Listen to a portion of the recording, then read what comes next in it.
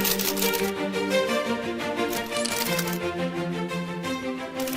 am, of course, a great admirer of the impeccable credibility, professionalism, and business savviness of BusinessDay.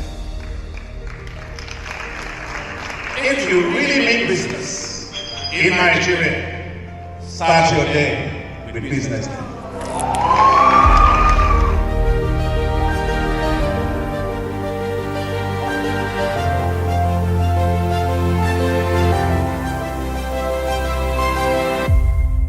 BusinessDay is West Africa's leading provider of business intelligence and information, delivering premium content across diversified media platforms, including online, mobile, and print.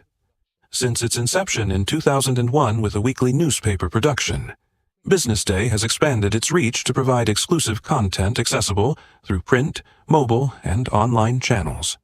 Our premium offerings are further enriched with syndicated content from esteemed sources like the Financial Times, The Economist, and the Harvard Business Review. At BusinessDay, our mission is clear: to be the foremost provider of business and financial content, empowering readers to make informed decisions in Nigeria and Africa.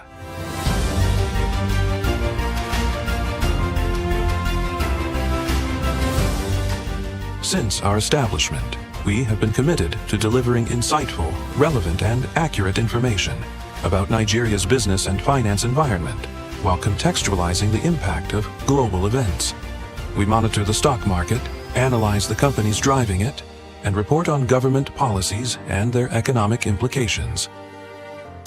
For being consistent in organizing these CEO forums for almost the last 14 years, I think this was a commendation, and I think something that will encourage them to continue. From decoding market trends to dissecting economic shifts, we offer actionable investment ideas and serve as a compass for decision makers navigating complexity. Beyond headlines, BusinessDay fosters discussions on critical economic issues through impactful conferences and events. These platforms bring industry leaders together to share narratives that drive innovation and spark meaningful dialogues. Our events galvanize connections, bridging the gap between inspiration and achievement. For businesses seeking visibility, our strong digital presence offers unparalleled opportunities, with millions of followers across social media and a dynamic website attracting visitors from within and outside Nigeria. BusinessDay is the ideal platform to boost visibility for your products and services.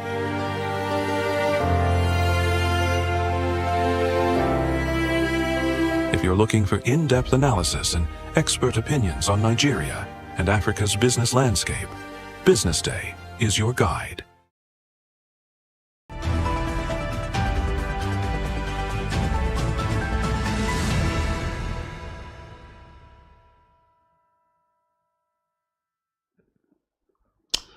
Good morning and welcome to the BDTV Breakfast Show. I am Bethel Olojabi and it's a pleasure to have you with us. We've got a packed show lined up for you today, but first, let's see what's making top stories. Nigeria surpasses 1.5 million barrels per day crude output, first time in 4 years. FG commences payment of military retirees under pressure. Our bond is strong and no one can break it, Tinubu tells Ghana. Canadian Prime Minister Justin Trudeau announces resignation. China's biggest football club kicked out of league as financial woes mount. We begin the news in Nigeria, where Africa's leading oil producer has crossed the 1.5 million barrels per day threshold in crude oil production, surpassing its December 2024 quota set by the Organization of Petroleum Exporting Countries, OPEC. According to tanker tracking data compiled by Bloomberg, Nigeria's output rose by 40,000 barrels per day to reach 1.51 million barrels per day.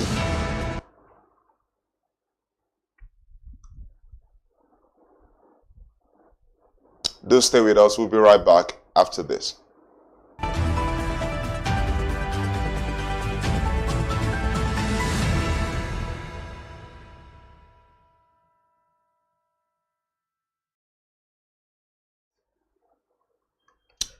Welcome back. If you're just joining us, this is the BDTV Breakfast Show, and we're looking at the top stories today. Well, we just talked about Nigeria crossing the 1.5 million barrels per day threshold in crude oil production, surpassing the December 2024 quota set by the Organization of Petroleum Exporting Countries, OPEC. According to tanker tracking data compiled by Bloomberg, Nigeria's output rose by 40,000 barrels per day to reach 1.51 million barrels per day, marking its highest production level in 4 years. The country, which had faced challenges maintaining production, capping at 1.3 million barrels in 2023, closed the year with a significant improvement, exceeding OPEC's quota. Despite this achievement, Nigeria's production still fell short of the 2024 budget production by 500,000 barrels.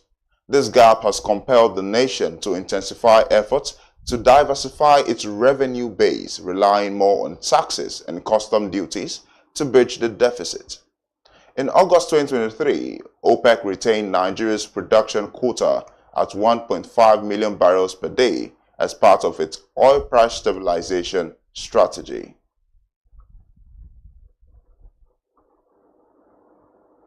We'll be back with more after this.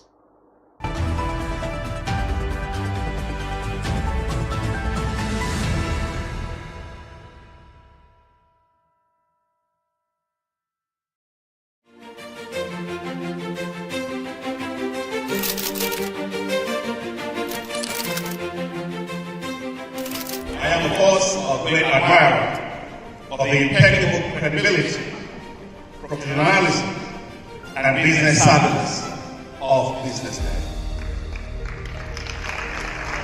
If you really mean business in Nigeria, start your day with BusinessDay.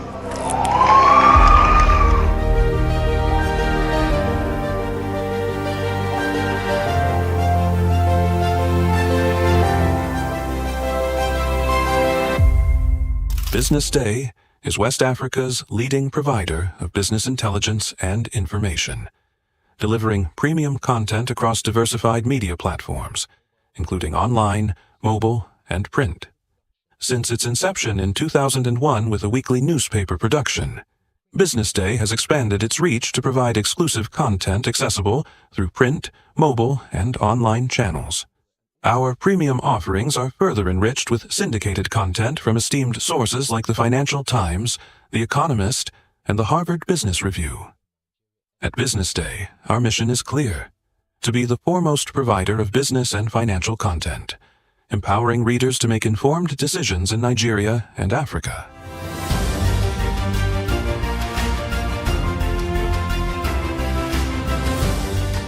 Since our establishment, we have been committed to delivering insightful, relevant, and accurate information about Nigeria's business and finance environment, while contextualizing the impact of global events.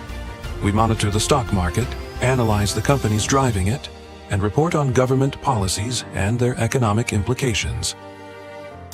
For being consistent in organizing these CEO forums for almost the last 14 years, I think this was a commendation, and I think something that will encourage them to continue.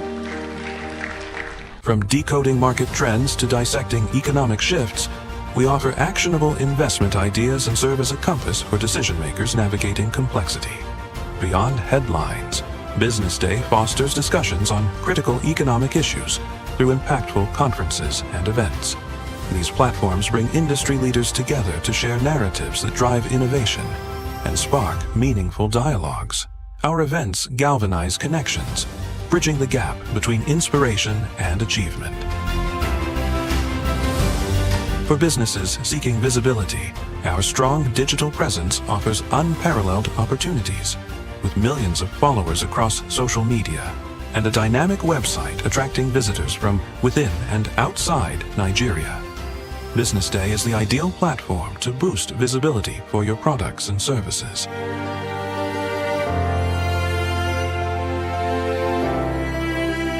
If you're looking for in-depth analysis and expert opinions on Nigeria and Africa's business landscape, BusinessDay is your guide.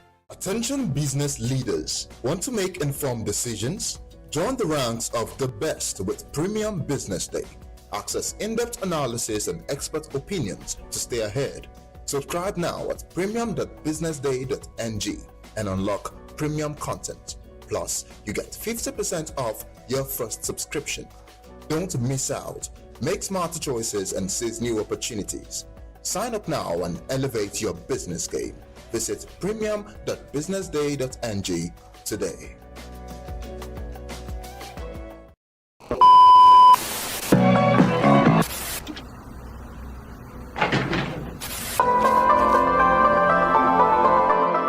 This is the Business Day television broadcast.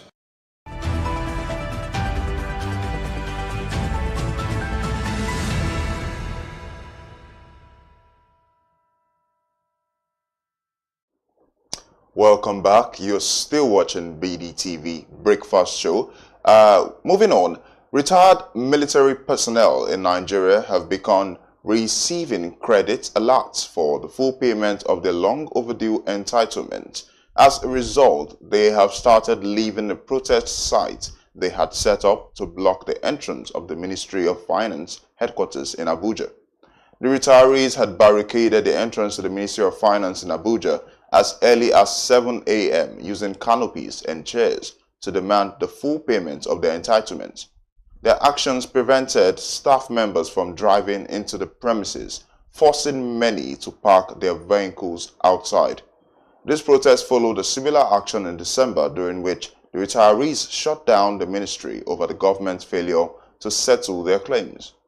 For months, the retirees were told that there were no funds to clear their entitlement, despite official approval for the payments. They are owed a 20% to 28% salary increment covering January to November 2024. The retirees also demanded payment for their outstanding benefits, including palliatives for the period between October 2023 and November 2024, an additional 32,000 naira added to their pensions, a bulk payment of the Security Department allowance, and a refund of pension deductions from the salaries of medically boarded soldiers. President Bola Tinubu on Tuesday in Accra, Ghana, assured Ghanaians that Nigeria is ready to work with the country in overcoming the challenges facing the West African sub-region. In his words, both countries are brothers and sisters, and the bond remains strong and cannot be broken. President Tinubu, who stated this at the inauguration of President John Mahama in Accra on Tuesday, described the recent election that produced the new president as a landmark achievement for democracy in the region. Speaking on the election, which has been highly applauded globally, Tinubu stated that the development lays to bed the question of whether Ghana and Africa are capable of democratic and productive endeavors. To end the local news, Aloy Ejimako, lead counsel for the leader of the indigenous people of Biafra, Nnamdi Kanu, has rejected a request by the federal government to fix a date for the resumption of his client's trial. Ejimako disclosed the development in a tweet on Tuesday, noting that Kanu remains strong despite his continued detention, with 3 visitations allowed weekly. The federal government is prosecuting Kanu on a 7-count charge bordering on alleged treasonable felony and terrorism. The hip-hop leader, who pleaded not guilty to the charges, was rearrested in Kenya in 2021 and extradited to Nigeria. At the last court sitting on September 2024, Kanu requested that Justice Binta Yako recuse herself from presiding over the case, citing a loss of confidence in the court. On the foreign scene, Canada's Prime Minister Justin Trudeau announced on Monday that he will resign as leader of the Liberal Party after nearly a decade. This marks the end of an era defined by bold policies and divisive debates. Speaking from his Rideau Cottage residence, Trudeau reflected on his time in office, saying he had fought for his country and its people. Trudeau's tenure, which began in 2015, was characterized by sweeping initiatives, including his government response to the COVID-19 pandemic, strong support for Ukraine, and climate change policies. Still on, the Foreign Minister of the People's Republic of China, Wang Yi, will arrive in Abuja today, 8th January 2025. Yi will be in the country on a 2-day official visit. The visiting foreign minister, who is also a member of the Political Bureau of the Central Committee of the Communist Party of China, will be received on arrival by the Permanent Secretary, Ministry of Foreign Affairs, Ambassador Dunoma Umar Ahmed, at the Nnamdi Azikiwe International Airport. A statement issued by the Ministry of Foreign Affairs stated. The statement, which was signed by Kimiebi Imomotimi Ebienfa, acting spokesperson of the ministry, said the visiting minister will be meeting with his Nigerian counterpart, Yusuf Tuga, before meeting with President Bola Tinubu on Thursday to deliver a speech message on behalf of President Xi Jinping. Now to sports. Guangzhou FC, once China's leading professional football club and a symbol of the country's aspirations in the sport, has been dropped from the National League after a drawn-out saga related to the collapse of property developer China Evergrande, which bought the team in 2010. The club, which won 8 National League titles from 2011 to 2019, topped Asia's Champions League twice and drew in names such as Brazil's Robinho and Italian coach Marcelo Lippi, failed to meet financial entry requirements. In a statement that referred to Guangzhou and 2 other ineligible clubs, the Quanzhou Mighty Lions and the Hunan Billows, the Chinese Football Association cited wage arrears and debt issues. Guangzhou's ineligibility is the latest blow to Chinese football, which President Xi Jinping sought to develop when he came to power in 2012. In recent years, the sport has grappled with corruption scandals and financial issues at the companies backing the teams. To end the news, Congolese-French professional boxer Martin Bakole has launched a scathing attack on Anthony Joshua following the former world champion's prediction that Nigerian heavyweight Efe Ajagba will defeat him in the upcoming IBF Eliminator. The comment, in which Joshua appeared to favor Efe Ajagba, provoked a fiery response from Bakole, who took to social media to voice his displeasure. Bakole and Ajagba are set to square off this year in an IBF final eliminator to determine the mandatory challenger for Daniel Dubois' heavyweight title. With a professional record of 21-1, Bakole is confident in his ability to secure a victory, but Joshua's backing of Ajagba has struck a nerve.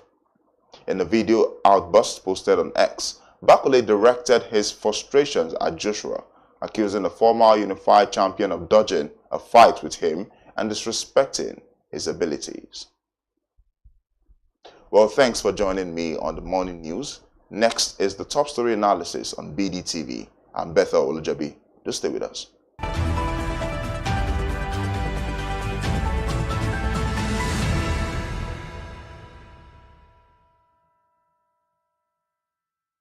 Welcome to the Real Talk with Pam podcast, where authenticity meets conversations. I'd had 2 lumpectomy surgeries. I'd had 9 months of chemotherapy, 12 months of Herceptin. I had 4 rounds of radiotherapy. Wow. And to God be the glory, we're now, 2014? So I've been all clear for 13 years. There are certain times that I have disciplined my children, and they don't know this. But if they see this podcast, they'll know. And gone back into my room and wept. Because when you punish them or when you withhold certain privileges, you are actually loving them. When you let them have their way with everything, you are destroying them and destroying yourself. Yeah. Menopausal hormonal therapy, or HRT, is the last resort for many women. But lifestyle, no, don't smoke. Alcohol is terrible. Alcohol. It's terrible? Alcohol and smoking will increase your chances of breast cancer way more than HRT would. Right. Oh, wow. There are so many things out there. How many again it takes? Yeah. What about, Yeah. So many things you can take. But the problem is, you hear, oh, that one is good, you buy it. This one is good, and then they end up having all these different things. Real Talk with Pam remains committed to fostering authentic conversations that inspire and empower. This is Pamela Igbo. I am your host of Real Talk with Pam show.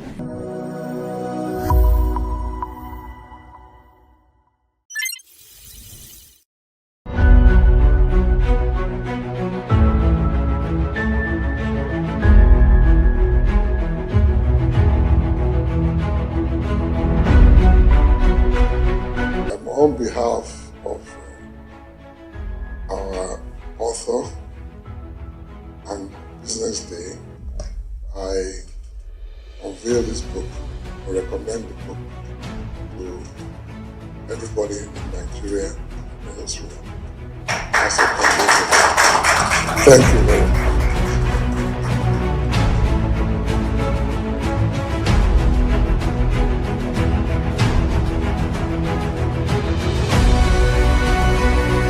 I want to congratulate you, Femi, for putting this together. I'd like to thank Frank Agbogo, Business Day, for giving him the platform to do this. I was part of this because our facility was asked to answer questionnaires and fill forms.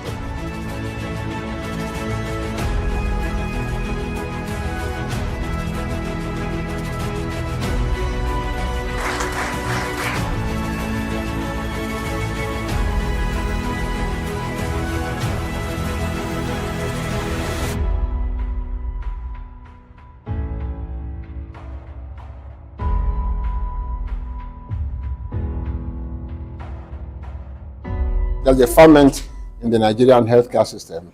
There are a lot of challenges, but there are also a lot of opportunities. And then the fact that the private sector is beginning now to take its rightful place. It's not now being seen as a competitor of government, but is beginning to occupy to create a larger footprint within healthcare itself in terms of funding, in terms of direct service provision, in terms of even creating the aspirations and in terms of supplying the personnel. And that is how it should be. We are developing a customized health service on both the supply side and the demand side that should be fit for purpose in an environment. The supply side is moving fast, but without looking at the demand side and facilitating it, that is the access of the people who need to use the services, there's only so far they can go, or they'll be making investments that cannot be returned in the foreseeable future, and that is not right. People talk nowadays about patient capital. No matter how patient the capital is, that is waiting for a long time to get returns, those returns must be built into the system. That means somebody must be paying equitable amounts of money for the service that is being rendered. It doesn't have to be the person who uses the service. In fact, our aspiration is that it should be the people who are paying out of pocket should be reduced to like a 0% within the context of Nigeria. And yet, everybody who needs that service should be able to get it.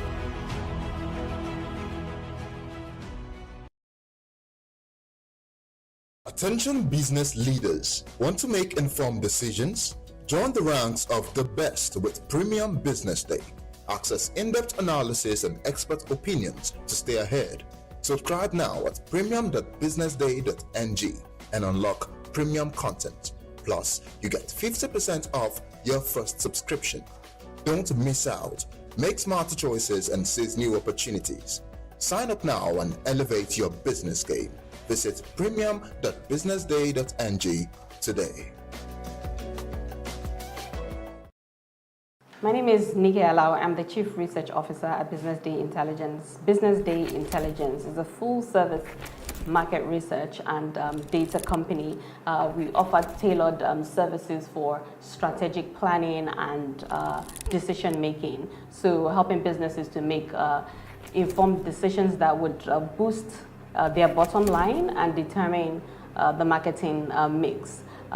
We gather and analyze relevant data through ecosystem immersion, in-depth interviews, focus groups, and some of the other services we provide include consumer insights, feasibility studies. So whether you're trying to understand the market size and potential growth and the competitive landscape. In challenging economic times like this, which is the theme of the conference, I think it's crucial. It's paramount for leaders to display resilience, agility, and a digital mindset. And we at Business Day Intelligence provide that support by offering and delivering customized solutions that address those unique needs. So get on the rank of visionary leaders, and we'll help you on that journey to strategic growth.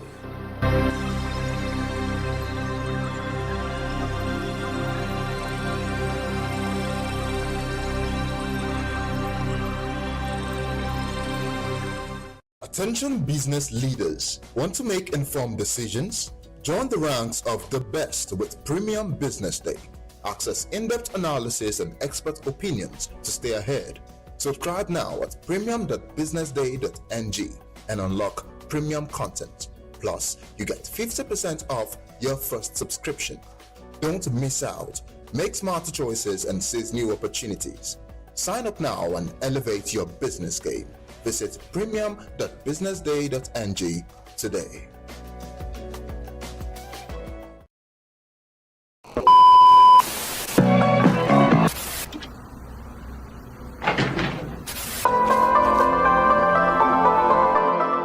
This is the Business Day television broadcast.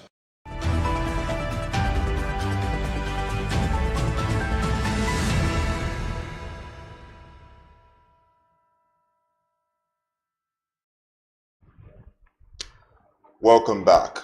This is the top stories analysis on BDTV, and to join me in this discussion is our in-house analyst, Joshua Bassi. Morning, Mr. Bassi. How are you doing?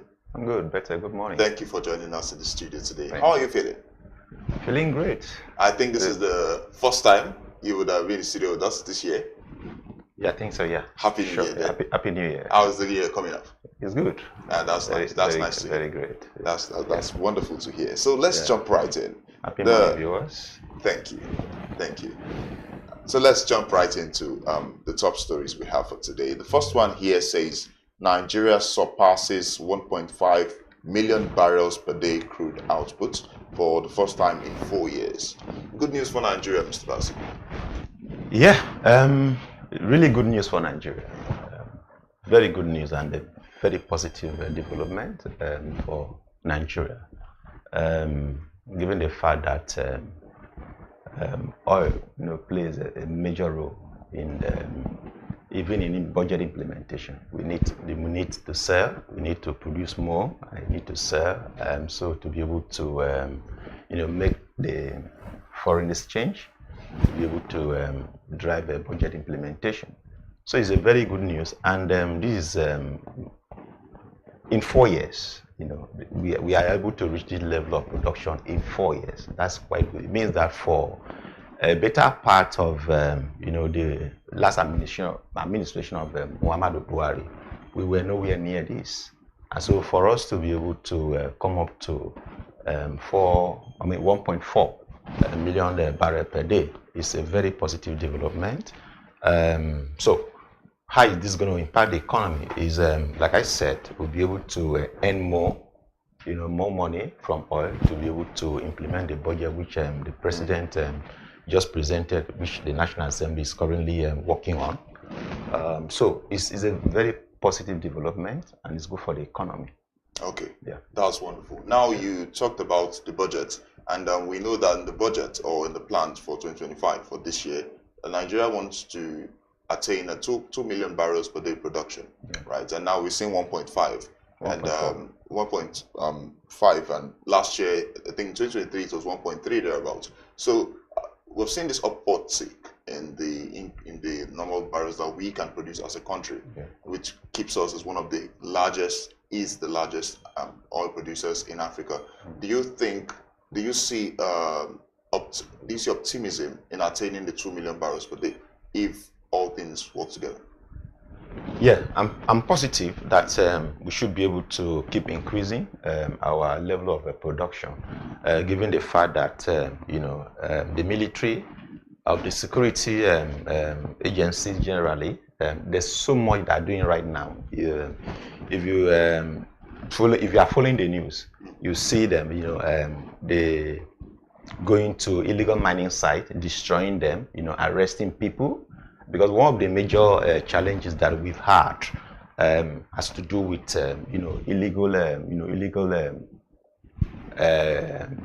refining side, people in the Niger Delta who are going to oil theft, then illegal refining, and of course for them to be able to do illegal refining, it means they tap from the pipes that is running across that Niger Delta region. So in a way, there's still the crude, and thereby reducing the volume that should go into national economy. So with the effort that the security agencies are making now, and of course with the support that we are also getting from the private Tantita, the one that is run by Trompodo, which the federal government gave a contract to be able to monitor the region. So I am hopeful that we can keep increasing our production level, can keep increasing, and that possibly we should be able to, I'm hopeful that we should be able to meet the 2 million barrel per day that the federal government is hoping or is targeting. But Nigeria was doing way better than this before. So is this really would you consider this an achievement, or would you consider this we're going back to a starting point, we're going back to where we've been before, and this is just like a starting point for something better?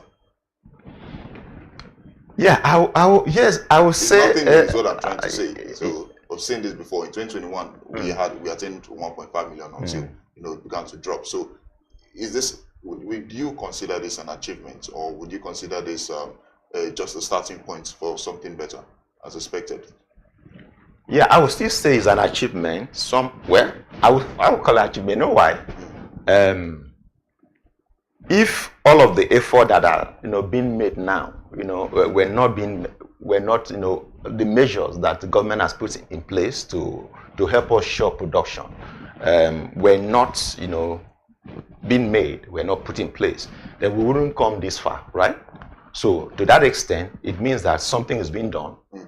Okay, therefore, for me, it's an achievement. Okay, it's an achievement, and like I said, I hope we can achieve even more, and probably meet the 2 million barrel per day target. Yeah.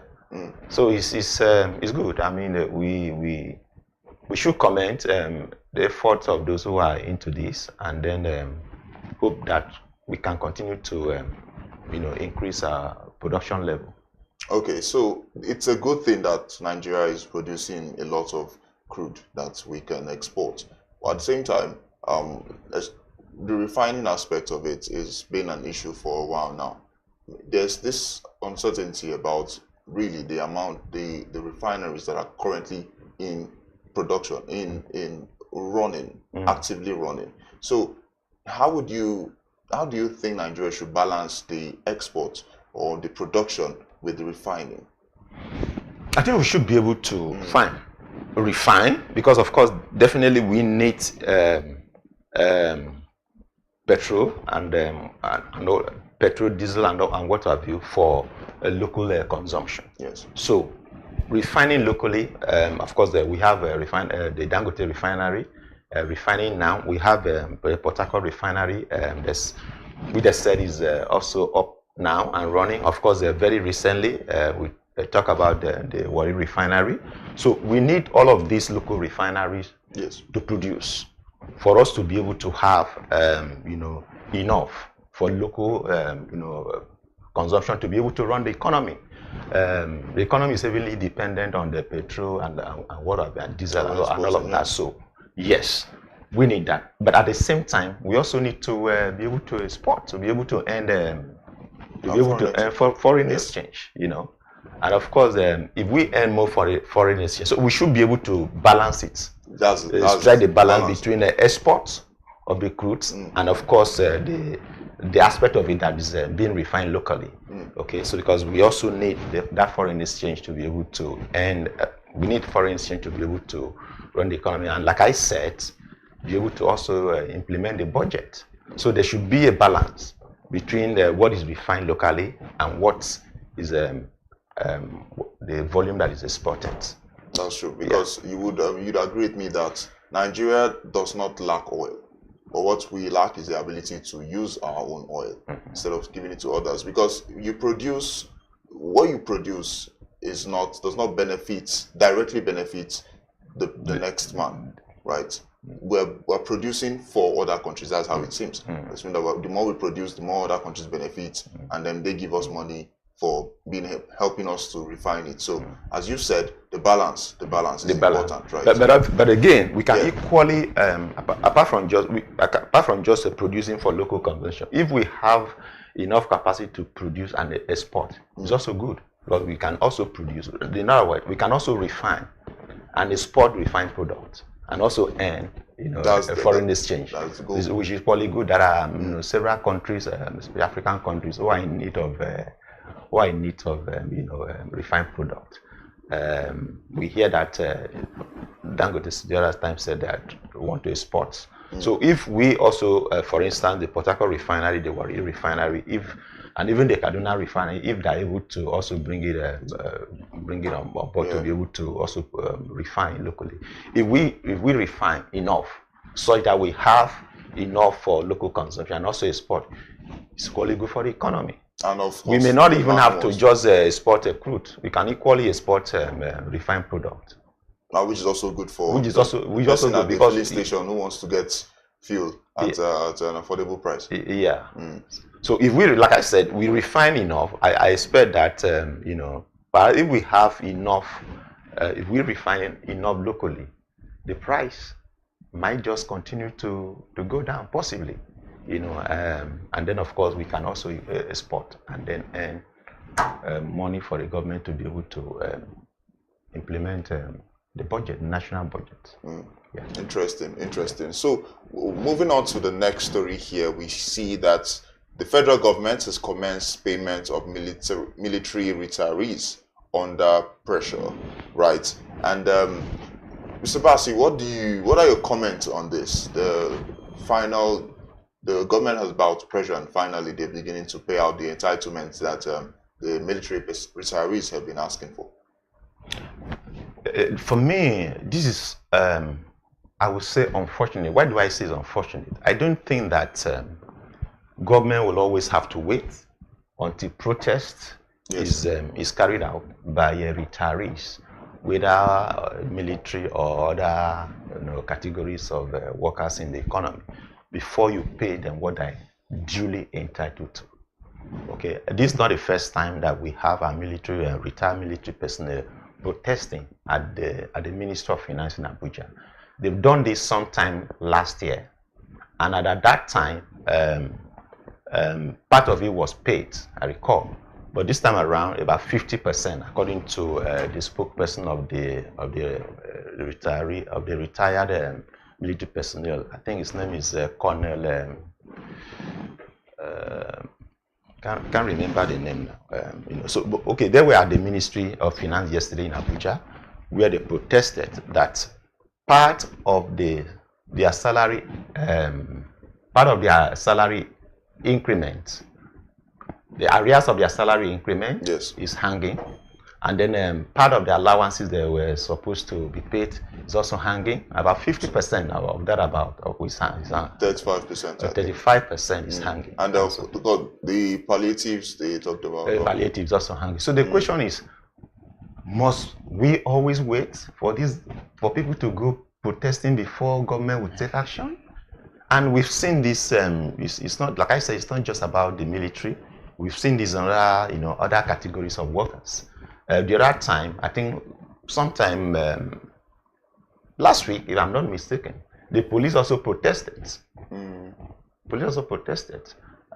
So we shouldn't always wait for workers in any sector of the economy to go and protest before necessary action is taken to pay them what it is that they should be paid.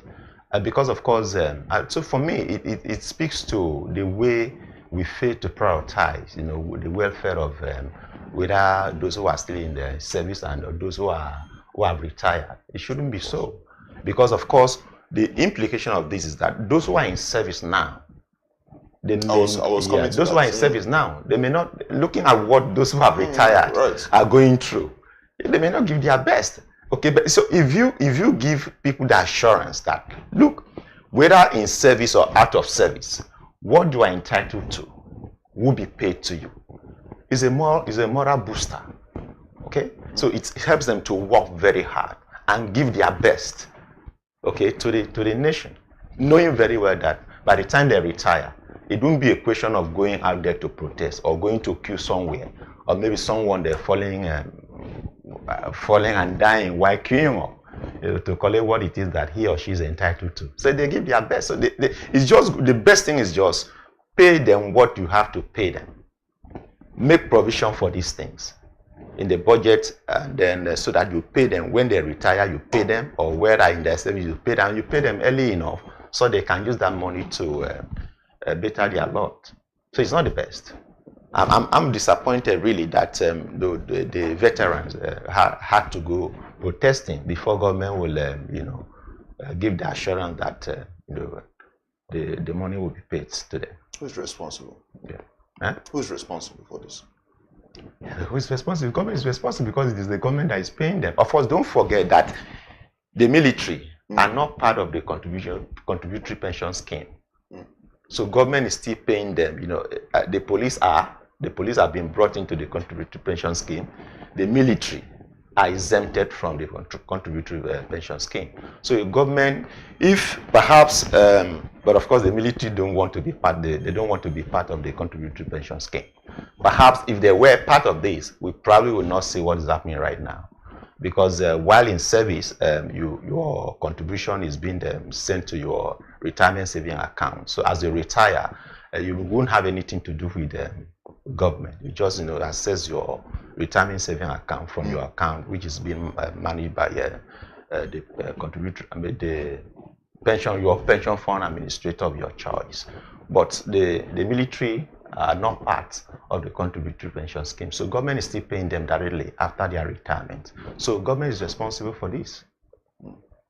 And it's interesting because this says a lot about the structure and the accountability. Yeah. The fact that they had to go through this process of barricading the Ministry of Finance. Yeah. What light does that show about Nigeria to African counterparts who look up to Nigeria for certain things? No, very bad, very bad. Like we know, Nigeria is the level, like we call ourselves giant of Africa. Yes. We should lead by example, because like you said, that other African countries, other small African countries that are looking up to Nigeria. And so for this, it's not good at all that we have retired military personnel going to barricade the Federal Minister of Finance. In fact, they set up a canopy there, and they were there just they blocked the place. They did not allow the workers coming in to be able to access the premises. That's not good enough for a giant of Africa. And that's why I'm saying that government should always make provision for these things. And of course, in some cases, provision are made, but the cash backing, you understand, is lacking. So make provision for it, then back it up with cash, and then follow up. Because in some cases, you might have a situation where those who are in charge might just be sitting on this money. It is the reason why government should monitor every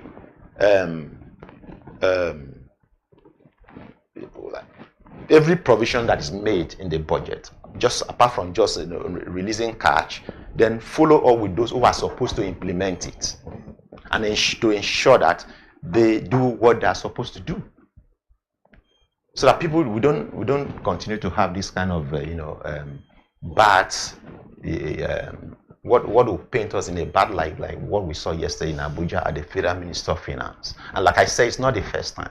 And I think what happened yesterday should actually be the last time we should see a thing like this. Hopefully. Because definitely it's not good for the optics. It's not good at all for our image as a country. Yeah, indeed. Well, moving on to the next story we have here. It says our bond. President Tinubu speaking, says our bond is strong. No one can break it. This was President Tinubu speaking during the inauguration ceremony of John Mahama, who is the elected president of Ghana. Now, Ghana and Nigeria have been described as brothers. You will say So what does this say about future related implications of John Mahama coming into office on the bilateral relations between Nigeria and Ghana? I listened to Mr. President, our own president, in this case, President Bola Ahmed Tinubu. I listened to his speech yesterday, and for me, it was quite, very interesting speech. Ghana and Nigeria, are shared a long history of friendship. Listening to the president's speech yesterday was just reigniting, what has always been. Of course, in recent times, in recent years, we've had a kind of, friction. Friction, Nigeria and Ghana. Nigerians who are in Ghana, we've seen a situation where their shops were broken into, lock up and all of that. So allegation of, xenophobia and all of that. Yes. But with the inauguration of President John Mahama yesterday, and our president who was there, not only in his capacity, not just as president of Nigeria, but of course in his also capacity as the president of ECOWAS, I look forward to seeing a more cordial relationship between Ghana and Nigeria, which is what our president, President Bola Tinubu, was talking about yesterday. It is good for us. That should be good also for Ghana. That should be good for our economy. That should be good for the economy of Ghana. There should be that stronger bond, stronger tie between the two countries, the two sister countries, which for some time, a long time, shared that, that bond. So President again was just re-emphasizing the fact that the bond has been there, and it can get stronger, it can get better, and that it shouldn't be broken. He said nobody can break it. He gave that speech, but beyond that speech, right? The president of Ghana and the president of Nigeria, the government of Ghana and the government of Nigeria should work to making sure that the promise that Mr. President, has given, is actually is a reality. Because one thing is to actually say it, one thing is actually to work to ensuring that it works. It becomes a reality such that the citizens of Ghana can feel it, and the citizens of Nigeria can actually feel it. That the relationship that can then translate to economic prosperity for Ghana, economic prosperity for Nigeria, and economic prosperity for the West African sub-region. That's what I expect to see. So beyond just talking between the two of them, of course, they should come together. Of course, it shouldn't just be Nigeria and Ghana. Other West African countries within the sub-region too. There should be that bonding. Of course, the ECOWAS protocols that allowed you to free movement. I think we should look into it, because in recent time we've seen that it's not fully, being implemented.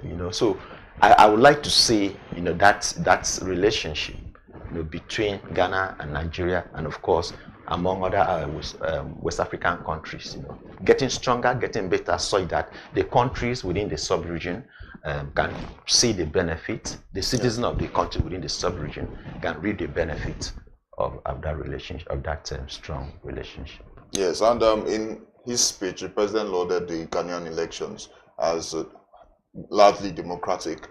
Do you think there are a few things that Nigeria can pick up from what we saw in Ghana that led to the election of President Mahama? Definitely. The election in Ghana was highly applauded, not just by Nigerians, not just by Ghana, but of course again even international observers. I'm not sure that our 2023 election that we received such, but I don't think that it was as clear, And again, I think I should make this point really. The vice president, the man who ran against President John Mahama, was the sitting vice president of Ghana, and of course you know that he conceded Yeah, he called even so, before the election. Even before election, so it goes back to what we saw in 2015 when our own former President Goodluck Jonathan did the same thing. Yes. And of course, just like our president said yesterday, I think Africa has come of age in terms of election. Okay, so it's a good one for us, but we need to take it beyond Ghana. We've seen it in Ghana, we've seen it in Nigeria, we've seen it in Ghana. I want to see that replicated in other African countries so that when we conduct an election, okay, we won't have too much of the controversies. And of course, again, it's also a lesson, or it should be a lesson to the electoral bodies in the different African countries, right? Our own INEC here, the election in Ghana, when the results were about to be released, we didn't hear about technical glitch like we heard about in our own case in 2023, where INEC claimed there was a technical glitch so that Nigerian could not actually see the result that were supposed to be uploaded on the IREF, and that led to so many controversy and all of that. So it should be a lesson for us. There's a lesson for us to learn with what happened in Ghana, and I think that INEC, our own INEC, should look at what it is the electoral body in Ghana did, and then use it to improve our own election that we're going to have subsequently. I think there's election coming up, off-cycle election coming up in Anambra State this year. So INEC should learn, take cue from what the electoral body in Ghana did, and they should be able to also do better. That's what I expect to see. All right. Oh, interesting conversation right there. Our final top story here is on Nnamdi Kanu. It says Nnamdi Kanu's lawyer rejects FG's request to resume trial. So, interesting topic right there. Our lawyer Ejikamo has said that he would not let the FG resume the trial of Nnamdi Kanu, who is the leader of the independent people of Biafra. And this has been a topic that has been running for a very long time now, Mr. Bassi. It's a very controversial one. Yeah, it is. That. What are your perspectives? What are we looking at here? Help us unpack what's going on here. My perspective regards to Nnamdi Kanu trial is that for me, the Supreme Court has actually ruled that the extradition of Nnamdi Kanu from Kenya to Nigeria was illegal. And I would have thought on the basis of that, this guy should have been let off the hook. And then, so I would say that, and of course, that so many people have tied the continued detention of Nnamdi Kanu to the rising insecurity in the southeast. People have said, look, if you release this man, we might probably have this insecurity in the southeast, of Nigeria, probably come down to the barest minimum or completely eliminated. I will rather, join my own voice to the voices of so many people who have said, look, let's find a political solution to the Nnamdi Kanu saga, rather than just going again. I'm not surprised that his lawyer is rejecting a retrial. I think that rather than several organizations, especially in the South, Ohane is Ndibo, which is the apex socio-cultural organization in the Southeast, reach out to the president. I think that for me, let's find a political solution to Nnamdi Kanu's case, rather than this, this legal, unending legal tussle, which has gone on and on and on and on and on without being able to actually come to an end. Can we find a political solution to Nnamdi Kanu's trial, and so that we can have maybe, like people say, some level of peace, some level of security in the South, since people are tying it to, it continues, detention to part of the problem we have in the South is, the people not being able to go out on Monday, sit at home and all of that. The sit at home thing has become a very rampant issue now. Yeah, people, I even recently, core members, I think it's affecting some of the core members who are posted to some of the eastern states, right? and some of them who are also there and cannot. These are people who are trying to experience a new state. I know it has made the place seem hostile, and businesses unsafe. are unsafe for the core members, and even for businesses, owners, because the Christmas time was a time where there was a lot of celebration, and I think there was just a lot of most of their business and activities were stymied because of this. And what does this even say about the state, the progress of this state that are being affected by the IPOB movement? Of course, bordering on the fact that Nnamdi Kanu, who is their leader, is in custody and has yet to be put on trial. They have even rejected it. Okay, that's what I'm saying. The point is, like, you're talking about businesses being affected by this seat and what. Yes. The point is that for every the economic activities is like a chain. That woman that is sitting down by the roadside and selling bullet, that man that has a shop at Onitsha market, that man that is selling one thing or the other in a bar, someone is having one little thing that is running around in running in the Enugu. All of those things are what actually tie together. Those microeconomic activities will actually give rise to macroeconomic activities that lead to increase in GDP and all of that. So as much as possible, government should look into the case of, if people are saying that releasing Nnamdi Kanu, to see to bring about the insecurity in the southeast, I think that I would say that finding a political solution for me would be the best way to go, rather than this legal trial in the court, and because it has gone on and on. At this point, those places, they are running their own government. Yes, it has gone on and on. We are not able to find a solution to this trial in court. Can we find a political solution to it? Speaking about the courts, Nnamdi Kanu has said that he has cited loss of confidence in the court. He asked the justice to remove herself from the presiding over the case. Do you think there are other people who share his sentiment? Yes, it's a lawyer. His lawyer shares sentiment. His lawyer shares sentiment. Outside the court. Of course, there should be. There are other, of course. Definitely, there will be people who share his sentiment. Of course, there are people also so let the trial continue. But what I'm saying is this: we've seen the trial that has refused to end.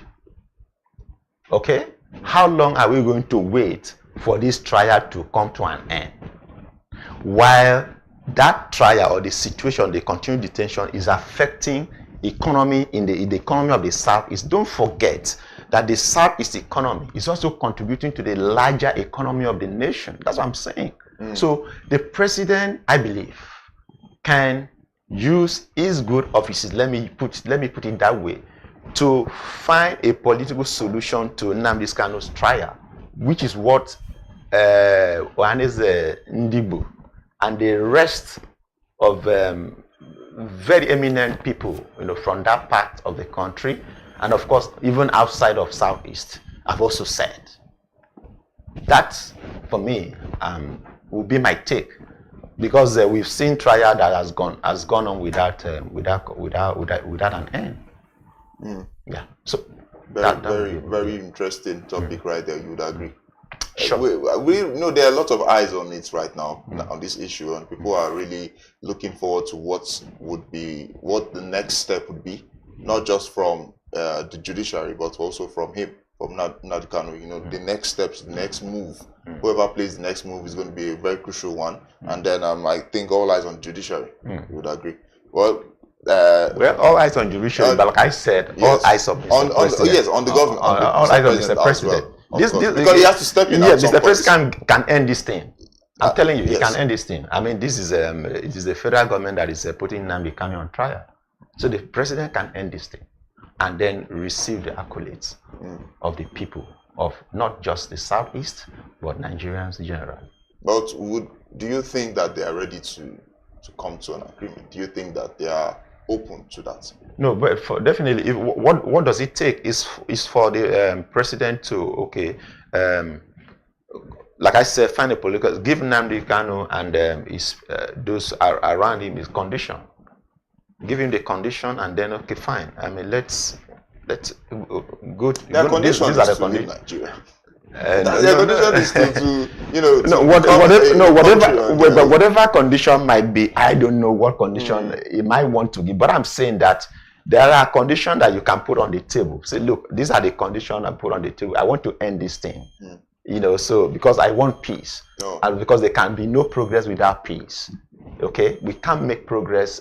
You can see the situation in the south. You understand? There can't be progress. There can't be development without peace. I want peace. I want progress. I want development, faster development. So this thing is like a cock in the wheel. Okay, of our development, of our effort to bring about a faster development. So let's find a solution to it.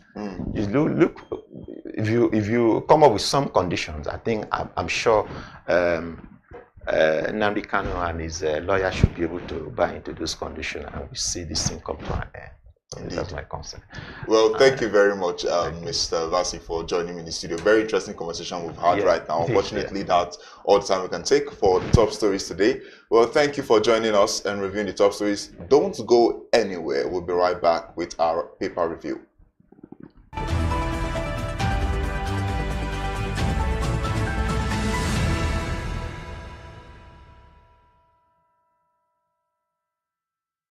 Attention business leaders. Want to make informed decisions? Join the ranks of the best with Premium Business Day. Access in-depth analysis and expert opinions to stay ahead. Subscribe now at premium.businessday.ng and unlock premium content. Plus, you get 50% off your first subscription. Don't miss out. Make smarter choices and seize new opportunities. Sign up now and elevate your business game. Visit premium.businessday.ng today.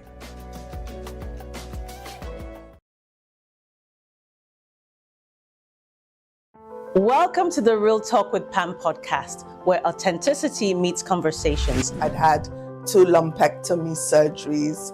I'd had 9 months of chemotherapy, 12 months of Herceptin. I had 4 rounds of radiotherapy. Wow. And to God be the glory, we're now, 2014? So I've been all clear for 13 years. There are certain times that I have disciplined my children, and they don't know this, but if they see this podcast, they'll know, and gone back into my room and wept. Because when you punish them or when you withhold certain privileges, you are actually loving them. When you let them have their way with everything, you are destroying them and destroying yourself. Menopausal hormonal therapy, or HRT, is the last resort for many women. But lifestyle, don't smoke. Alcohol is terrible. Alcohol. It's terrible?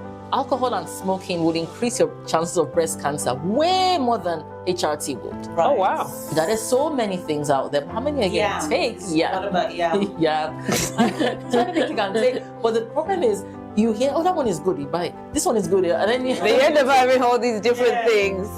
Real Talk with Pam remains committed to fostering authentic conversations that inspire and empower. This is Pamela Igbo. I am your host of Real Talk with Pam show.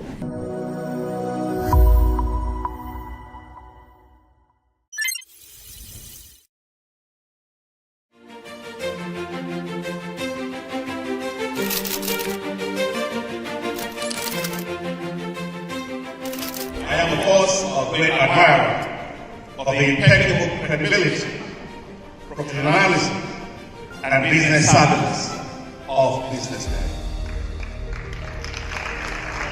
If you really mean business in Nigeria, start your day with BusinessDay.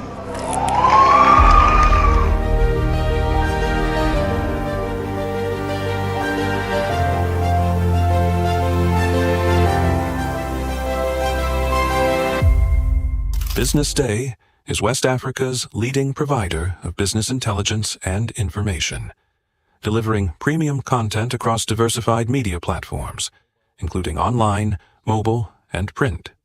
Since its inception in 2001 with a weekly newspaper production, Business Day has expanded its reach to provide exclusive content accessible through print, mobile, and online channels. Our premium offerings are further enriched with syndicated content from esteemed sources like the Financial Times, The Economist, and the Harvard Business Review. At Business Day, our mission is clear: to be the foremost provider of business and financial content, empowering readers to make informed decisions in Nigeria and Africa.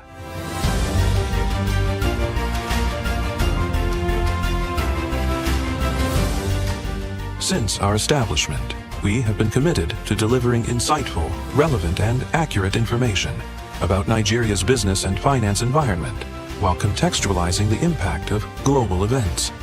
We monitor the stock market, analyze the companies driving it, and report on government policies and their economic implications. For being consistent in organizing these CEO forums for almost the last 14 years, I think this was a commendation, and I think something that will encourage them to continue. From decoding market trends to dissecting economic shifts, we offer actionable investment ideas and serve as a compass for decision makers navigating complexity. Beyond headlines, Business Day fosters discussions on critical economic issues through impactful conferences and events. These platforms bring industry leaders together to share narratives that drive innovation and spark meaningful dialogues. Our events galvanize connections, bridging the gap between inspiration and achievement. For businesses seeking visibility, our strong digital presence offers unparalleled opportunities, with millions of followers across social media and a dynamic website attracting visitors from within and outside Nigeria. Business Day is the ideal platform to boost visibility for your products and services.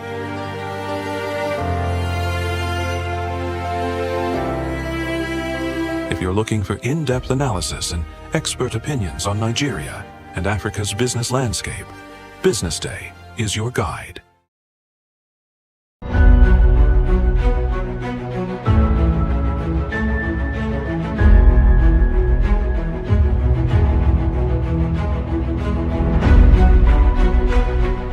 On behalf of our author and Business Day, I unveil this book or recommend the book to everybody in Nigeria and Israel.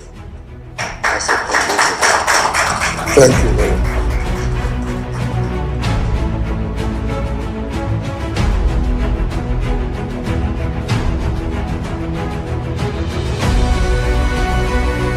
I want to congratulate you, Femi, for putting this together. I'd like to thank Frank Agbogun, Business Day, for giving him the platform to do this. I was part of this because our facility was asked to answer questionnaires and fill forms.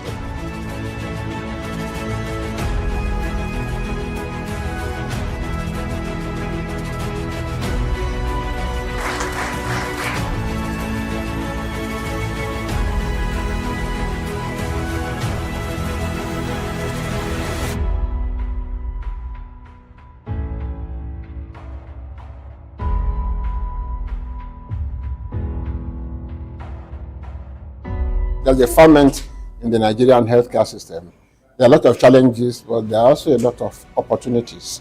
And then the fact that the private sector is beginning now to take its rightful place. It's not now being seen as a competitor of government, but is beginning to occupy to create a larger footprint within healthcare itself in terms of funding, in terms of direct service provision, in terms of even creating the aspirations, and in terms of supplying the personnel.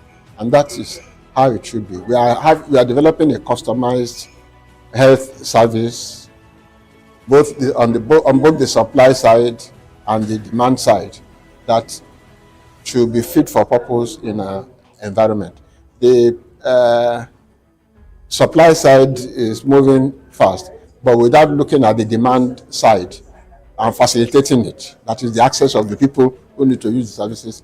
there's only so far they can go, or they'll be making investments that cannot be returned in the foreseeable future, and that is not right. People talk nowadays about patient capital. No matter how patient the capital is, that is waiting for a long time to get returns, those returns must be built into the system.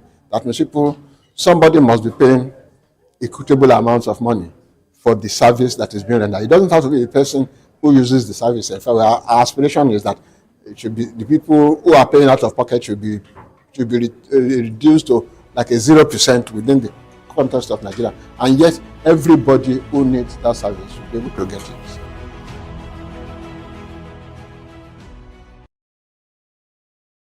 Attention business leaders. Want to make informed decisions?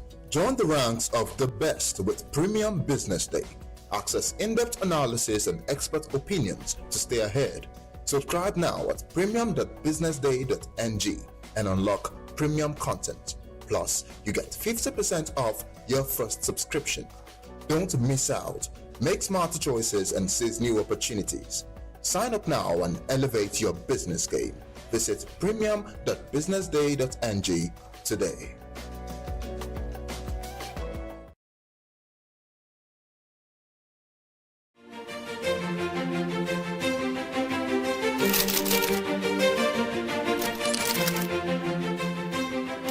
I am, of course, a great admirer of the impeccable credibility, professionalism, and business savviness of BusinessDay.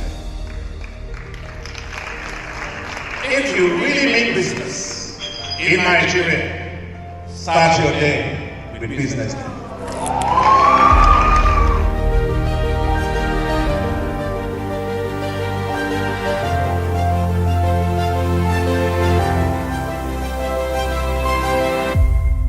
BusinessDay is West Africa's leading provider of business intelligence and information, delivering premium content across diversified media platforms, including online, mobile, and print. Since its inception in 2001 with a weekly newspaper production, BusinessDay has expanded its reach to provide exclusive content accessible through print, mobile, and online channels. Our premium offerings are further enriched with syndicated content from esteemed sources like the Financial Times, The Economist, and the Harvard Business Review. At BusinessDay, our mission is clear: to be the foremost provider of business and financial content, empowering readers to make informed decisions in Nigeria and Africa.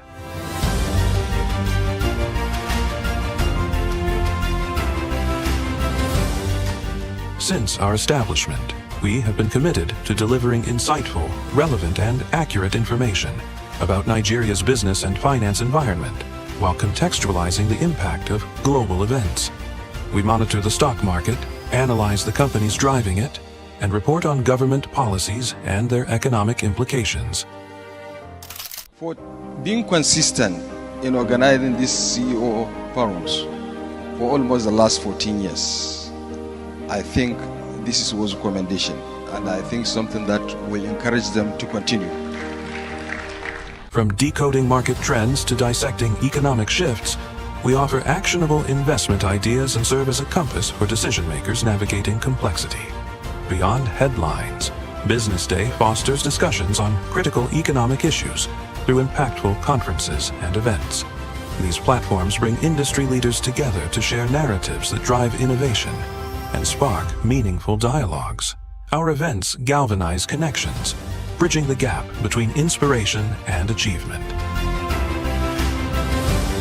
For businesses seeking visibility, our strong digital presence offers unparalleled opportunities, with millions of followers across social media and a dynamic website attracting visitors from within and outside Nigeria. BusinessDay is the ideal platform to boost visibility for your products and services.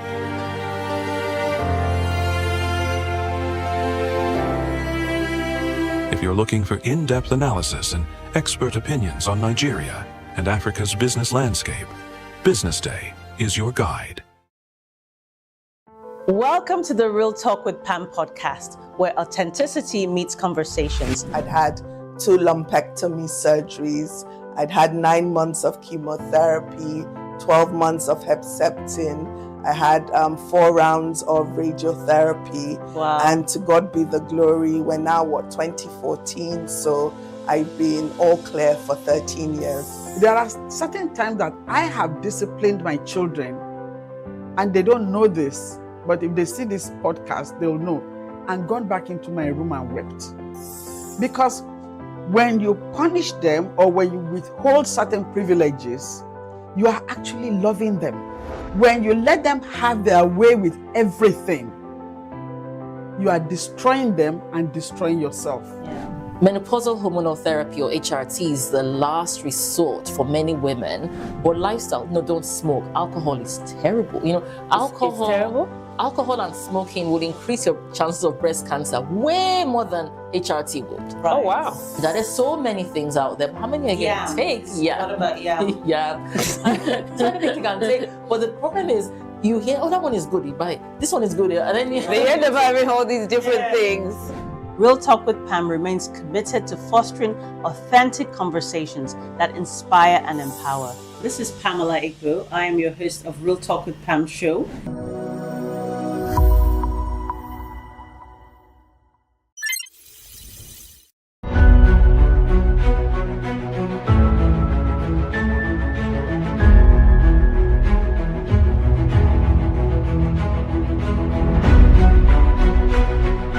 On behalf of our author and BusinessDay, I unveil this book, I recommend the book to everybody in Nigeria and Israel. Thank you very much.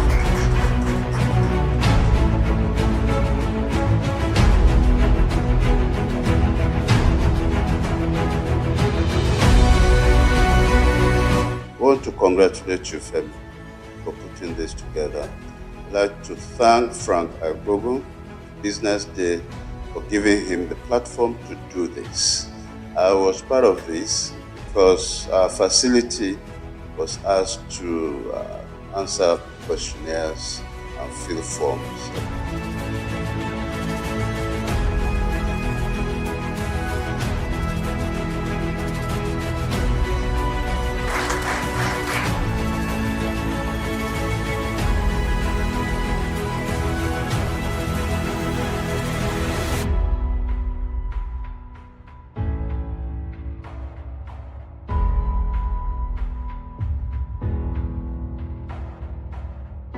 There's a ferment in the Nigerian healthcare system. There are a lot of challenges, but there are also a lot of opportunities. And then the fact that the private sector is beginning now to take its rightful place. It's not now being seen as a competitor of government, but is beginning to occupy to create a larger footprint within healthcare itself, in terms of funding, in terms of direct service provision, in terms of even creating the aspirations, and in terms of supplying the personnel.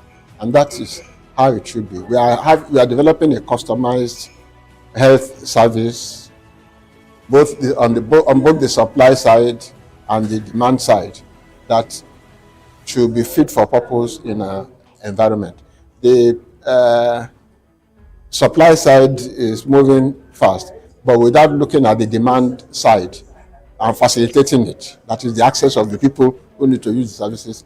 There's only so far they can go, or they'll be making investments that cannot be returned in the foreseeable future, and that is not right. People talk nowadays about patient capital. No matter how patient the capital is, that is waiting for a long time to get returns, those returns must be built into the system. That means somebody must be paying equitable amounts of money for the service that is being rendered. It doesn't have to be the person who uses the service. In fact, our aspiration is that it should be the people who are paying out of pocket should be reduced to like a 0% within the context of Nigeria, and yet everybody who needs that service should be able to get it.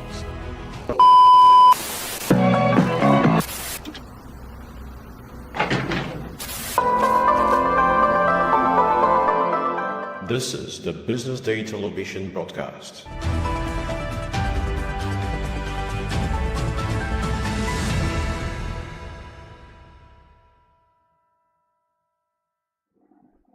Hello and welcome. This is the paper review segment of the BDTV Breakfast Show, and I have with me here to discuss the stories that made front pages today Joshua Bassi, who is a news editor at Business Day, and Hope Moses Ashike, who is the associate editor, Banking and Finance, Business Day, to discuss some stories that made it to our front page. Welcome, Ms. Hope, and welcome, Mr. Joshua. Thank How you, are Better. Very well. Thank you for joining us in the studio. Thank you, Better, for having me here today. Thank you. It's wonderful. So we want to get right into the stories that made the front page on the major news providers in Nigeria today. Starting with Business Day. On the front page of Business Day, it says Naira gains 125 per dollar 1 month after FMs. Right. So, Mrs. Hope, I'll come to you, and let's talk about what is going on here.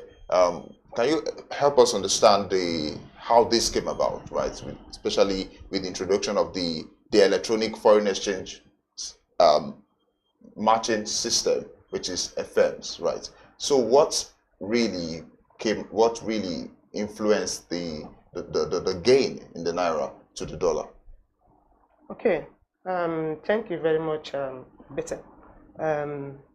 Just you rightly observed, the naira has been, gaining across the foreign exchange market, not only in the official market, even in the black market, naira has been gaining, and this is really largely driven by the introduction of e-firms by the Central Bank of Nigeria.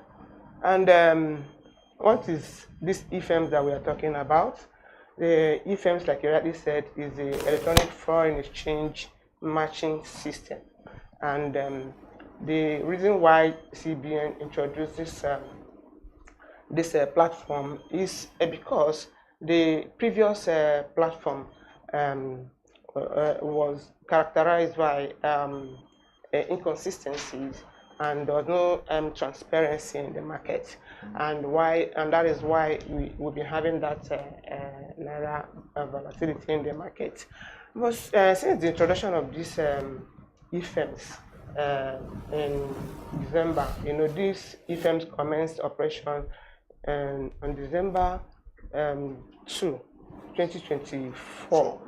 Yes. So since then, naira has been gaining. There's relative stability in the foreign exchange market. The market has been calm. So we've seen naira gaining 8% or 125 naira against the dollar, starting from 1,660 in December. Yes. Yes, that December 2 when the trading started, and up to January 3. It was 1,535 naira. So it was even at a point it gained more and rose to 1,532 naira. On the NFM market, that is the Nigerian Foreign Exchange Market. So the gains that we've been having are actually driven by this e-firms that CBN introduced, and this actually has brought in about some level of transparency in the market. So even in the para market, we're having naira, trading at 1,660 and 1,665 per dollar in the black market. So this is, as a result of these e-firms that brought transparency in the market. Now, just like you said, there could be other factors that drove this stability in the market. We have the foreign exchange. We have the external reserves growing. So going from let's say 33 billion in 2024. In 2023. To what we have now, over $40 billion, specifically $40.9 billion. That's what we have as an external reserve now. So this also has helped naira to regain strength also have the diaspora remittances also rising. So we have the foreign portfolio investment also rising. So foreign investors are attracted to Nigerian market because there is some level of transparency in the market right now due to the introduction of this IFM. There's transparency in the market, and there's the required information for market dealers and other investors to make their informed decision. And then the other factor that I looked at is the seasonal factor, what we call the seasonal factor. You know that this thing was introduced in December, and again we usually have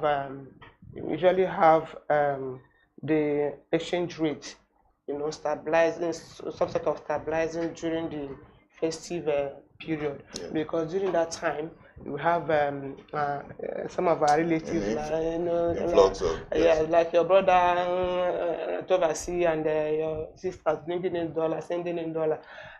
So when they send in dollar, you know, we have enough liquidity in the market, and then we have a reduced demand for dollar as well during that particular time. So largely, this is what these are the things that are driving the naira stability in the market, and we hope also that this stability will be sustained. Speaking of sustainability, do you see this these gains being sustained? Do you think there's a possibility of sustainability for these naira gains, and what, considering the volatility of the market right now, what policies do you think could ensure this? Okay, thank you very much. Talking about stability of the FX market, I can rightly say yes on one hand, and I can rightly say no on one hand. Why am I saying yes? Yes, we have a lot of factors that will drive the sustainability, and like I already mentioned earlier, the foreign reserve, like I said, foreign currency reserve or the external reserve is growing. So we're having over $40 billion right now. So that also will help, you know, drive the sustainability in the market. I rightly also said that we have inflows coming in from remittances, that's why remittances from IMTOs, that's International Monetary Transfer Operators. We also have inflows from foreign portfolio investors coming in. So all these ones are going to drive the sustainability. Then we also look at the improvements in the refineries. The improvement in the refineries also, and the Dangote, the Port Harcourt refineries, that they are going to also contribute by reducing the demand for dollar for importation of fuel. And when that is reduced, and we're going to have, you know, more dollars around, and the demand, in fact, the demand will reduce, and you know the market will be sustained. So then that is that. Then on the other side, I said I would likely say no on the other side. Why am I saying no on the other side? My no is that there are a lot of factors that the government need to put in place, or a lot of things that are going on in the foreign exchange market that government need to put a stop to. And one of those is the operation of the activities of the black market operators and those who patronize them. When they get this dollar, they move to the black market, and once they go to the black market, they take the dollar, push the dollar to the black market instead of going to the official foreign exchange for the dollar. So that is the challenge in this FX sustainability. The activities of the black market operator is a major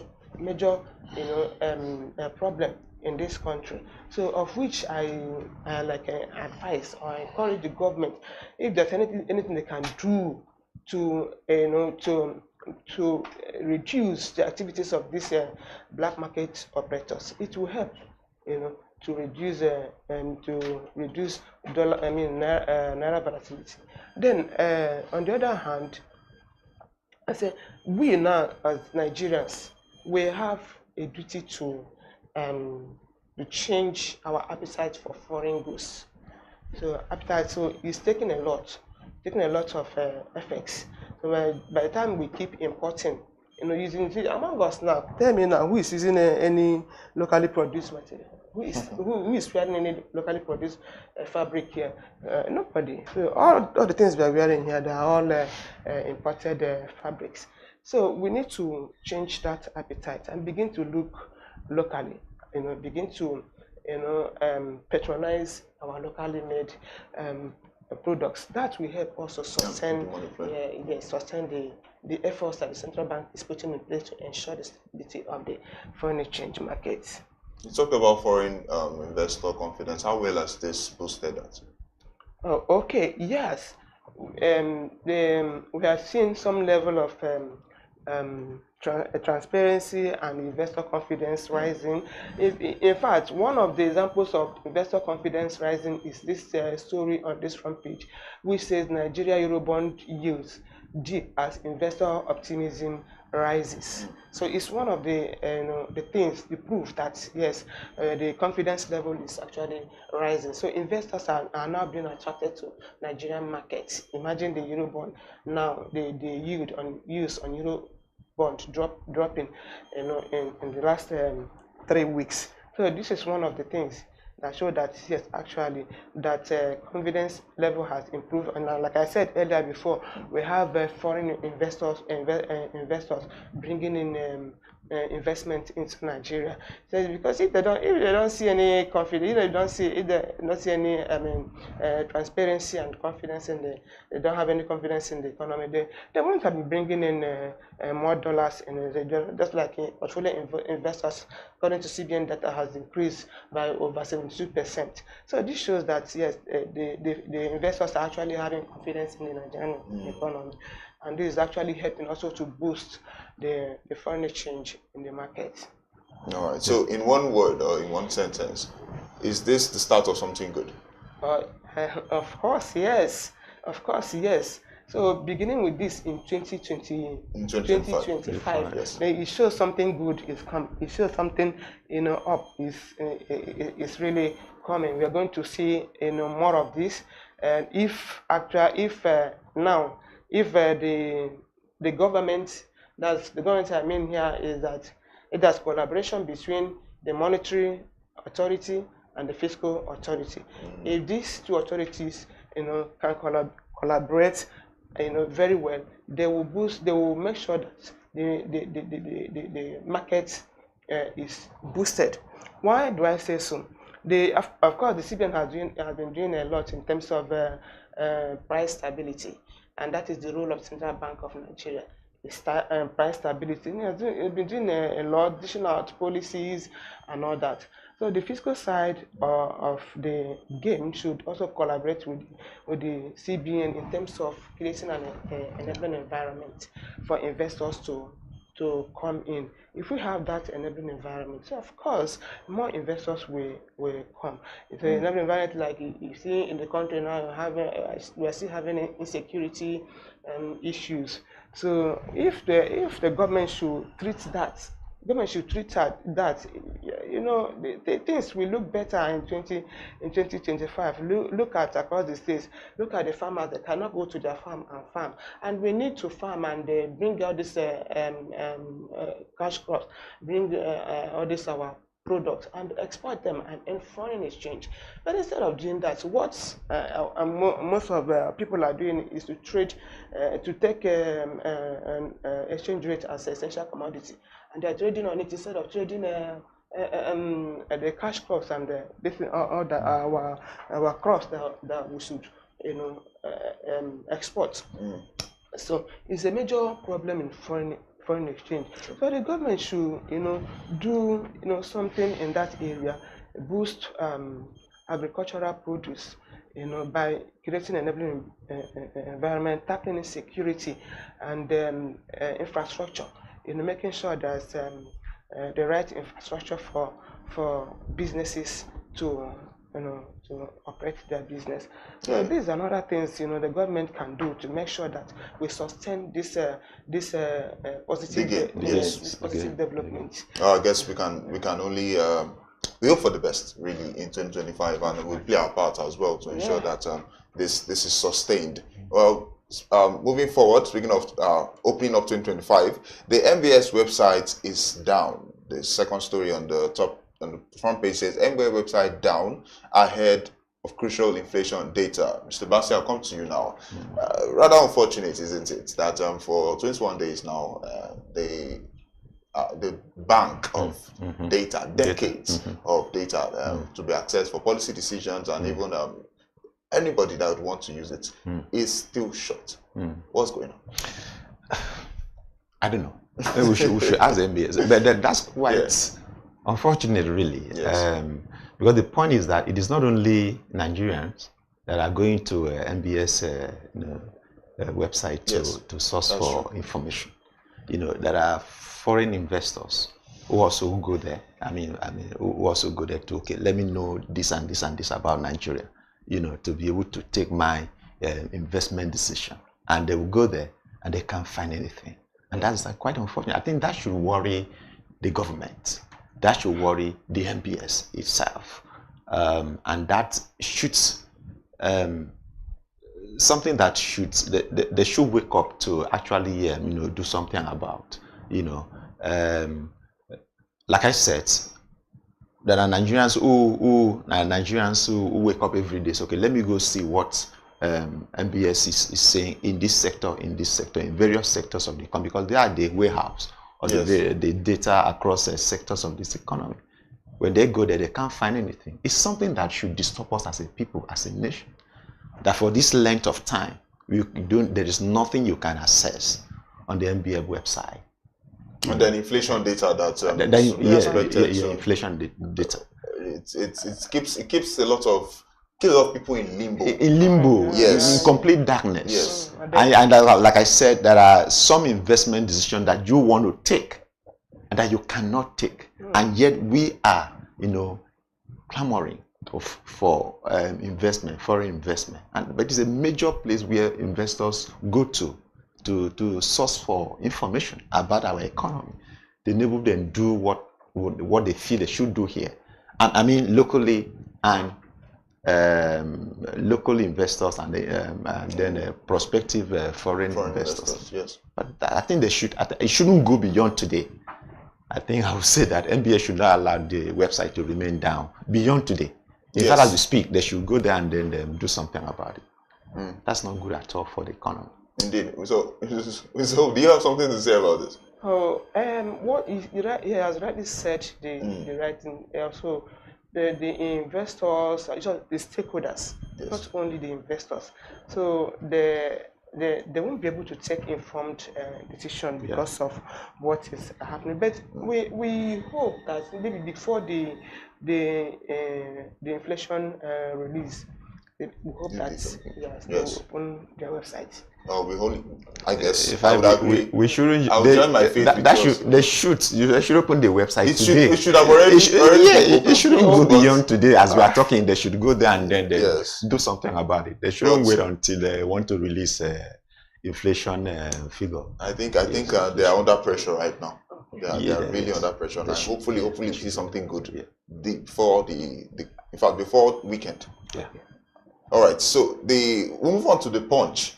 The front page of the Punch says task force meets at Amotekun, police tighten southwest boundaries. Oyo security chiefs hold closed-door meeting in Ibadan, Ondo, Osun, others review strategies. So I'll come to you, Mr. Bassi, and to just because we're running out of time, but I would like you to just give us a breakdown of this top story here.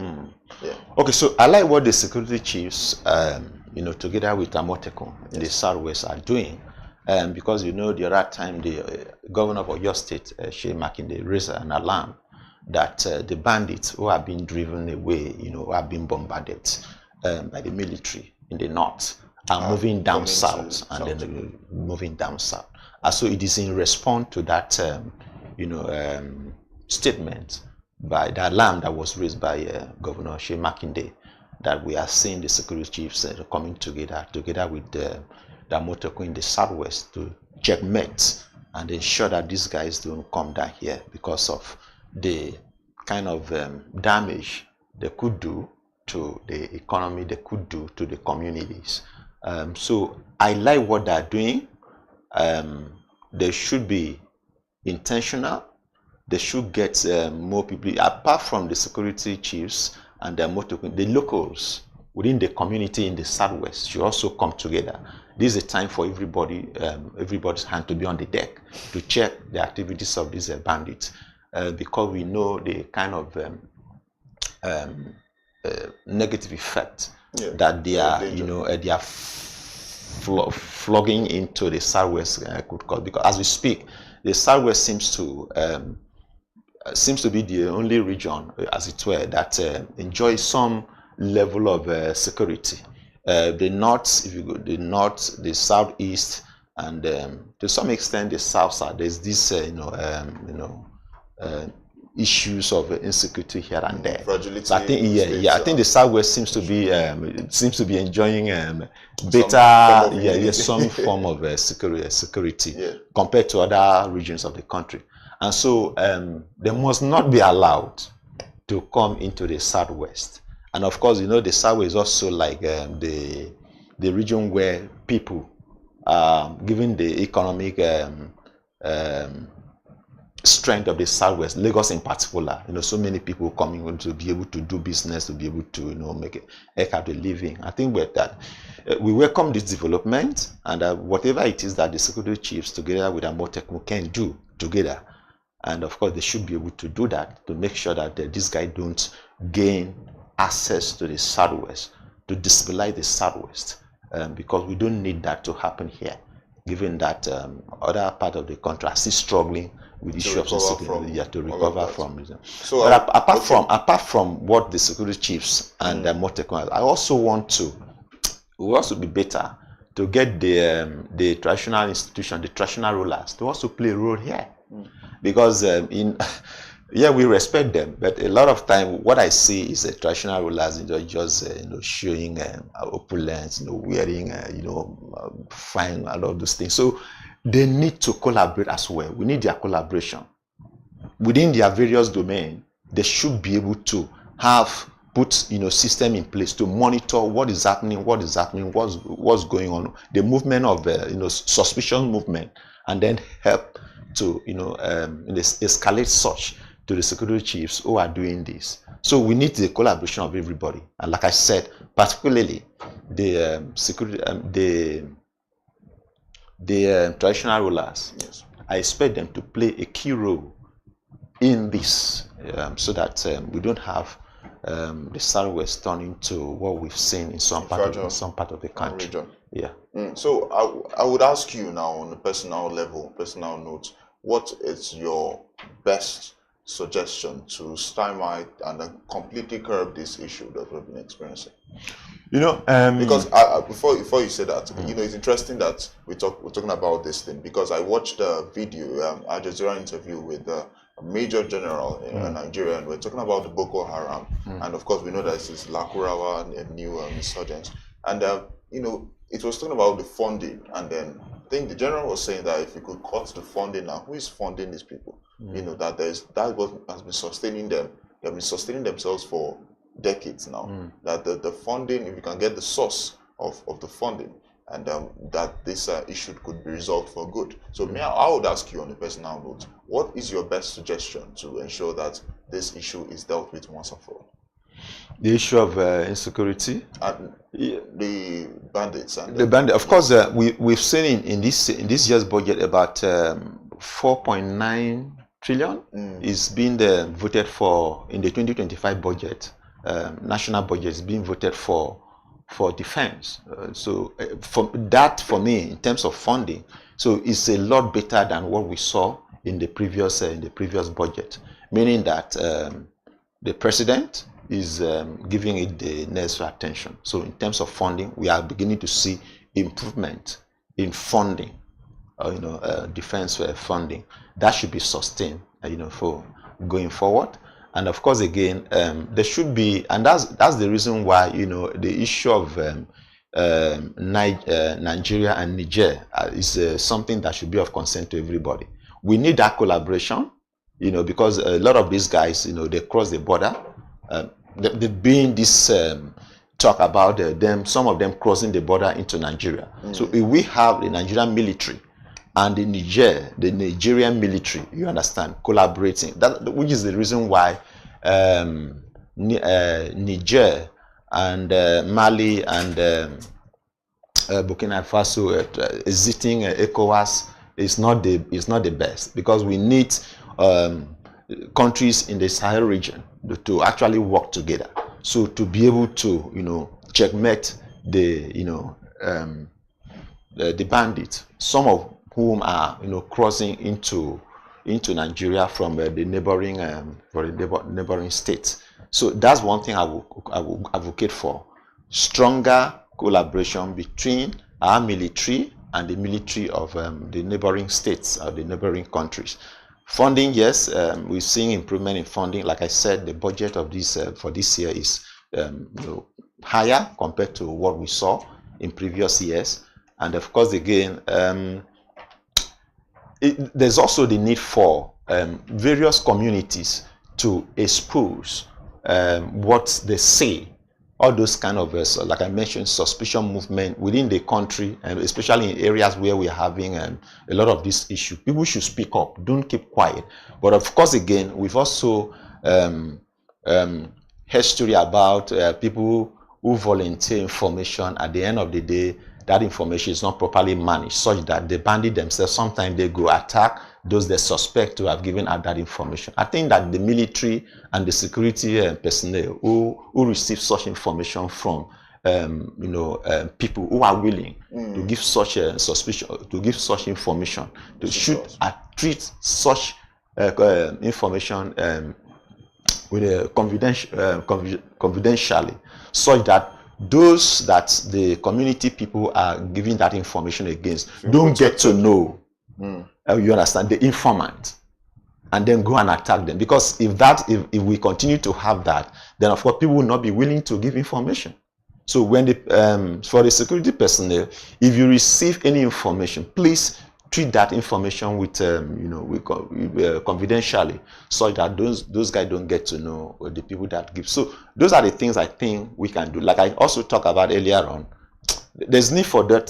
There's also need for the traditional rulers to play their role in the various areas where they have jurisdiction.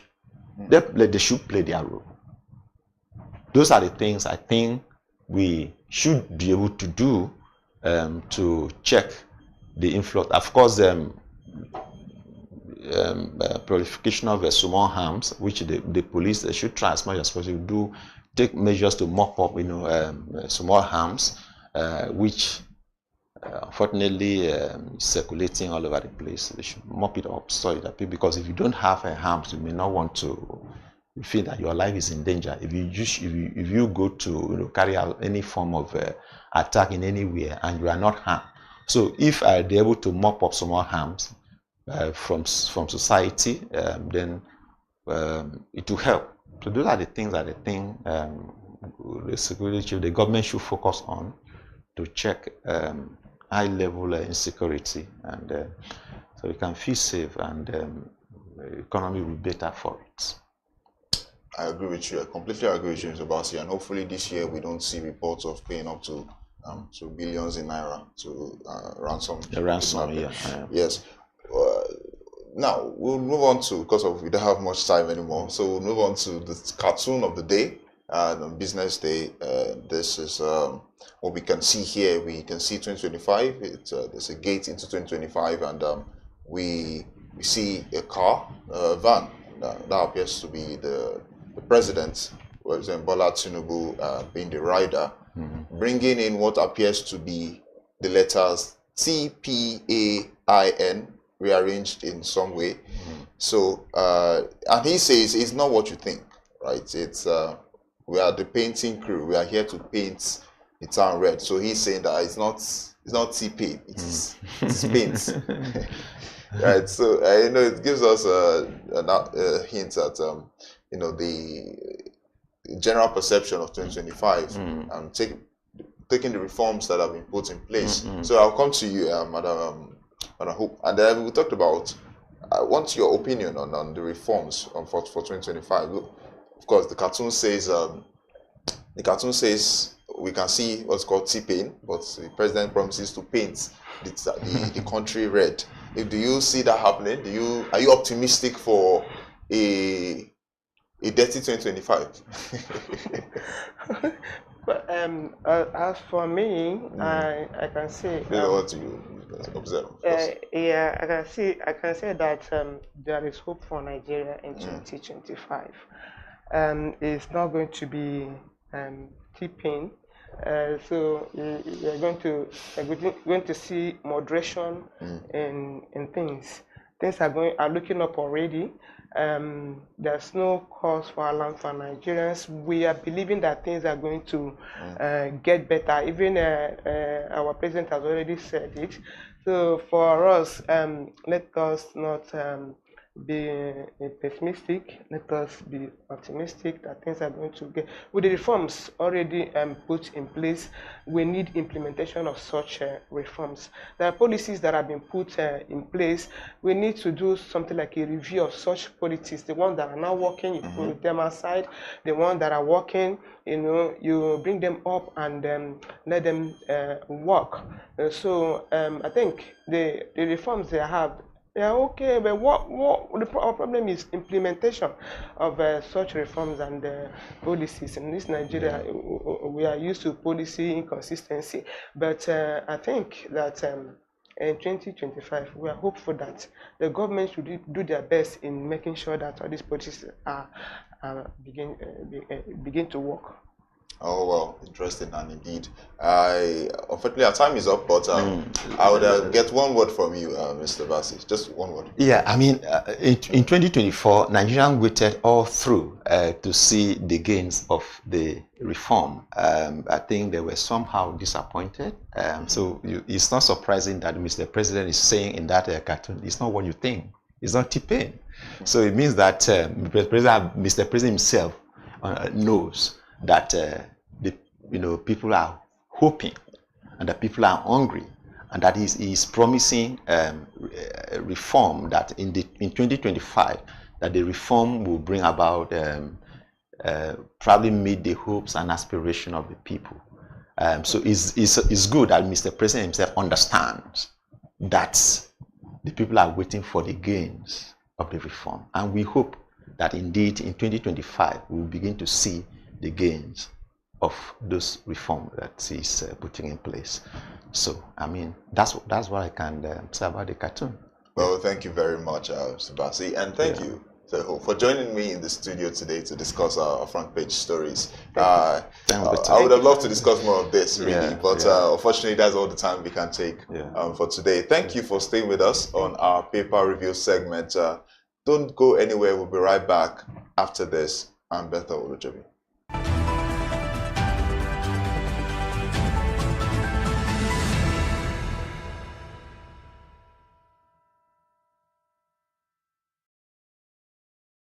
Welcome to the Real Talk with Pam podcast, where authenticity meets conversations. I'd had 2 lumpectomy surgeries.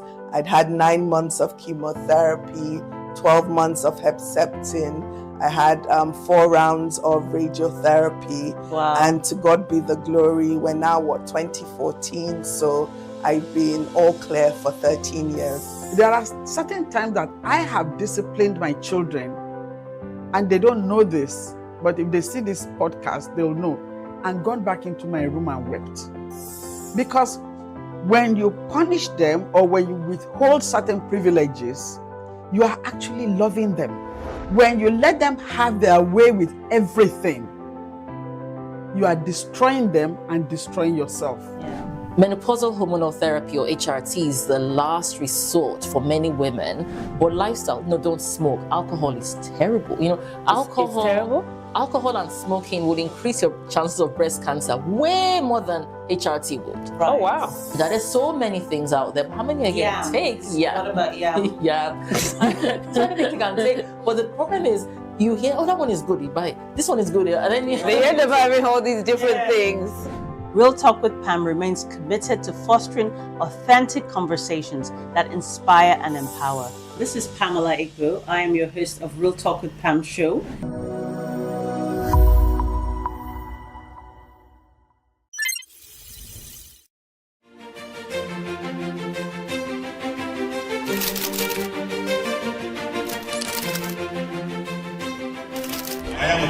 a great admirer of the impeccable credibility, professionalism, and business savviness of BusinessDay. If you really mean business in Nigeria, start your day with BusinessDay.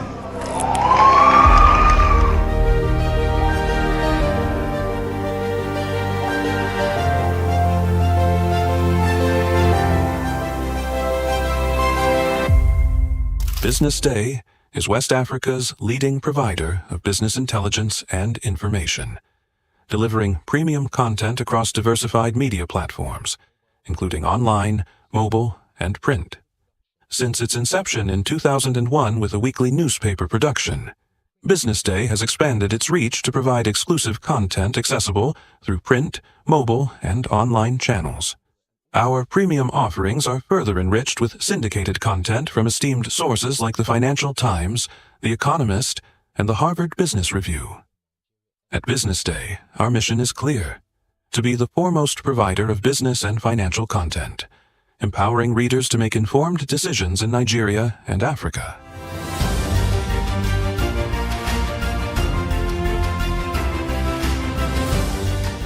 Since our establishment, we have been committed to delivering insightful, relevant, and accurate information about Nigeria's business and finance environment, while contextualizing the impact of global events. We monitor the stock market, analyze the companies driving it, and report on government policies and their economic implications.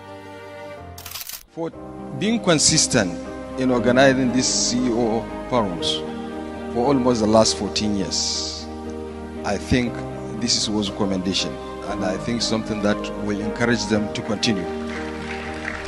From decoding market trends to dissecting economic shifts, we offer actionable investment ideas and serve as a compass for decision makers navigating complexity.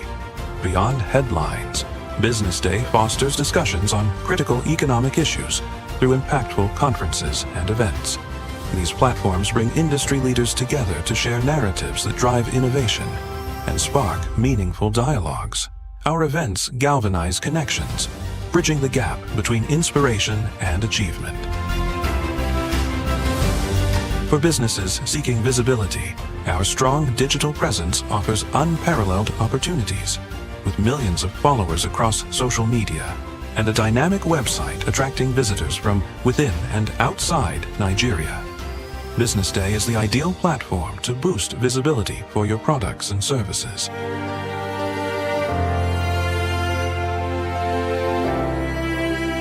If you're looking for in-depth analysis and expert opinions on Nigeria and Africa's business landscape, BusinessDay is your guide.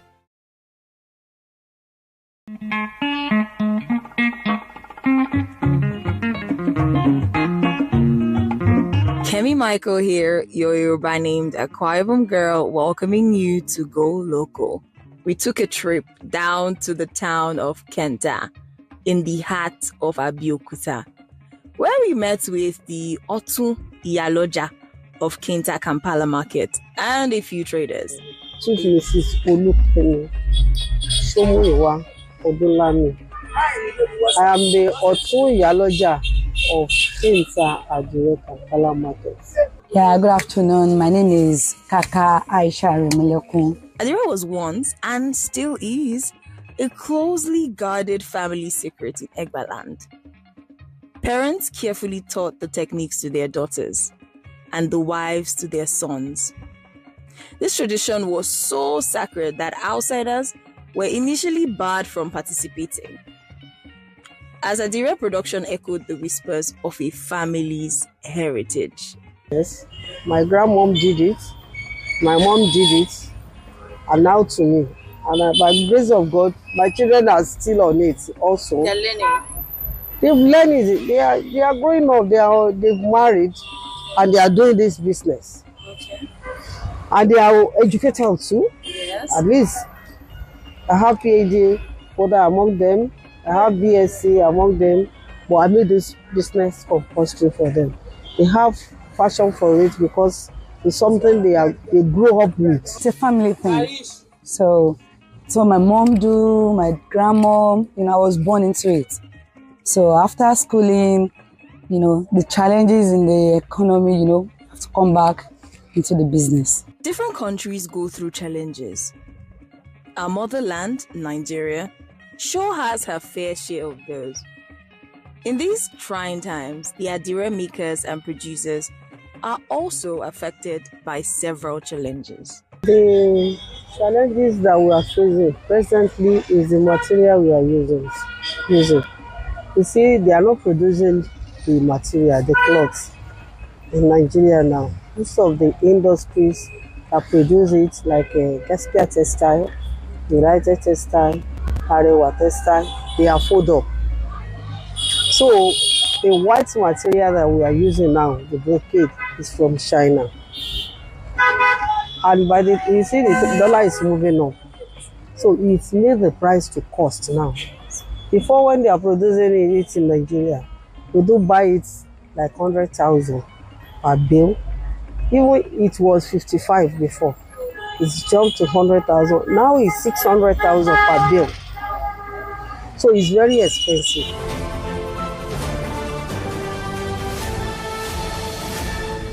You are watching Business Day Television.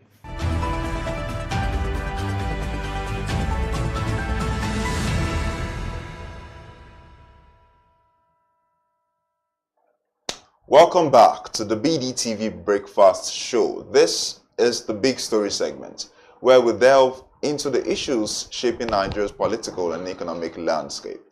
This morning, we set the stage for 2025 by putting Nigerian politics in perspective for the new year. With critical off-cycle elections scheduled, talks of a potential opposition merger gaining momentum, and questions surrounding the future of INEC as Professor Mahmood Yakubu's tenure draws to an end. 2025 promises to be a pivotal year. What does all of this mean for the country's democracy and governance? To help us unpack these pressing issues, we're joined by Iniobon Iwok. He is a political analyst and a keen observer of the Nigerian political terrain.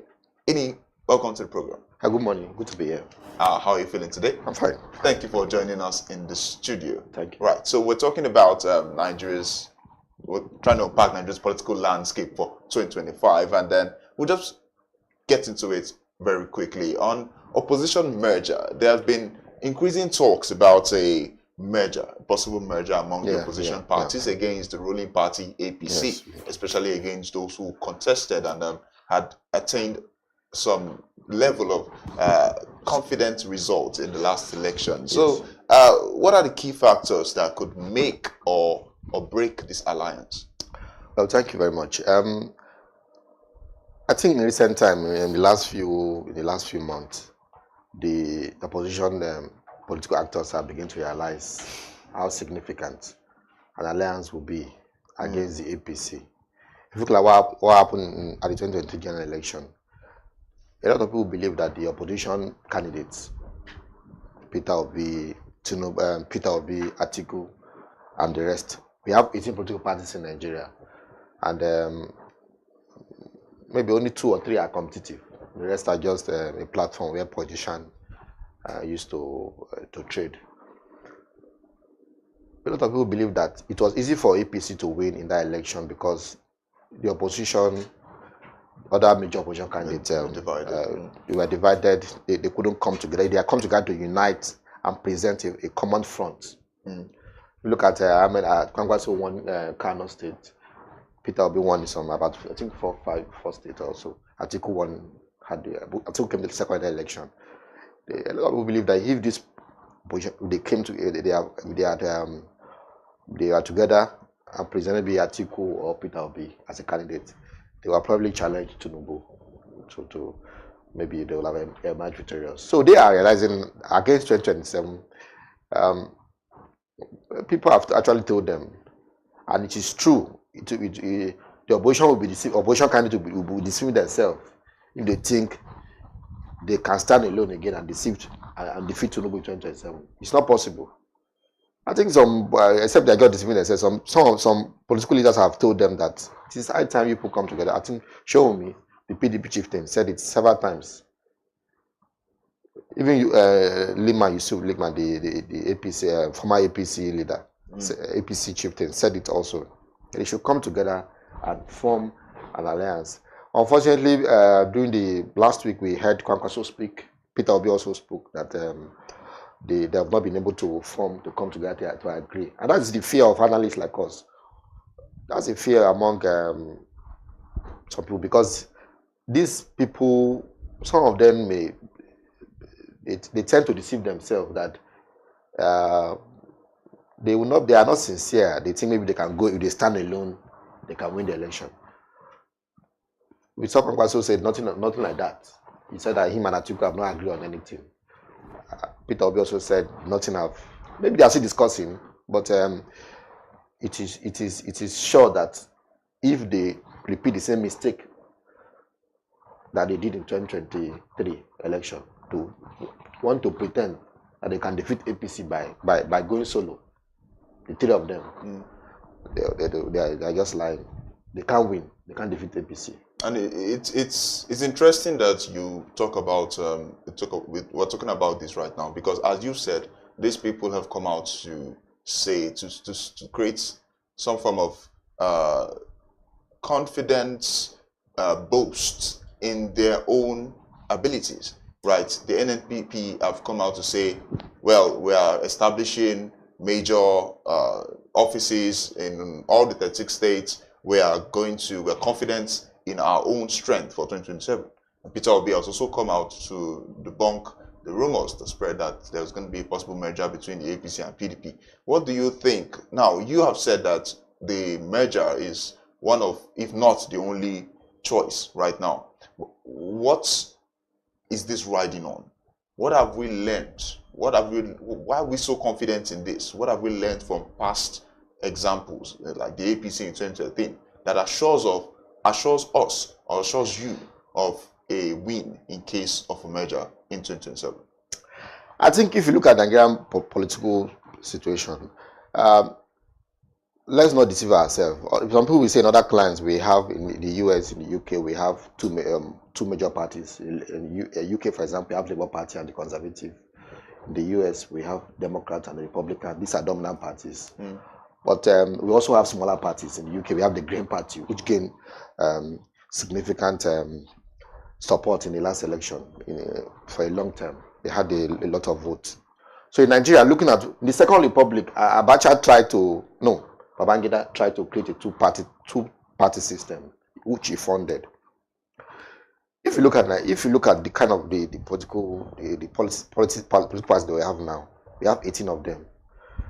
Winning an election in Nigeria, to compete and win an election in Nigeria is far different from when you compete. I think because of the lack of maturity of the voters here, the consciousness, the education is not require a lot of things.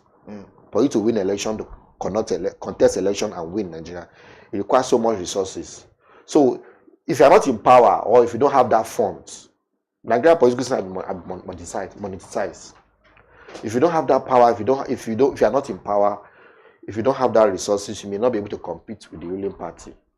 So 18 political parties we have, but a lot of them, most of them don't have offices across the 36 states. I'm in Lagos here.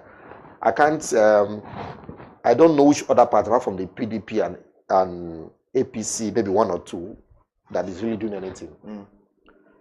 I can't see their offices. So structure is a problem. They don't have the structure. They don't have the structure. They don't have the national spread. So when you don't exist at the grassroots, how do you now win election now? You don't have offices. There's nobody canvassing for you. People don't know. People only know your newspaper on the social media. Parties don't exist at the grassroots. It's only PDP, APC, and maybe Labour Party that are existing. And this one says they don't. After election, they go into oblivion. You don't see them again. So, for you to compete with the kind of politics that we play here in Nigeria, parties need to come together. The 18 parties, remove APC, 17 other parties need to come together, pull resources together, agree on a candidate, and that was what the APC did in 2015, the Grand Alliance. Major leaders in PDP also put to join APC, also put to join the party. AFGA, Some other smaller parties, that's true. They came together, they found that you were able to defeat the PDP. That is what we need in 2027. Knowing if since the opposition have realized that if they go solo this time around, they will not make any success. The PDP itself was a coalition of some small political groups that some leaders in PDP quit to join the opposition, forming APC then in 2015. And you can see they were able to pull crowd. Politics in Nigeria is money. You need money to do so many things.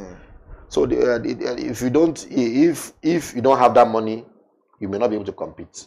You have not got to that level where ideology sells, where the personality, because there is no independent candidate that has been agreed yet to be in the constitution or the electoral act. So it's about the party now. It's about the candidates. It's about how grounded are you? How much can you spend? That is what contesting election in Nigeria is all about. So if the opposition can come together, but the problem with them is that a lot of them were, because of they have ambition, they can't put the ego problem. But there's also a conflict of interest. We know that Peter Obi left the same PDP we were talking about. He left the PDP to join the Labour Party because of the conflict of interest. So don't you think that also plays a role? I mean, we've not exactly he has not actively heard from Atiku in his interests. Maybe he's in or he's out yet, but we've known his Obi stance on this thing. And of course, we know that there was a power play in the PDP. He left, he came to the LP, and now people are saying, go back to the PDP or join. Let me tell you why it may be difficult for these guys to form an alliance. Atiku's New Nigerian People's Party, Labour Party, and Peter Obi. Where the problem will lie is that, am I the one that will step down for you? Does it? Who will be the? You've mentioned it. Arriving at the consensus candidate, will be the problem here. Because if I step down, what is my own thing? Will I be the vice? Will Peter Obi agree to be the vice of Atiku? And also, there's the issue of if the voters will back them if the person is not the front man. Because there are people who have said that if my candidate is not going to vie for president, if he's going to be vice president, I'm not voting. So that is part of the. I think that is that I wrote an analysis some weeks ago. I said, at the point of conceptualizing this merger, let these political actors agree on who is going to be the presidential candidate, who is going to be the vice. Because if you don't agree at the beginning, later, if you want to say, okay, let's shift that issue to 2027, there may be a disagreement which may scatter the whole arrangement. But once you can say, okay, we are putting this person as the candidate, this person will be the vice. At the beginning, agreed at the beginning of that alliance talk, then it will not be a problem going forward. But I think the major challenge they may face now, which is we're already seeing, which I think will be the problem, is who is going to step down for each other. All of them, three of them have ambition. A lot of them have ambition. They want to be the vice, want to be president. Will Peter Obi decide to step down to become the vice of Atiku? Will Atiku bury his long-term ambition to rule Nigeria? Kwankwaso, if he feels that he owns Kano, and he will not use Kano to win. So if he's giving you Kano, will you make me vice? So, and if Atiku is from the north, decide to go for the president, you will not want to have a vice again from the north. So these are the issues. Yes. Personal ambition, personal interest. These are the issues that may likely score to this alliance. And of course, don't forget that the ruling party is also working to make sure that this alliance does not work. They know that if this alliance work, that it may be the merger may pose a challenge to their ambition, to their party. So they will be working around to scatter any whatever merger the opposition are trying to form. Now, on off-cycle elections, we know that there are several off-cycle elections scheduled for this year. Can you just walk us through them, and also tell us about the implications, political implications of this against the next general elections? I think what we have is Anambra off-cycle election in November. Your question was, if you look at what can we expect, against the general election in 2027? It's a normal thing. It's a normal thing. Anambra, Abga is in power there. This guy, Soludo, former CBN governor, is one ruling there. And Abga is on ground. We've seen over the last 2 decades, Abga have been ruling that state. They seem to be structurally strong. Abga is a party formed by former leader of the Southeast, lead them through the civil war, Udumugo Ojukwu. And since the party was formed around, I think 203 or 203 or 207, they've been winning every election there. So everybody in Anambra see the party as their own. So it's very difficult for any other party to defeat Soludo. Whatever angle you see it from, I've not really done badly in Anambra since he came on board in his first time.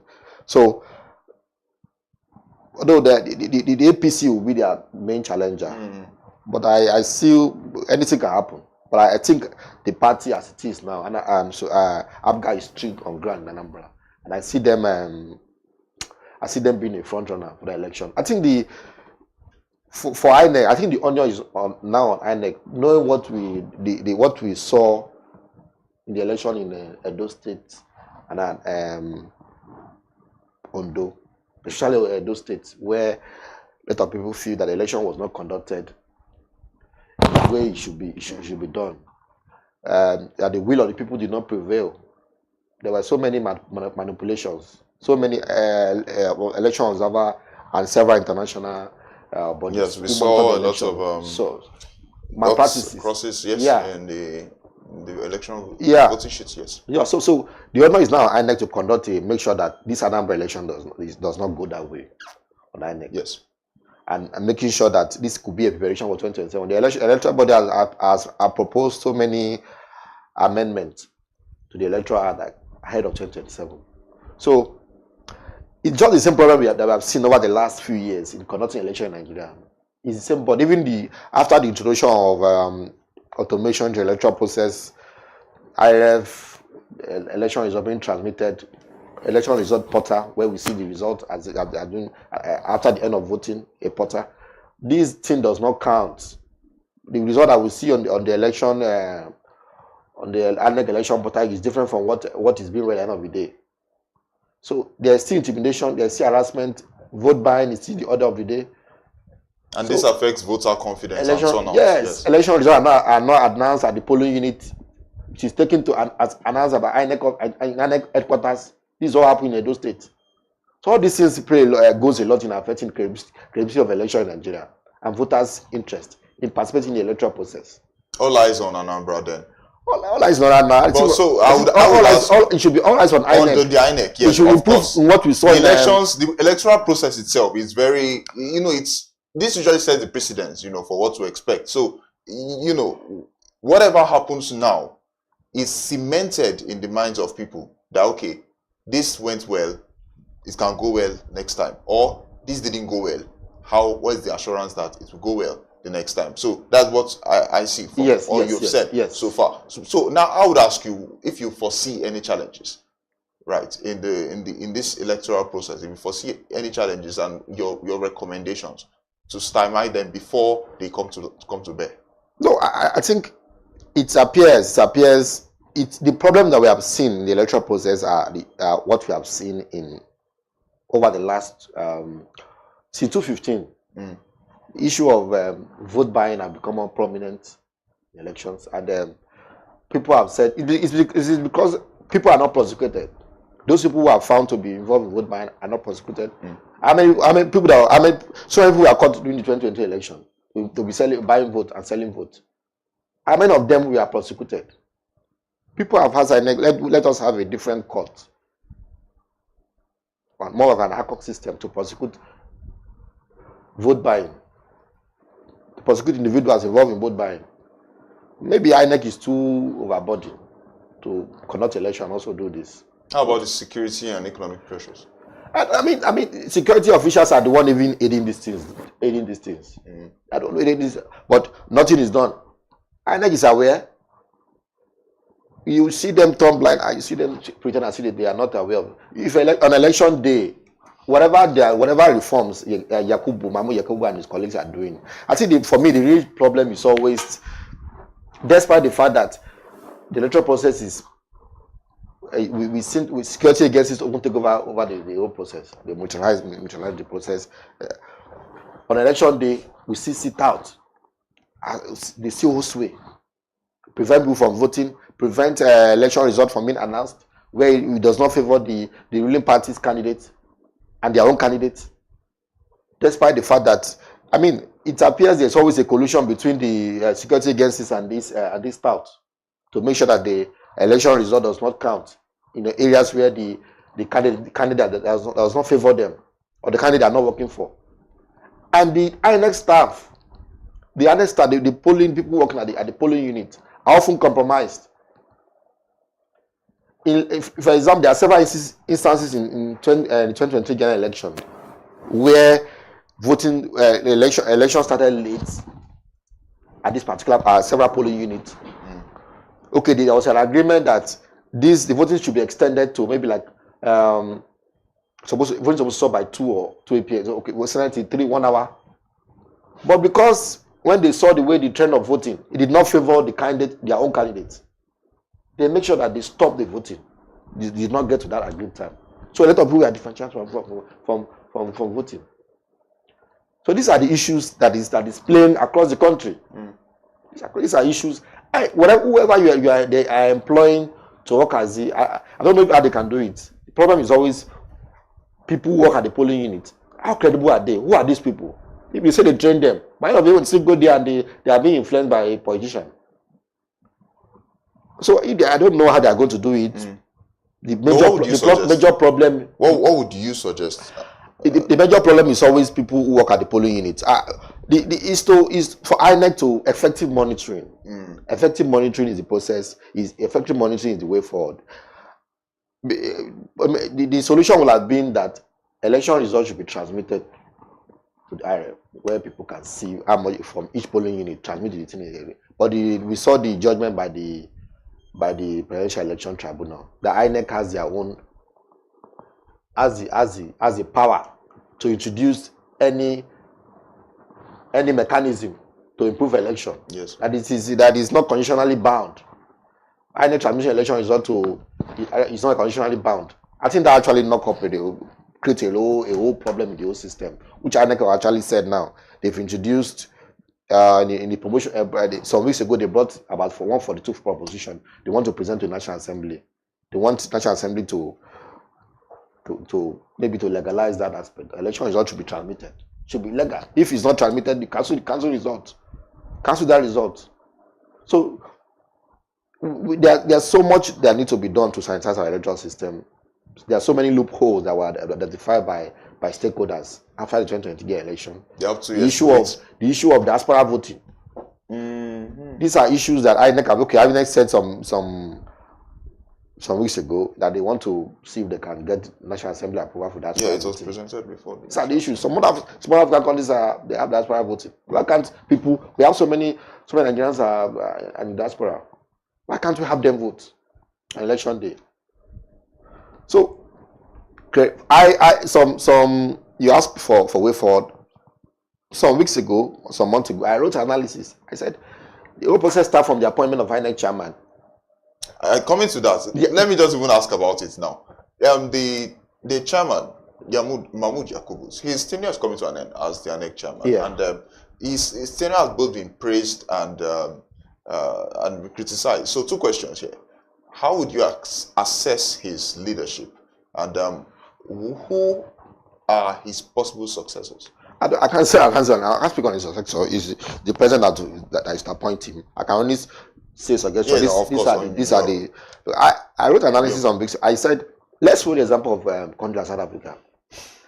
Appointment of the INEC chairman should be taken away from the presidency. We should advertise that position. Even in Yaga Africa, some weeks ago, after the election, they suggested that also. The INEC chairman should not be appointed by the president. Because when you do that, you can influence who come in and all. And this is the first stage towards guaranteeing sanity in our electoral process. Advertise that position. Let credible people apply.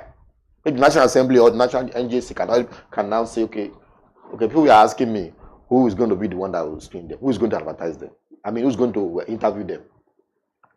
Let the NJC or the National Assembly screen these people, a committee set up, screen these people, and maybe a candidate can emerge from that process. You can select the best candidate. But when you through this, I do not think when you say the president should be the one that should appoint INEC chairman, and I don't agree with that. Because we have seen the trend over the last few years. Because if you appoint, you tend to work my own interest. Going forward, I think is the first thing we need to do to guarantee sanity. To give credibility to that body, so they can begin to work for Nigerian interest. Now that he's leaving. He has done so many reforms. To answer your question, he has come up with so many reforms. In 2019 election, we had 99 political parties. He has streamlined them to about 18. Automation have been introduced in the electoral process. Voters registration, double voting can now be checked. Beavers, Ivers, I will see them. He has proposed about 142 amendment again into electoral act against 2027. He has done fairly well, but a lot of people will still say that it has not improved the quality of elections we have. These reforms he has done has not improved the quality of elections. Elections are still being politicians always have a way of beating INEC. Yeah. If INEC come this way, politicians will have a way of beating them to their strategies. Yes. And making sure that election go their own way. So I don't buy to any reform that does not bring about improvement in the electoral process. And I think all around, when we think we have actually made some success, you see the next election will be worse than what we've had. So we now begin to wonder, are we making progress? Look at what happened in Kogi. So these shoes are huge to fill, quite obviously. Who could fill them? I think the stakeholders are I think there have been questions if they are really ready to sanitize the system, because it benefits them. All this benefit them. So they know that credible elections will not, if you cannot a free and fair election, it will not, if you are not doing well, if you have not done well, if you have not given good governance, if you are not capable, if people know you to be fraudulent, they will not vote for you. So maybe they will not be desirous to sanitize the system to guarantee a free and fair election.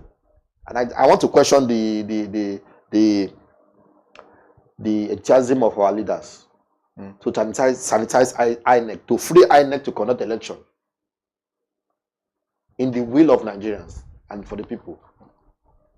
So as for now, I'm still not convinced enough that key political actors, those in the ruling party, are ready to free INEC to conduct the free and fair election. So I think we have so very little time, but finally, how can citizens better actively contribute or play their part in ensuring the transparency or hold the electoral process generally makes it more free, more fair, and also more inclusive? Because there's a lot of voter apathy, there's a lot of there's a drop in voter confidence. Yeah. But so how can we as citizens better ensure this accountability and transparency even from the electoral body? I think voter apathy because of the people who are not confident that their vote will count. Look at what happened in 2020 election. There was so much enthusiasm among the young people to vote because of the promise I gave them that their vote will count, results will be transmitted real time. But at the end of the day, what did you see?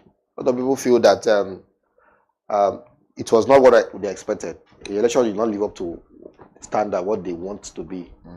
So people tend to feel that why will I waste my time and vote if my vote will not count? I think as citizens we have that responsibility that basic responsibility to vote.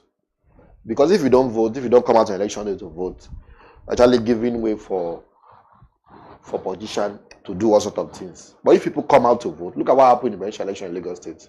People come out to vote and it becomes overwhelming. It will be difficult for anybody to manipulate the system. So I think we should also hold them accountable. It is not enough after voting, you go to your house, stay at the polling unit to see what is going on, to count the votes. After they electing them into public office, that's right. Always hold them accountable. I think because of the poverty in society now, people are poor and a lot of people are uninformed.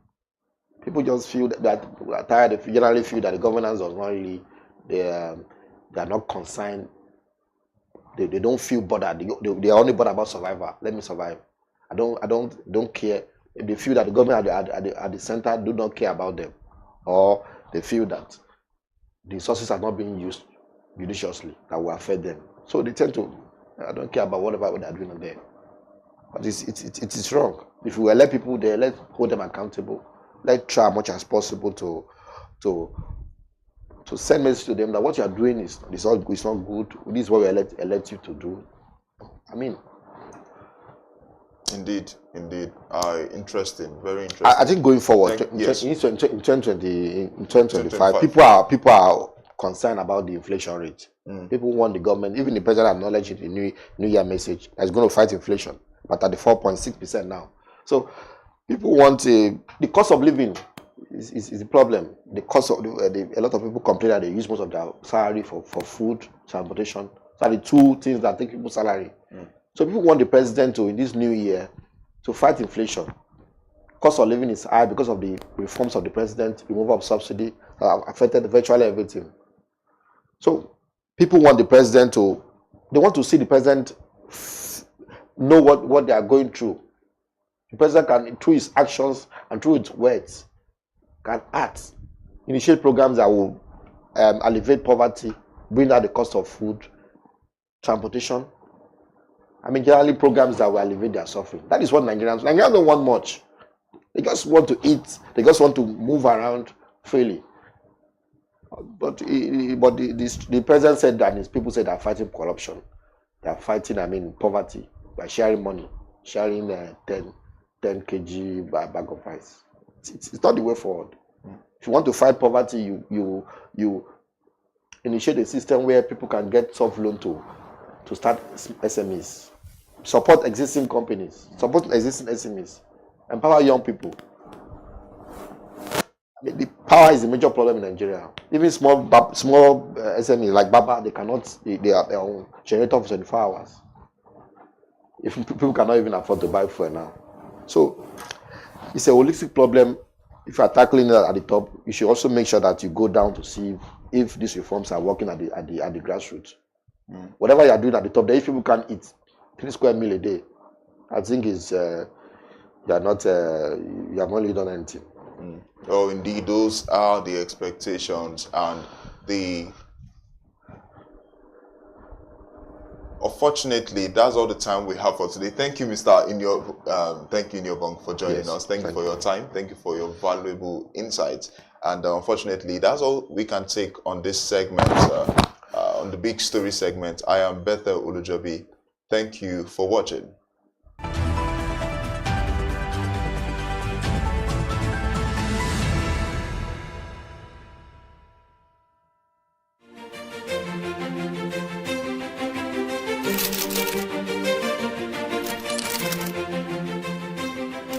I am, of course, a great admirer of the impeccable credibility, professionalism, and business savviness of BusinessDay. If you really mean business in Nigeria, start your day with BusinessDay.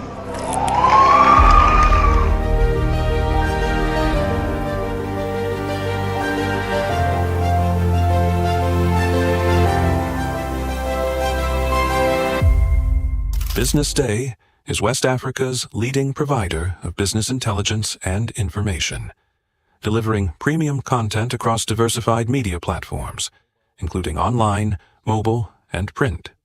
Since its inception in 2001 with a weekly newspaper production, BusinessDay has expanded its reach to provide exclusive content accessible through print, mobile, and online channels. Our premium offerings are further enriched with syndicated content from esteemed sources like the Financial Times, The Economist, and the Harvard Business Review. At Business Day, our mission is clear: to be the foremost provider of business and financial content, empowering readers to make informed decisions in Nigeria and Africa.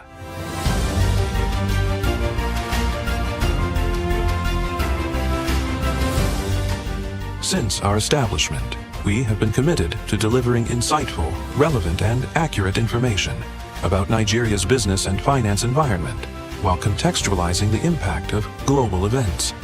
We monitor the stock market, analyze the companies driving it, and report on government policies and their economic implications.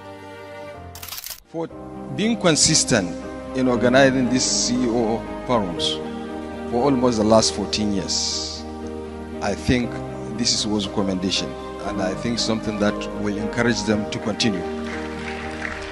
From decoding market trends to dissecting economic shifts, we offer actionable investment ideas and serve as a compass for decision makers navigating complexity.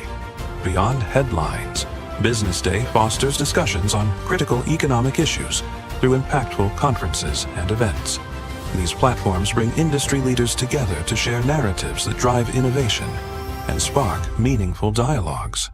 Our events galvanize connections, bridging the gap between inspiration and achievement. For businesses seeking visibility, our strong digital presence offers unparalleled opportunities, with millions of followers across social media and a dynamic website attracting visitors from within and outside Nigeria. Business Day is the ideal platform to boost visibility for your products and services.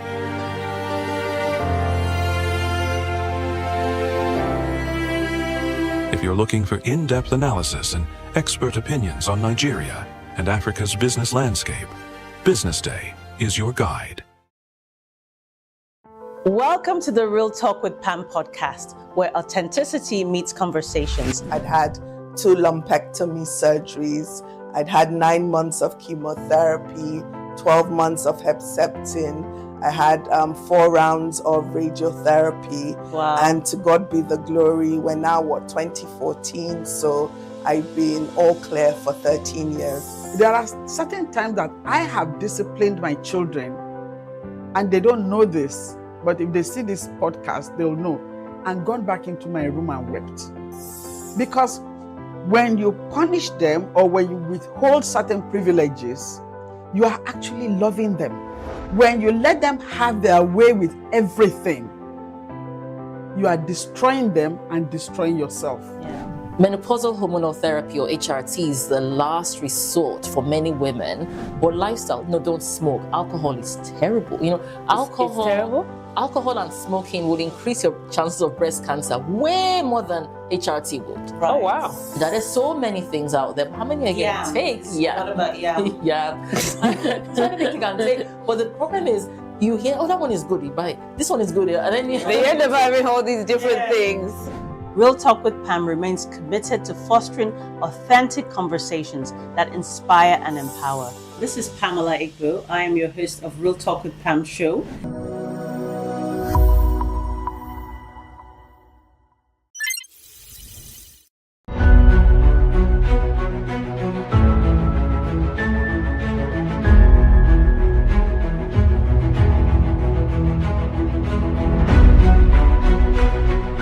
On behalf of our author and Business Day, I unveil this book, I recommend the book to everybody in Nigeria and Israel. Thank you very much.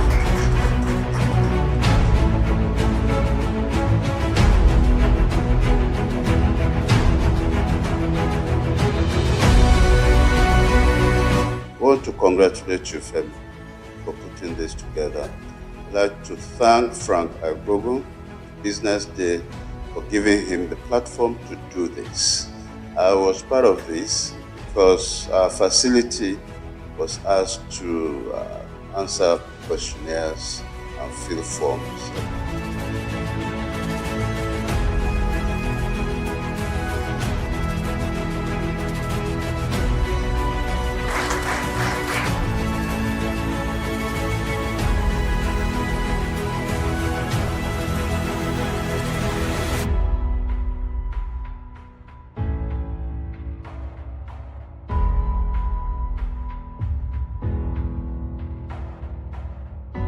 there's a ferment in the Nigerian healthcare system. There are a lot of challenges, but there are also a lot of opportunities. And then the fact that the private sector is beginning now to take its rightful place. It's not now being seen as a competitor of government, but is beginning to occupy to create a larger footprint within healthcare itself in terms of funding, in terms of direct service provision, in terms of even creating the aspirations, and in terms of supplying the personnel. And that is how it should be. We are developing a customized health service, on both the supply side and the demand side, that should be fit for purpose in an environment. The supply side is moving fast, but without looking at the demand side and facilitating it, that is the access of the people who need to use the services, there's only so far they can go, or they'll be making investments that cannot be returned in the foreseeable future, and that is not right. People talk nowadays about patient capital. No matter how patient the capital is, that is waiting for a long time to get returns, those returns must be built into the system. That means somebody must be paying equitable amounts of money for the service that is being rendered. It doesn't have to be the person who uses the service. In fact, our aspiration is that it should be the people who are paying out of pocket should be reduced to like a 0% within the context of Nigeria, and yet everybody who needs that service should be able to get it.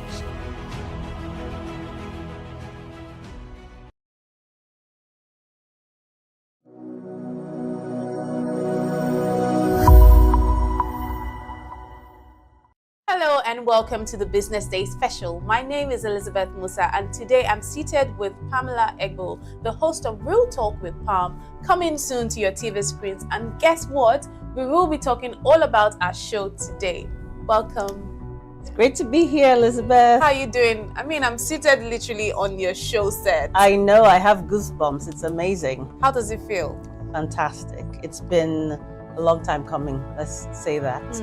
So why did you start the show, Real Talk with Pam? Authenticity meets conversation. What is it all about? Right, thank you for asking. So I think it's one of those things where they say opportunity meets preparation. For many years, I've had a lot of friends say to me, Pam, you need to have your own show or go and talk on radio, you have the voice. Because anyone who knows me knows I like to talk. I like to talk. I'm one of those people, if I get into a room, I feel very comfortable going to anybody and just starting a conversation. I've always been like that. I can talk to anybody. And so I felt like, and also with my career, I've always had, opportunities to speak. But what's really in my heart is speaking about real issues that affect us as human beings, but particularly women on a daily basis. Think about Business Day. I know you guys feature a lot of great women doing amazing things in the industry, in the business world. But I feel like regardless of that, you still have women who are living lives every day, who are still mothers. Some of them are going through health issues. Some of them have financial challenges. Some of them are going through just life is still lifing for a lot of people. So I was like, we need to put a spotlight on that. I know that there are a lot of people who are talking, but I think particularly in Nigeria, I find that we have a tendency, maybe it's a cultural norm, not to be really open. We're strong people, so sometimes we like to put up a front, or it's just natural. We just think, let us just suck it up and just get on with life. But I found that, we are relational beings. That's the way God made us, to be able to support one another. And I thought that having a show where we can really be authentic, it's not about just talking for talking's sake, but really thinking about what are the real issues that women deal with. It's predominantly a show for women, although I might have some men along the way, but it's predominantly a show for women to be able to share their lived experiences and say, this is what I'm going through, this is how I've been able to overcome it, these are the challenges. Inspire one person, even if it's one person I inspire that says, you know what, if she can go through that and is still standing, then I can do that too. So that's predominantly why I started this show. I'm very, very excited for you. I'm excited for this show. I'm just looking forward to seeing the conversations that will be stemming from this show, shining a spotlight on these conversations that could now lead to a solution to this problem. Exactly. Yeah. So who are the kind of guests we're looking to see on this show? You've already said that women. So do we have a sneak peek to the kind of women that will be? Well, to be honest, I want to put the spotlight on the everyday woman, to be honest. I might have a few celebrities on, a few people who are well known in their field, who are doctors, or I might have an industry person, but predominantly it's your everyday woman who is going through things, or who wants to just share about what they're doing. So whether you're an entrepreneur or a person who's been through, a bereavement, or been through a health challenge, or have something to say about, what has helped them be the woman that they are today. So it's going to be a plethora, a cornucopia of different types of women. So yeah, I'm looking forward to that. Wow. When are we expecting the first episode of this show? So we've already started filming, and I'm hoping that, very soon we'll start bringing out teasers, but the first show is going to air second week of January. And hopefully people will connect and basically be inspired, and will get great fellowship. You know what? Tell us precisely. You've spoken to us about, you've just been giving us, it's more like you're just giving us teasers, like the show is going to be about women, shining light on certain conversations. Do you want to just pinpoint certain topics that the viewers should expect? Okay, so far, viewers, we have shot a show on the menopause. For example, we have talked about health and fitness for women, particularly women who are over 50s or in the perimenopause phase. We'll be talking about today, as I speak, I'm on set, we'll be talking about women who've gone through divorce and life after divorce. We'll be talking about people who have gone through bereavement. I'll have entrepreneurs on the show to showcase what they do. We'll be talking about relationships, particularly in the Nigerian context, and we know how that is. There will be no conversation off this table, to be honest, but we just want to be authentic about it. Not sugarcoat it. And nothing is off. Nothing is off the table. We're going to be talking about, dating. We're going to be talking about sex, but not in a sleazy way, obviously. But yeah, real issues that affect real people, flesh and blood. Yes. So how do you feel at the end of every show? So far, so good. You've been able to shoot some episodes. How do you feel?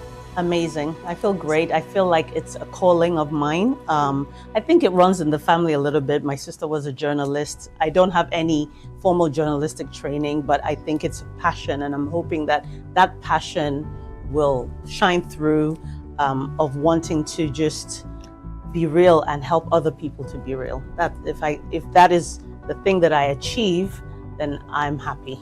And I think you're doing very great. I think I'm also inspired for, should I be saying this year? Because people will know, like, it's like she's seen a few episodes, because I've seen a few of the episodes that you've done, and they're really amazing. And I can't wait to see how the audience, how the viewers that Real Talk with Pam will get. I can't wait to see how they accept this show. But what do you want to tell the viewers as we close? Yeah, I want to just say I'm hoping that you guys will connect with Real Talk with Pam. I'd like you to just have an open heart, share the links with your friend when the teasers come out, and I'm hoping that we will create a movement of women who are authentic and who have real conversations. Thank you very much.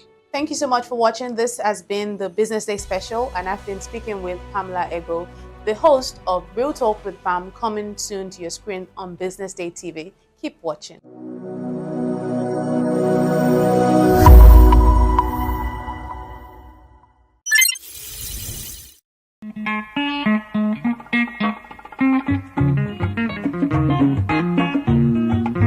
Kemi Michael here, your Yoruba named Akwa Ibom girl, welcoming you to Go Local.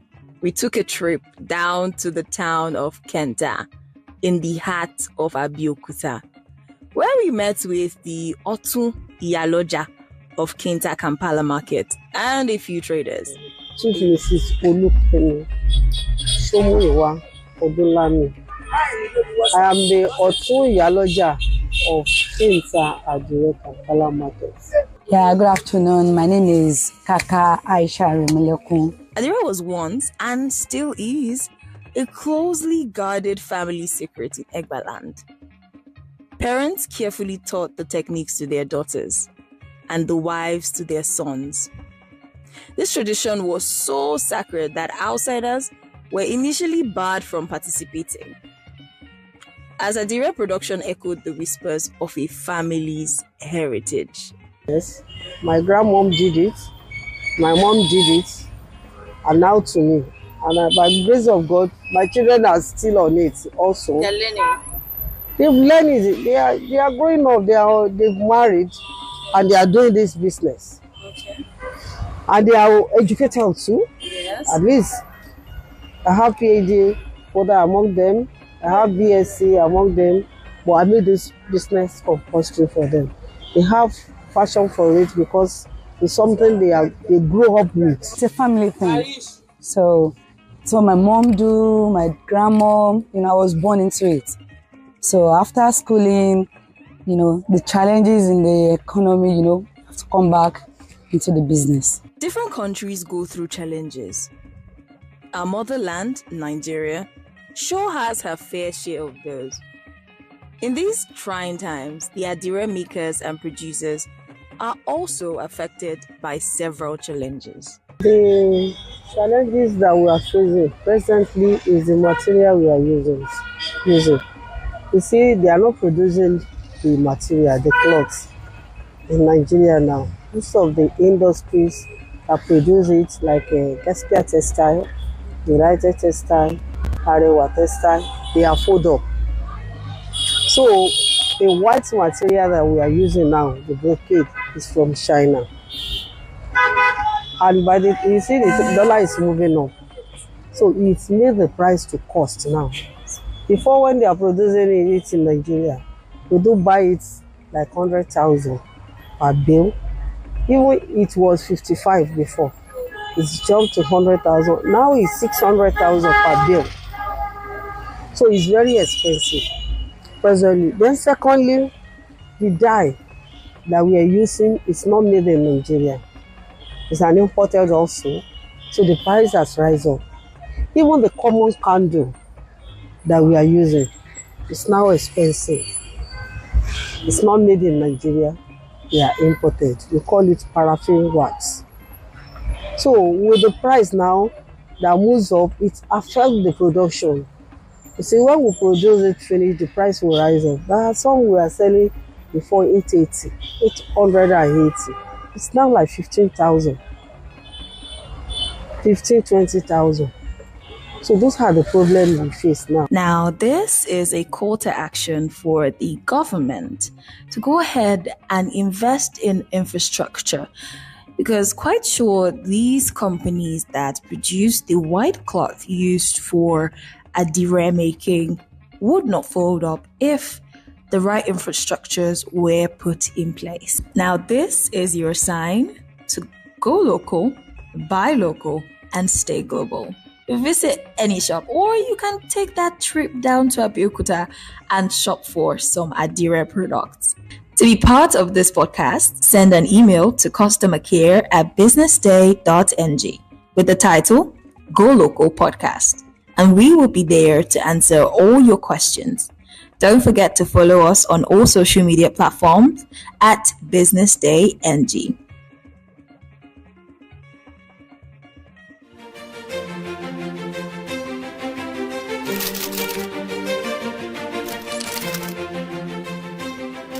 I am, of course, a great admirer of the impeccable credibility, professionalism, and business savviness of BusinessDay.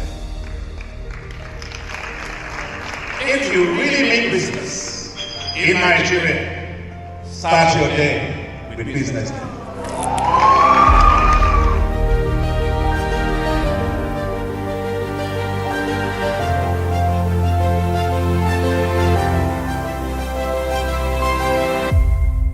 Business Day is West Africa's leading provider of business intelligence and information, delivering premium content across diversified media platforms, including online, mobile, and print.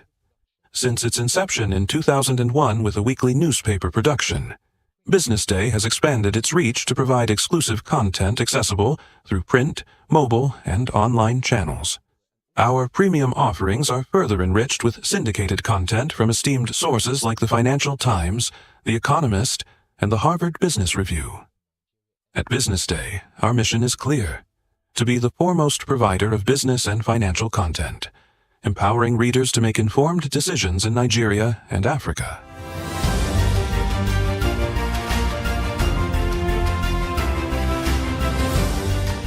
Since our establishment, we have been committed to delivering insightful, relevant, and accurate information about Nigeria's business and finance environment, while contextualizing the impact of global events. We monitor the stock market, analyze the companies driving it, and report on government policies and their economic implications. For being consistent in organizing these CEO forums for almost the last 14 years, I think this was a commendation, and I think something that will encourage them to continue. From decoding market trends to dissecting economic shifts, we offer actionable investment ideas and serve as a compass for decision makers navigating complexity. Beyond headlines, Business Day fosters discussions on critical economic issues through impactful conferences and events. These platforms bring industry leaders together to share narratives that drive innovation and spark meaningful dialogues. Our events galvanize connections, bridging the gap between inspiration and achievement. For businesses seeking visibility, our strong digital presence offers unparalleled opportunities, with millions of followers across social media and a dynamic website attracting visitors from within and outside Nigeria. Business Day is the ideal platform to boost visibility for your products and services.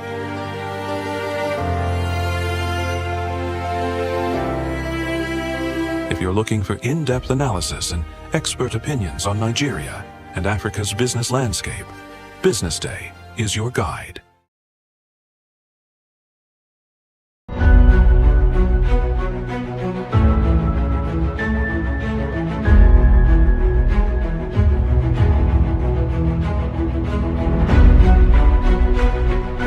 On behalf of our author and Business Day, I unveil this book, or recommend the book to everybody in Nigeria and elsewhere. Thank you very much.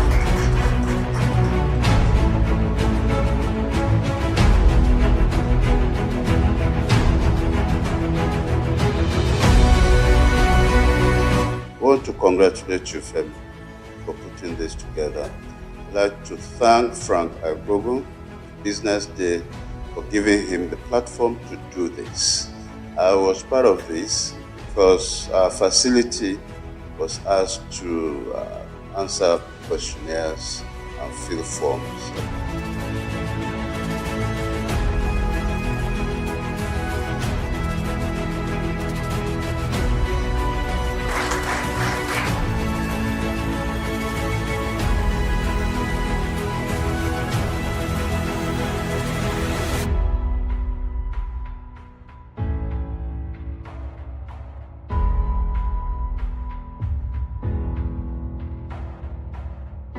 There's a ferment in the Nigerian healthcare system. There are a lot of challenges, but there are also a lot of opportunities. And then the fact that the private sector is beginning now to take its rightful place. It's not now being seen as a competitor of government, but is beginning to occupy to create a larger footprint within healthcare itself, in terms of funding, in terms of direct service provision, in terms of even creating the aspirations and in terms of supplying the personnel.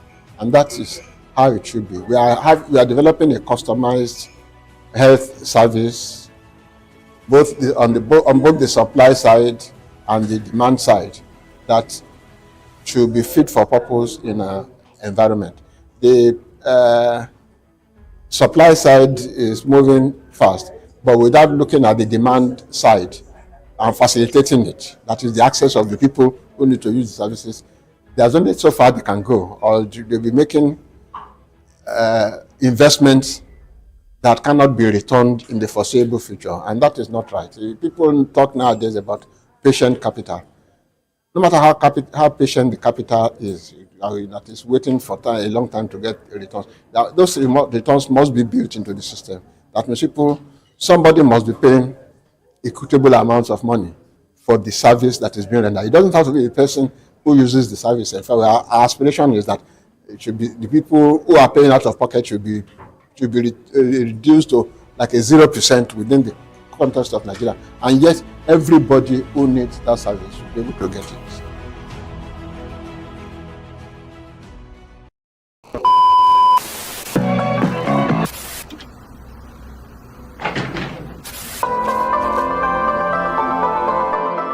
This is the Business Day television broadcast.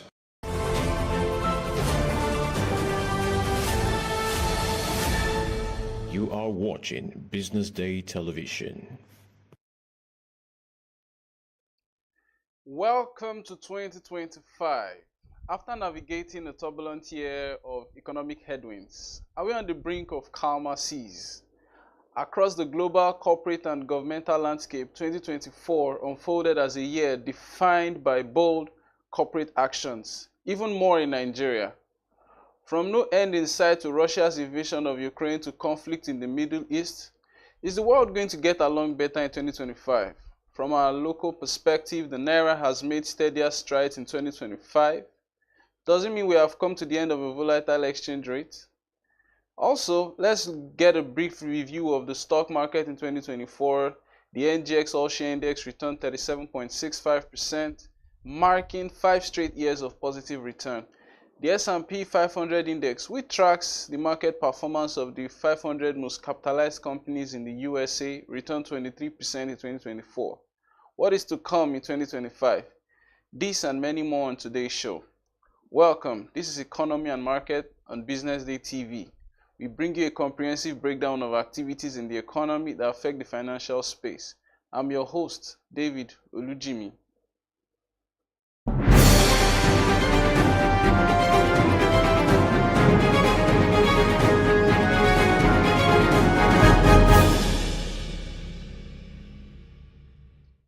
In 2024, the NGX posted a 37.65% returns, with oil and gas stocks leading the charge. Insurance stocks were also outstanding performers, as Suno Assurances was the best performing stock during the year, with an 877% return. Owando PLC returned 529%, while Conoil posted 362%. Transcorp also appeared on the list with a 402% return due to its share price reconstruction. In Africa, we saw the Ghana Stock Exchange being the best performing stock market in the continent, with the Nairobi Securities Exchange being the best performing in terms of US dollar, because this is due to the appreciation of the Kenyan shillings in 2024. Globally, we saw the S&P 500 return 23%, with Palantir, Vistra, and Nvidia leading the charge. This morning, we have Aditola Freeman, a financial market analyst and CEO of EZFX, who would break down some of these figures for us. Thank you, Freeman, for joining us this morning. Thank you so much, David. It's an honor to be here. I'm really, really excited. Yeah, so we saw the S&P index return about 23% in 2024. Returns driven by tech giants, just about 7 of them, and some energy companies. What's your take? Just give us a brief overview. What's your take on the global stock market in 2024? Like you said during the introduction, I believe strongly that the global stock market last year had some momentous turnarounds, all right, driven by technological innovations and, to some extent the drive for the AI clamor. So I think that it was a resurrected market. All right, to just put it simply, was a resurrected market because all of these moves began around middle of the year, June. All right, so I think that there's hope for even better strides this year. So what are some of the potential variables and factors that you think will drive the performance of the market in 2025? Beautiful question. So I think that this year, because AI, we are still on the verge of the inception of AI. All right, so there's still so much more to do, so much to be to discover, and AI is driven by technology, which means that chip makers and producers are going to see a lot more patronage. All right, we're also talking about automotives that are self-driven. All right, so that is also going to be part of the drives. And then I think that energy is going to be a major, major thing. As long as we're still seeing some instability around, the Middle East and some portions of Asia and Europe too. Tighter and more stringent regulations in Europe could also bring about, diversion of interest, all right, into some smaller economies like India, Vietnam, and the like. So I think those are going to be the major drivers on the global scale. Okay, let's bring it back home a little bit. So how do you think Nigerian equities market would be affected? Do you think that there's any chance that any of the shift in global happenings of 2025 would somehow seep into the Nigerian equity space? Is there any hope for any such happenings? Well, provided that we stay on track with some of the innovations that were discussed last year. All right, I'm aware that we have some drive towards AI, we have some drive towards technological innovation through the 3MTT program. All right, and the more technological advancements develop, the more the need for human resource. All right, Nigeria has a lot of human capital, so I think that we could be able to break strides in that regard. Our fintech industry is also going to see some increasing, transactions based on the fact that more and more people are getting involved in the labor market and requiring money to be moved around a lot more. I think another aspect is going to be energies, all right, but I cannot categorically say how that would affect us either positively or negatively. Fingers crossed at this point. It all depends on how well we're able to manage our sufficiency regarding energy, all right, and the refineries that we currently have on ground, how well we're able to manage them and prevent, more vandalism or loss of, crude oil, basically. Okay, thank you so much. Is there any index you're tracking in the Nigerian space or in the global space? Is there any such index you're tracking? Well, for index specifically, I think the S&P 500. However, talking about particular stock, I think one stock that I'm really particular about is the Nvidia stock, because most of the AI technological innovations are driven by chips or servers that are run on the Nvidia software, all right, and the hardware too. So I think that Nvidia is probably one of the major driving forces in the AI advancement, and their stock. If you check, 2024 was a very good year for Nvidia investors. Yes. And I think that will still continue this year. Blue chip makers are also going to give some really impressive returns, in my opinion, this year.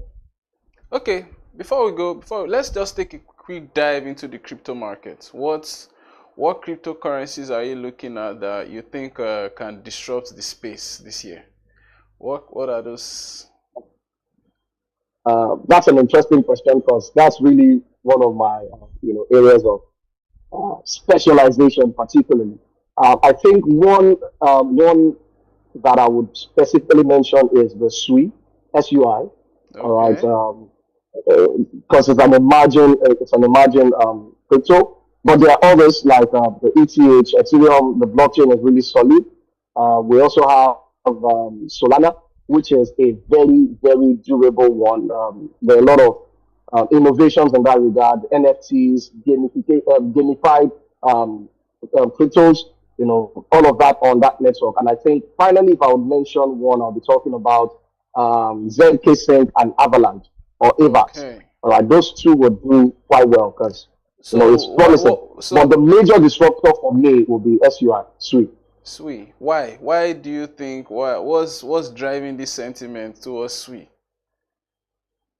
I think one of the main things that is driving it for me, as far as I've seen so far, is lower cost of transactions, and also the fact that because being an imagine chain has been able to grow so rapidly, so the promise is there for people to be able to say, okay, if I currently have this project on this particular network, or I'm considering the project on this network, understanding that lower gas fees and lower transaction costs would yield further, promises of adoption. So I think it's just a no-brainer for a lot more project developers to say, let's move on to the next best thing. Okay, so in that same line, what are trends we've seen from 2020? There was a period when NFTs disrupted the DeFi space. We saw Web3 adoption come up. Then we saw at the point meme coins came up. But now, what are some of the trends you think would probably mark the scene, the cryptocurrency scene this year?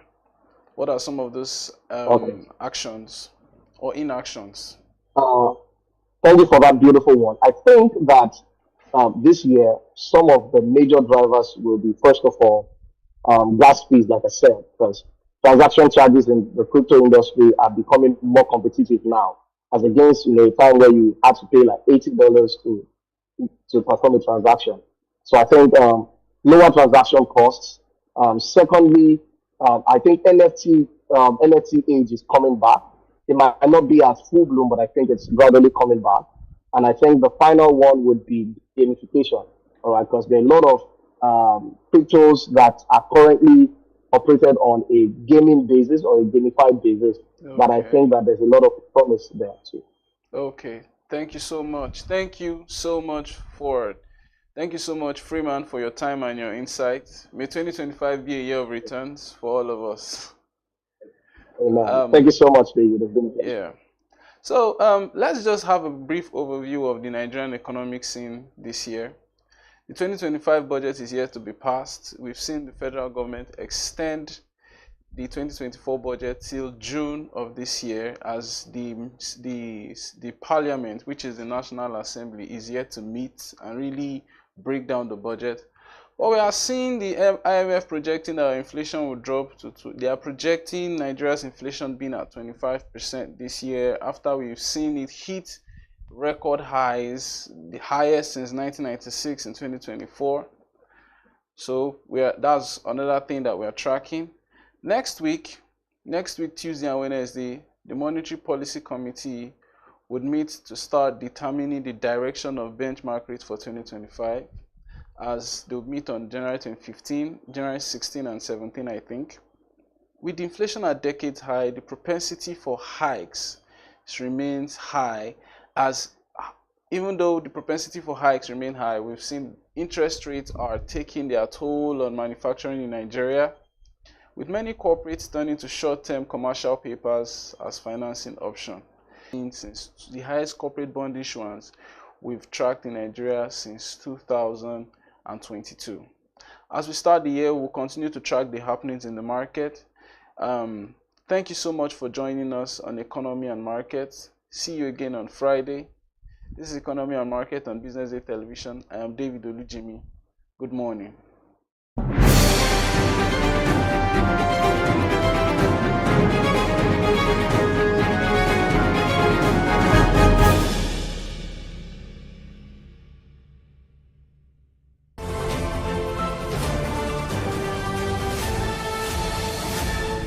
You are watching Business Day Television.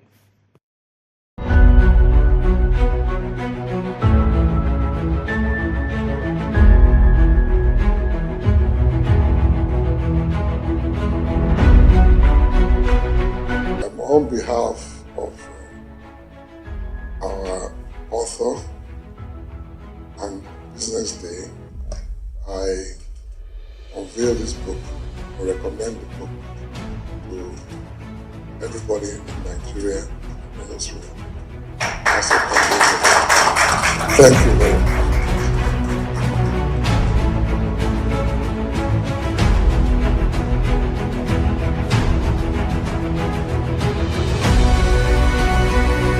I want to congratulate you, Femi, for putting this together.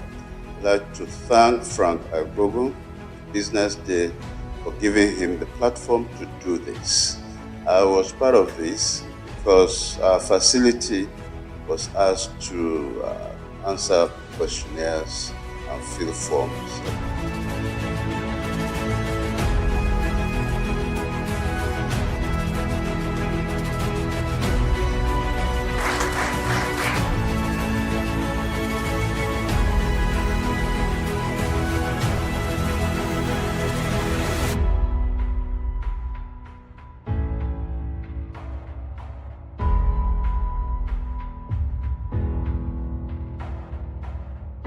There's a ferment in the Nigerian healthcare system. There are a lot of challenges, but there are also a lot of opportunities. And then the fact that the private sector is beginning now to take its rightful place. It's not now being seen as a competitor of government, but is beginning to occupy to create a larger footprint within healthcare itself in terms of funding, in terms of direct service provision, in terms of even creating the aspirations, and in terms of supplying the personnel. And that is how it should be. We are developing a customized health service, on both the supply side and the demand side, that should be fit for purpose in an environment. The supply side is moving fast, but without looking at the demand side and facilitating it, that is the access of the people who need to use the services. There's only so far they can go, or they'll be making investments that cannot be returned in the foreseeable future, and that is not right. People talk nowadays about patient capital. No matter how patient the capital is, that is waiting for a long time to get returns, those returns must be built into the system. That means somebody must be paying equitable amounts of money for the service that is being rendered. It doesn't have to be the person who uses the service. In fact, our aspiration is that it should be the people who are paying out of pocket should be reduced to like a 0% within the context of Nigeria. And yet, everybody who needs that service should be able to get it.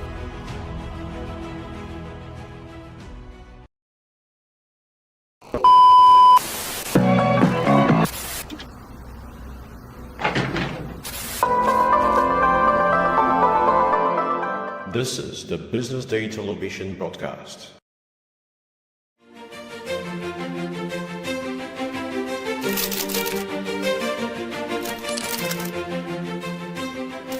I am, of course, a great admirer of the impeccable credibility, professionalism, and business savviness of BusinessDay. If you really mean business in Nigeria, start your day with BusinessDay.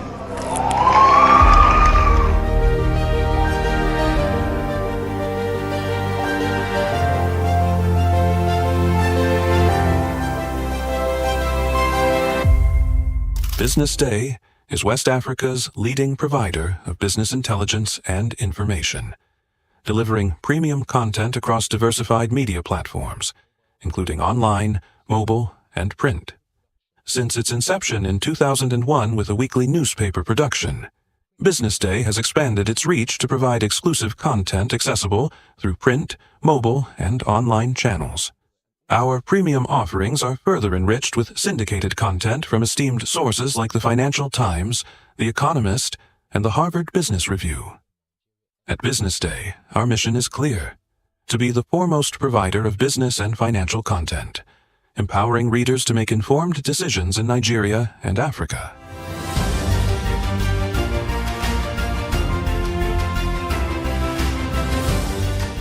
Since our establishment, we have been committed to delivering insightful, relevant, and accurate information about Nigeria's business and finance environment, while contextualizing the impact of global events.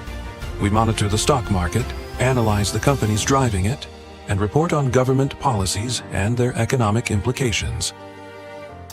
for being consistent in organizing these CEO forums for almost the last 14 years. I think this is worth commendation, and I think something that will encourage them to continue. From decoding market trends to dissecting economic shifts, we offer actionable investment ideas and serve as a compass for decision makers navigating complexity. Beyond headlines, Business Day fosters discussions on critical economic issues through impactful conferences and events. These platforms bring industry leaders together to share narratives that drive innovation and spark meaningful dialogues. Our events galvanize connections, bridging the gap between inspiration and achievement. For businesses seeking visibility, our strong digital presence offers unparalleled opportunities. With millions of followers across social media and a dynamic website attracting visitors from within and outside Nigeria, Business Day is the ideal platform to boost visibility for your products and services.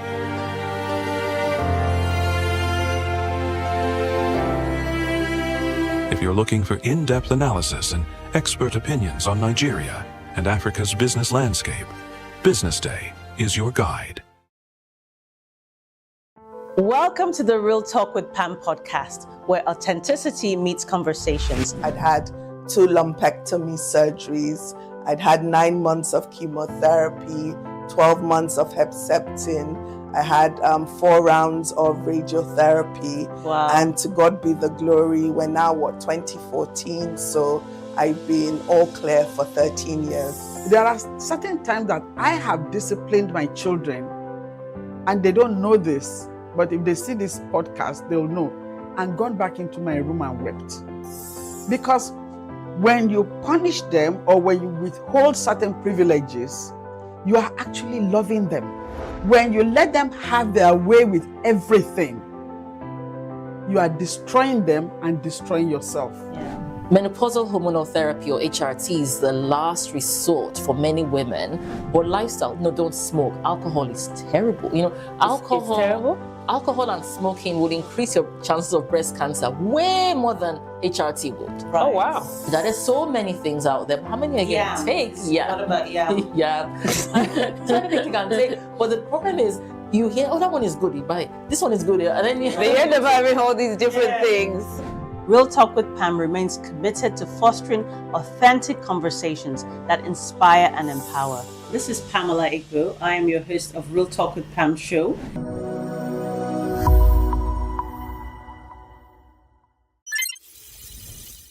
Attention business leaders. Want to make informed decisions?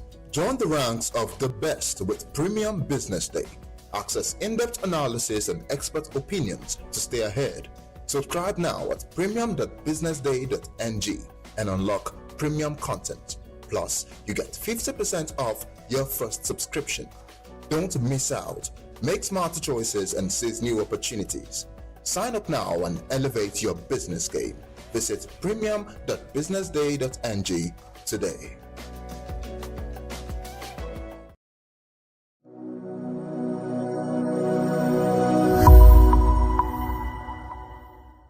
Hello and welcome to the Business Day special. My name is Elizabeth Musa, and today I'm seated with Pamela Egbo, the host of Real Talk with Pam, coming soon to your TV screens. And guess what? We will be talking all about our show today. Welcome. It's great to be here, Elizabeth. How are you doing? I'm seated literally on your show set. I know, I have goosebumps. It's amazing. How does it feel? Fantastic. It's been a long time coming, let's say that. So why did you start the show, Real Talk with Pam? Authenticity meets conversation. What is it all about? Right, thank you for asking. So I think it's one of those things where they say opportunity meets preparation. For many years, I've had a lot of friends say to me, Pam, you need to have your own show or go and talk on radio, you have the voice. Because anyone who knows me knows I like to talk. I like to talk. I'm one of those people, if I get into a room, I feel very comfortable going to anybody and just starting a conversation. I've always been like that. I can talk to anybody. And so I felt like, and also with my career, I've always had, opportunities to speak. But what's really in my heart is speaking about real issues that affect us as human beings, but particularly women on a daily basis. I know, think about Business Day. I know you guys feature a lot of great women doing amazing things in the industry, in the business world. But I feel like regardless of that, you still have women who are living lives every day, who are still mothers. They're still, some of them are going through health issues. Some of them have financial challenges. Some of them are going through just life is still lifing for a lot of people. So I was like, you know, we need to put a spotlight on that. I know that there are a lot of people who are talking, but I think particularly in Nigeria, I find that we have a tendency, maybe it's a cultural norm, not to be really open. You know, we're strong people, so sometimes we like to put up a front, or it's just natural. We just think, let us just suck it up and just get on with life. But I found that, you know, we are relational beings. That's the way God made us, to be able to support one another. And I thought that having a show where we can really be authentic, it's not about just talking for talking's sake, but really thinking about what are the real issues that women deal with. It's predominantly a show for women, although I might have some men along the way, but it's predominantly a show for women to be able to share their lived experiences and say, this is what I'm going through, this is how I've been able to overcome it, these are the challenges. Inspire one person, even if it's one person I inspire, that says, you know what, if she can go through that and is still standing, then I can do that too. So that's predominantly why I started this show. I'm very, very excited for you. I'm excited for this show. I'm just looking forward to seeing the conversations that will be stemming from this show, shining a spotlight on these conversations that could now lead to a solution to this problem. Exactly. Yeah. So who are the kind of guests we're looking to see on this show? You've already said that women. So do we have a sneak peek to the kind of women that will be?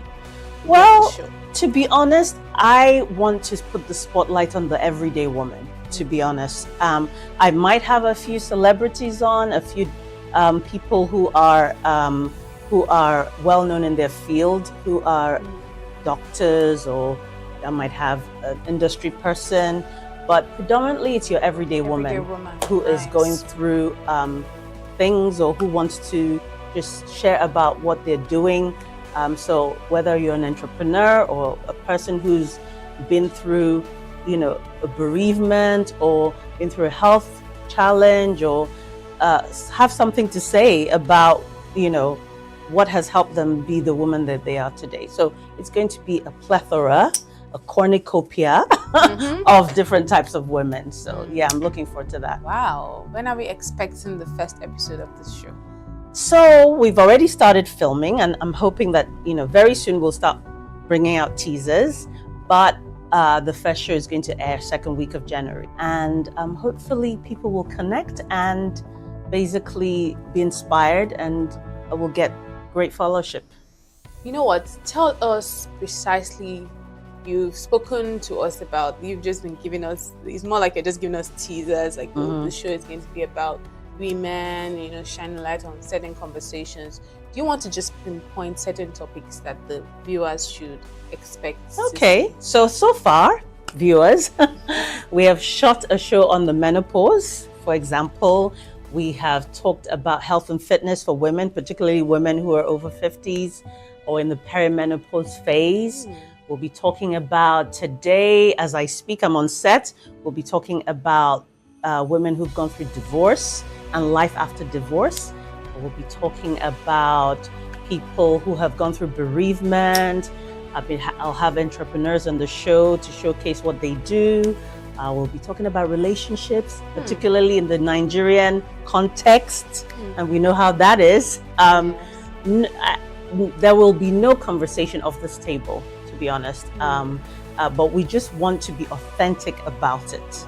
Not sugarcoat it, and nothing is off. Nothing is off the table. We're going to be talking about, you know, dating. We're going to be talking about sex, but not in a sleazy way, obviously. But yeah, real issues that affect real people, flesh and blood. Yes. So how do you feel at the end of every show? So far, so good. you being able to shoot some episodes. How do you feel? Amazing. I feel great. I feel like it's a calling of mine. I think it runs in the family a little bit. My sister was a journalist. I don't have any formal journalistic training, but I think it's a passion, and I'm hoping that that passion will shine through, of wanting to just be real and help other people to be real. That if that is the thing that I achieve, then I'm happy. And I think you're doing very great. I think I'm also inspired for. Should I be saying this year? Because people will know, like, it's like she's seen a few episodes. Because I mean, I've seen a few of the episodes that you've done, and they're really amazing. And I can't wait to see how the audience, how the viewers that Real Talk with Pam will get. I can't wait to see how they accept this show. But what do you want to tell the viewers as we close?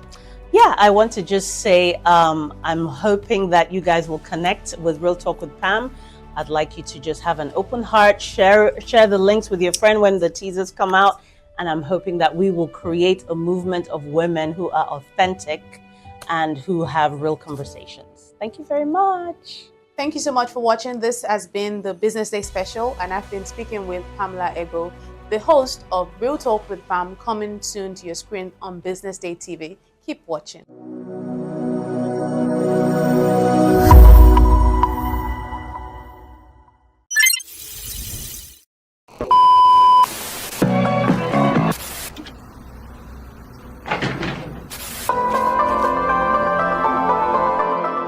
This is the Business Day television broadcast. Lagos as the deputy head of mission and head of economic section at the German embassy at Hanoi from 2019 to 2022, and the deputy head of mission and head of economic section at the German embassy at Seoul from 2016 to 2019, and also has the head of division for German personnel in international organizations foreign office at Berlin from 2013 to 2016, and as the deputy head of division for climate and environmental foreign policy, Foreign Office, Berlin, from 2011 to 2013. Distinguished guests, ladies and gentlemen, let's please receive him with a warm round of applause as he comes up for the welcome address. Thank you. In SMC, I take mostly undergraduate students, and we are having less and less students offering and opting for print or broadcast journalism for obvious reasons. They don't pay much compared to those in PR and advertising. And I think it's something to keep very much in mind, because this is the future, and if the future fellows who are studying communication are not going for these two areas, then a lot needs to be done, and done very fast for that matter. I think we should go online to Ms. Mausi. Ms. Mausi, your opening remarks, please. Thank you, moderator. I hope you can all hear me clearly. Loud and clear. I want to thank the Business Day Foundation for this invitation, and to apologize, as I have done to them in private, that I cannot be there in person. And moving quickly to my opening comments. I mean, there's very little that can be said beyond what the previous speakers have said. My focus is on the media and human rights. And Mr. Tayo Yetibo, the learned SCN, basically stole my thunder. He said everything that I would have wanted to say, but perhaps a little bit of an emphasis around international law and how much it protects not just journalistic privilege, but the work that journalists do, the role that they play in any society. Now, what underpins this privilege and the role that the media plays is the freedom of expression. Freedom of expression is the right of every individual to hold opinions without interference and to seek, receive, and impart information and ideas through any media, regardless of frontiers. So freedom of speech and freedom of the media are encapsulated in this right. And just, a little bit more on Article 19 of the International Covenant on Civil and Political Rights. which is also basically borrowed from the Universal Declaration of Human Rights, you would see that much of that content is also what is reflected in our Constitution. Now, what is clear is that this right is one of those that is not absolute. The learned SCN had made that point, but I wanted to emphasize it. Thus, it permits regulation or limitation on the enjoyment of this freedom because of the dangers that that is posed by extreme views, false and fake news. We're all aware of what's happening online and in real life, as well as hate speech. Finally, the true test really is how to ensure high quality journalism and a safe space for civic dialogue without compromising the core elements of freedom of expression, not just in the print, radio or television media, but as well on social media. And I'll leave it there. All right, thank you very much, Ms. Mausi. I'll have Chijioke make his opening remarks, and then we'll come to Deji. We'll just back and forth like ping pong. Thank you. And good afternoon, everyone. Good afternoon. Once again, thank you to Business Day for putting this together. I think the conversations have been extremely insightful, and I've personally learned a lot sitting, in the audience and listening. I think for me, I think we need a reality check, as an industry. First and foremost, we're a business, so let's never forget. We talk about journalism and the rest, but if you look at the industry, they are businesses, and they are not immune from what is happening in the economy on one hand, and also what is happening globally, whether we're looking at how the traditional media revenues are declining, and it's a reality. Traditional, if you look at print media in advanced countries like the US, you probably see, was it a 21% decline last year? And it's the reality of your business, right?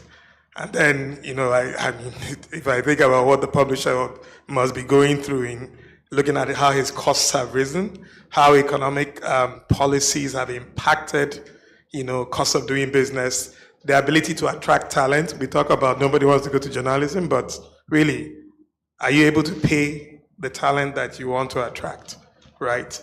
We talk about, your need to innovate. I love the statement you made, sir, about analog thinking. And the way I think about analog thinking for me is, right, I need to be able to let go of what has worked for years. And to be honest, it's a structure that has worked for years. Print media, I grew up reading newspapers. So yes, it was a profitable business, but now we need to pivot, we need to innovate. And then while we're at it, we also need to start thinking about the gender disparity, again, in the industry itself. And, I saw some data somewhere that the male to female ratio is 4:1. And then when we talk about leadership positions as well, the implications. So there are a lot of things that we need to start thinking as an industry to say, are we really moving with the times? Do we understand the reality of the changes? Are we able to pivot? Are we able to adapt our business models? And even for the journalists themselves, how do you reinvent yourself within the current realities? So, and I'll probably talk a bit more around, the journalists of the future and how you can future-proof yourself. But I'll stop for now. All right, thank you very much, Chijioke. Deji, how are you? Please, your opening remarks. Okay, thank you, Tayo. I think I would like to start by saying thank you to Business Day for putting this together. It's been a great learning experience for me. And the breadth and the width of the discussions, from the legal aspect to the context that was said by the keynote speaker, which I would like to thank personally for putting the entire journey of the media in proper context and the good and the bad events that have happened. And it's important we take these things into cognizance when we are planning what we want to do for the future. It shows that we are not static, we are an ecosystem, and that this ecosystem is growing. We need to take stock of the growth and what has happened positively and what has gone well, and start to embrace new behaviors that will take us where we need to be, especially as businesses.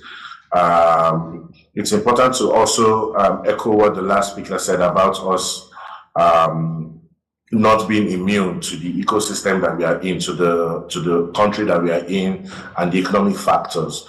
So we do not exist in a bubble, and many times we want to solve our problems in a bubble. So it's important that we know that we need to talk with other people, other factors and stakeholders in what we do. For example, we're talking about creators. Creators are meeting, there are conferences held, there are discussions about the creator economy, and many times you don't see journalists there as if we we're part of that same economy. And when we hold our own conferences, sometimes it's the same way. I think we need to build more bridges. We need to have more frank conversations. We need to talk about the responsibility of mass media. And then finally, I would say we need to be pragmatic about the way we experiment around our revenue. We need to, like the keynote speaker said, build our business models around what works, not assuming because something didn't work 10 years ago, it won't work now, but we need to experiment. We can't build a castle around past experience because factors change, time changes, technology catches up or opens new opportunities, and we need to be very, very pragmatic about that and focus on the public interest of the work that we do. So I think that I'll stop there as my opening thoughts. But again, thank you to Business Day for putting this together. It's been an interesting discussion so far. Thank you, Deji. So I'll go on to Muyiwa and then finally Publisher. Hello, everyone. So I came here today hoping to learn more than I shared, and I think I've learned a lot. I'm coming from the new media perspective, and echoing the thoughts of DG here about bridging the gap, I think is very important to bridge that gap. The media business, like Chijuke said earlier, is facing an existential crisis, right? Deep in revenue, and even the business model is no longer sustainable. And then while we're trying to grapple with that, everyone is affected, whether you're legacy media or you're new media. And then as we're trying to grapple with that, artificial intelligence has come too. And then we're also, trying to catch up. And then I see a lot of resistance in that area, particularly in legacy media. I was at a conference in Kenya, I think last month, and you could see how much resistance, there is to adopting artificial intelligence. And the truth is, AI is here to stay. And there's a common saying they say in the space, which is artificial intelligence would replace you, but the person using artificial intelligence will replace you. Like if I want to recapture that in the concepts, the context of where we are, I could say, the publisher using artificial intelligence will replace you. So we have to start having those conversations about how do we use artificial intelligence to increase capacity, volume. Even explore, business models, revenue models, and still kind of keep all the ethics of journalism in place, transparency, objectivity, accuracy, and all of that. So I'm hoping that I can share some of those insights. Thanks for having me. Thank you very much, Muyiwa. Publisher. Thank you very much. Ladies and gentlemen, welcome. Two things keep me awake every night. First is how to get our people to build more relevant content.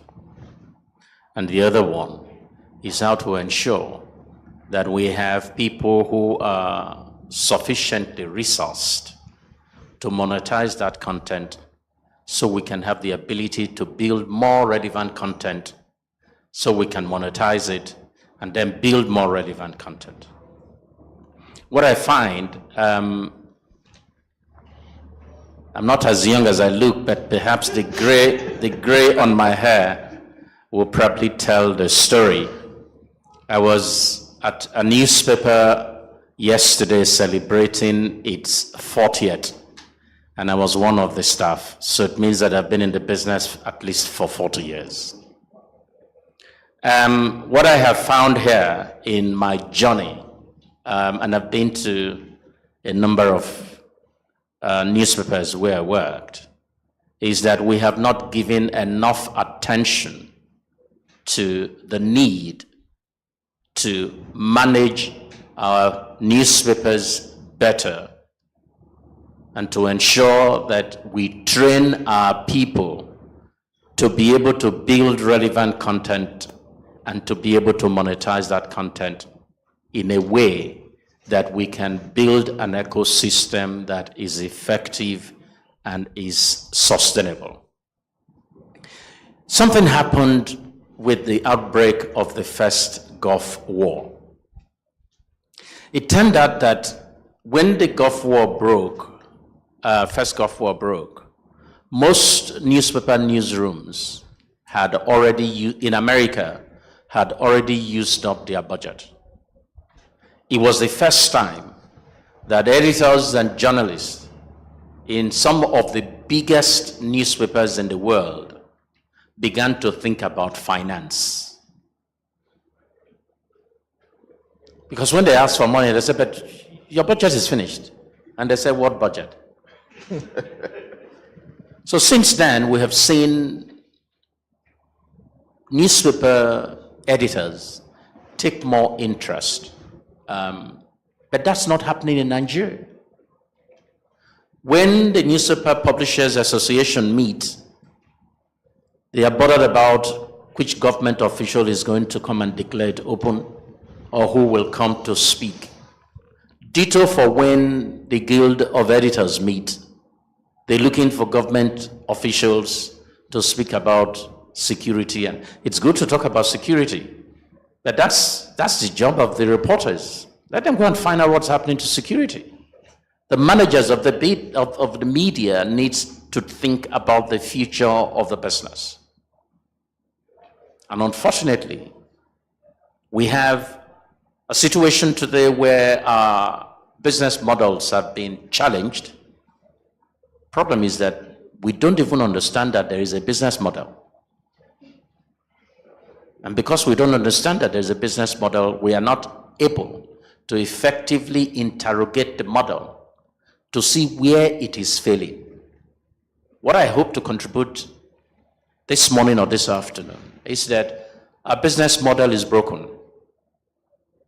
And around the world, newsrooms are beginning to adapt to the changes, refining their business models or creating new ones to ensure sustainability.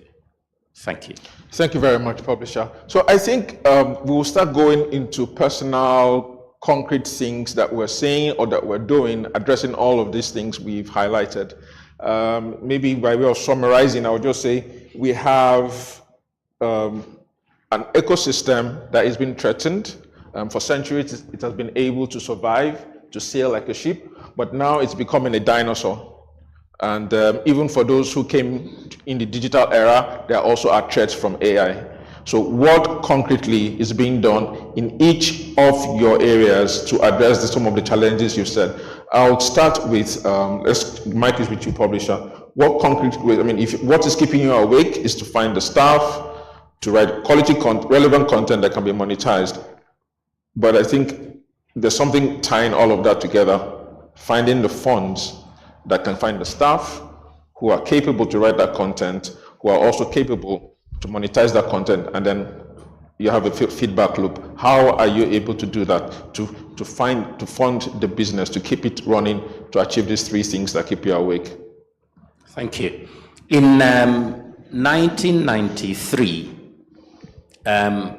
when I was editor of a newspaper, I attended a program in Cardiff, at the Thompson Foundation in Cardiff, for 10 weeks. And it was a course on the editor as a manager. It was the first time that I was introduced to the concept of the editor being a manager. I recall coming back and writing a 4-page report to my bosses. It was simply dismissed. The question and the debate was, where is the place of a newspaper as a public service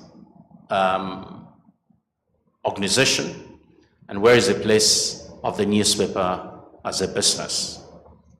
The understanding that I came back from Cardiff with was that yes, the newspaper is for public good, but where it cannot sustain itself as a business, it cannot fulfill that public good duty or obligation.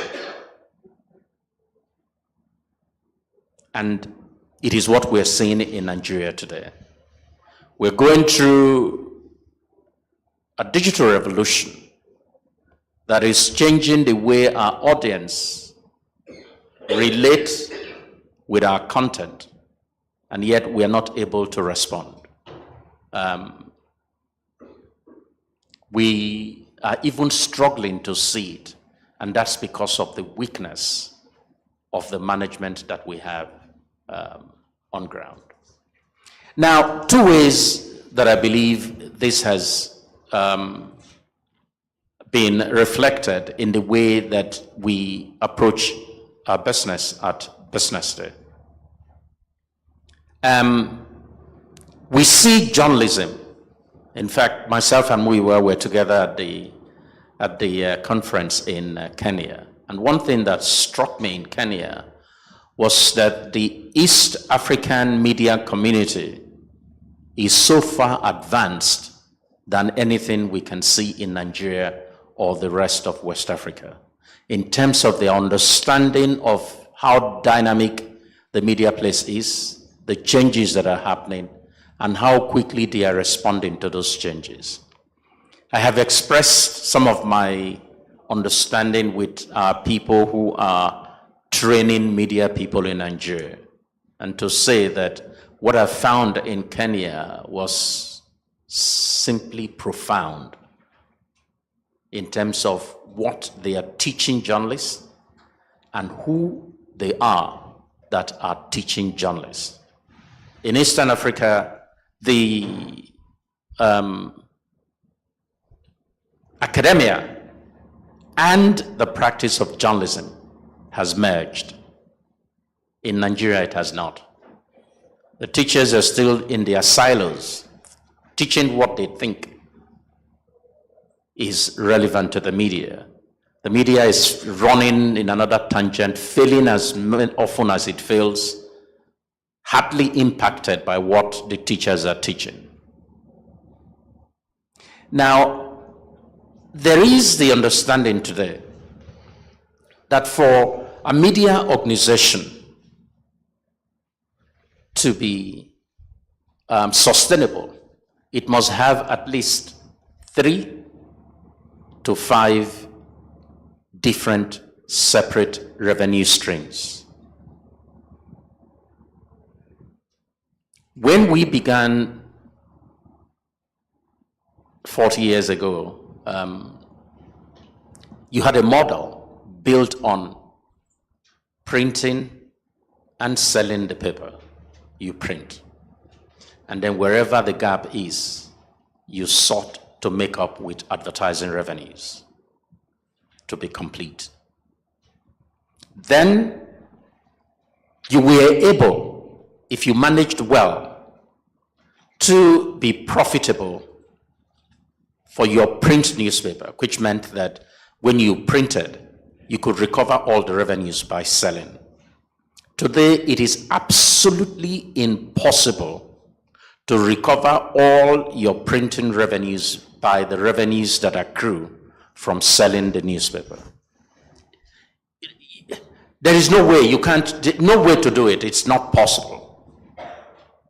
It cannot be possible, especially in the Nigerian environment, where a ton of newsprint today is about 2 million naira. That ton was sold for 20,000 not too long ago. And so today you have a situation where BusinessDay, I think, has the highest cover price for the newspaper in Nigeria. But it cost us near 600 naira to print one copy. That's not even adding the cost of distribution. By the time you add the cost of distribution, it is not of 600 naira. So how do you survive in that environment? Which is why the recent studies on sustainability suggest that you must have more than 3 or at least 3 revenue streams. So first is to understand, for the journalists or the media, what is a revenue stream? How many revenue streams do we have, and how many more can we have sustainably to be able to pay our staff their salary? Is the minimum you can do. And there is a lot more beyond paying salaries. We talked about training a while ago. Traveling.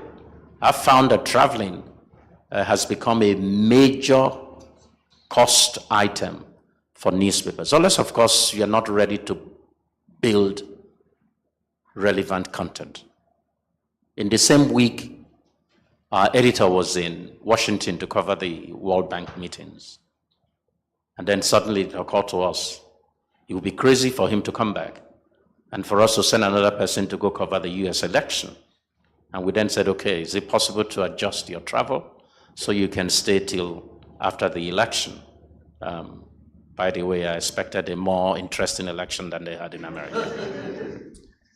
Anyway, and then our staff was in Johannesburg for a training. And then there was a mining roadshow by Nigeria. And we said, yeah, you can't just come back after the training. You need to stay until the mining conference is over. This costs money. You have to spend money to buy a ticket to put someone in the hotel. And that's the minimum you need to do to build relevant content. Nigeria is in a frenzy to attract investment into mining. I think we've absolutely failed as a nation with our oil resources, and we're now hoping we can do it better in mining. But you can't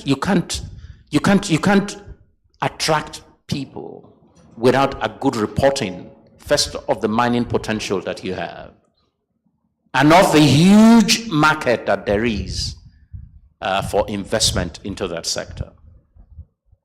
So that's a challenge today. Just understanding that the media is a business as well, and must be a business for it to be able to discharge or to deliver its obligation in the way of public good. All right. So I think some points you've raised, Deji can also, because you're sitting across the table from a publisher of a legacy newspaper who needs funds. What are you finding, and how do you select, how do you support, knowing the list of, the litany, the list of problems that they're facing? What are you finding? What are you seeing in funding and helping media publishers? That's a great question, Tayo. At MDIF, the Media Development Investment Fund, we are an impact investor focused on independent media in places in nations and locations that struggle with press freedom issues. And so almost everywhere we work, it's never an ideal situation. However, we do have a list, we do have guiding principles that determine who we fund, how we fund, and who we work with. So first of all, as an impact investor, the most important thing to us is the impact, which means your vision for independent media must align with ours. It must be evident in your content. It must be evident in your antecedents, in your stances, in your editorial philosophy and policy. So that's the first thing. You must be clearly and evidently a public interest and independent platform. Then we look at the potential of what you're doing, and we can now start discussing the purpose for your raise, the kind of funding you're looking for, because we're a conventional funder. We don't do grants, so we do investment. So are you looking for a loan, or are you looking for patient capital, which we also do? So what we do is we look at your impact, and then we look at the purpose, and we look at the vehicles that we have. We have some higher risk vehicles, and we have some lower risk vehicles, because a loan, no matter what happens, has to be paid back with interest, even though our rates are a lot more favorable than what you will find in conventional banking. But we do not just stop there. We provide, as a staple, continuous technical assistance and advisory for all our clients. So what we're doing is we are providing patient capital and technical advisory. Yeah. But the important thing is you must be a viable business.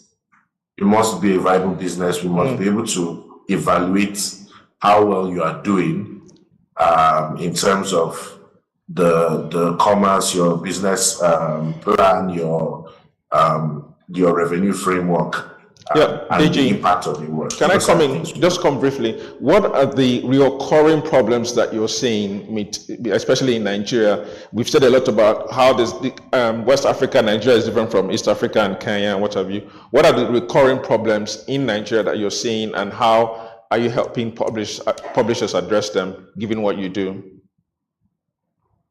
Yes. So we discovered after a while that the people who who could measure up to the criteria that we had weren't that many in the places we work. And so we decided to create special programs like what I lead here in Nigeria, called the Nigeria Media Innovation Program. And the idea is to provide support, help people grow, help organizations that are struggling, give them some breathing room to experiment with different resources, whether it be finance, grants, and of course, technical advisory and consulting, to experiment around the work, how they are running the organizations, and how well their operations are run. And we've seen, and this is very important because we've seen a lot of issues in this space. Like we've come from a very adversarial framework where a lot of us in the profession are drawn by the public good of the profession. However, many of our editors did not plan really to run businesses. And so the way we set up our media houses sometimes, we don't take into account the legal frameworks and protections we need to put in place. We don't take into account the revenue burden of the space, the salary, and the economic risks of the countries that we operate. So these are problems that we've seen. And finally, I think I'll say this finally because it encapsulates a lot of what I could probably jump into, which is strategic planning. A lot of strategy has to go into running a viable business, especially with our own goals and purposes, because the moment you decide to be a media entrepreneur, you've chosen a path that is not the most easily threaded path. If you were just running for profits, a media house is not the first business you would think about. Exactly. However, it can be done well and profitably, but you have to do that strategic. Okay. That's all. So maybe I'll go to Chijioke now, who's basically, you're consulting, you're into strategy, you've done reports on the media landscape. How can you speak to the concerns of both the publisher and Deji? Yeah, and I think, absolutely loved your inputs. And I think in the first instance, the way I started was, first and foremost, we're a business, right? And if you look at it from the perspective of Nigeria, and I'm going to start from Nigeria and the reality of the Nigerian economy. I love the point that you made about strategy, planning, and the rest. But nobody planned for the past 18 months or the past 1 year in Nigeria. The best businesses that we've advised in Nigeria have all struggled with the reality of harsh economic realities of operating in Nigeria. And, we must face that reality and then ask ourselves the first question of, as an industry, what are we even doing to protect ourselves? What are we even doing to, first of all, even engage with the government? They talk about the economic stabilization bill. Many of the different industries have gone to present the reality of their operations and how they must be considered. Why has the media industry not done that? You haven't created an environment where there's significant local substitutes for the inputs into my production process. And yes, I'm producing newspapers, right? Which would be the basis of which I engage with my customers. But, those costs have risen astronomically. And we need to be asking ourselves as an industry, have we even tried to engage to say, what can we do from a stabilization standpoint? Government, let's hold that government accountable, because you want us to report, I like the point you made at the mining industry. How am I going to be able to report the mining industry properly when your policies have even impacted my business to an extent that I can't even run? And that's on the one hand, right? On the other hand, it's hard to say, but I think Deji mentioned it as well, that we are not traditional business people.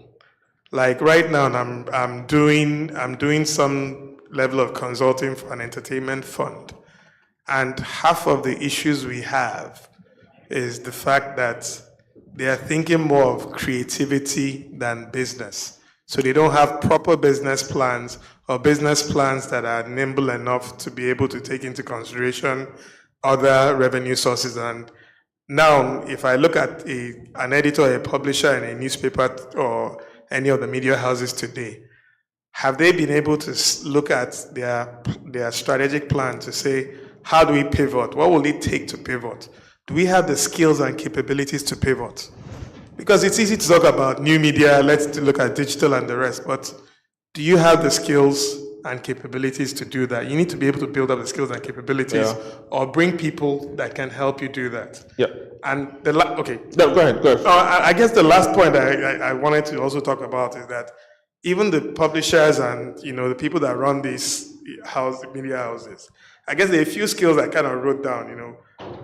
Apart from understanding, having the right business skills or hiring the right business skills in this period, multimedia storytelling, data analysis, audience engagement, understanding emerging technologies are critical skills you need to build to be relevant in this new economy. I'll stop here. Thank you, Chijioke. So I think now I'm going to go to Ms. Mausi and Dr. Egbunike, because I think both of you can address two issues that have popped up. The people, training the staff. You've said your students want to become creators, influencers, PR, rather than be journalists. And you've heard the publishers here, you've heard the funders here, and they're saying, look, where do I find those people with those skills? So is it that there's no connection between the media and the academia about what skills are needed? So that's one question for you. For Ms. Mausi, I would say is, even though they want to be influencers, even though they want to be creators, and that's the reality, but how about the understanding the ethics of their profession and how the, human rights cannot be absolute? I think maybe you can put in that, you can speak to that also when Egbunike is done. Yeah. Okay, so I'll just give a practical example. Before moving to Pan-Atlantic University to teach, I was working as an independent, for independent media organization, multilingual independent media organization. But we are 100% online. And COVID was one of the most interesting and the most, for us as an organization, because that's when we did the greatest amount of job more. And why was that possible? It was possible because we were able to fall back on the skills of many people. During COVID, no one went out. There was a lot of time. And we now started tracking the media ecology of COVID around the world from a perspective of as journalists, and that's just journalism. Why was it also possible to do that? Because that organization which I worked for, there was so much collaboration between industry and also those who are in the academia. And I think it's something that is really, there's so much disjoint, so to speak, within the Nigerian media industry. Because there's nothing that stops, I don't know, for instance, 2, 3, or 4 or 5 years ago, there was a Belt and Road Initiative. What is that? What is the impact of that initiative within Nigeria? No one has that data. No one has been able to do that. And they are looking at now getting, precisely because we don't see that connection, so to speak, between, it's just following the case system, go report, file a report, get the thing done, and so on and so forth. Research and data is a fundamental aspect of journalism.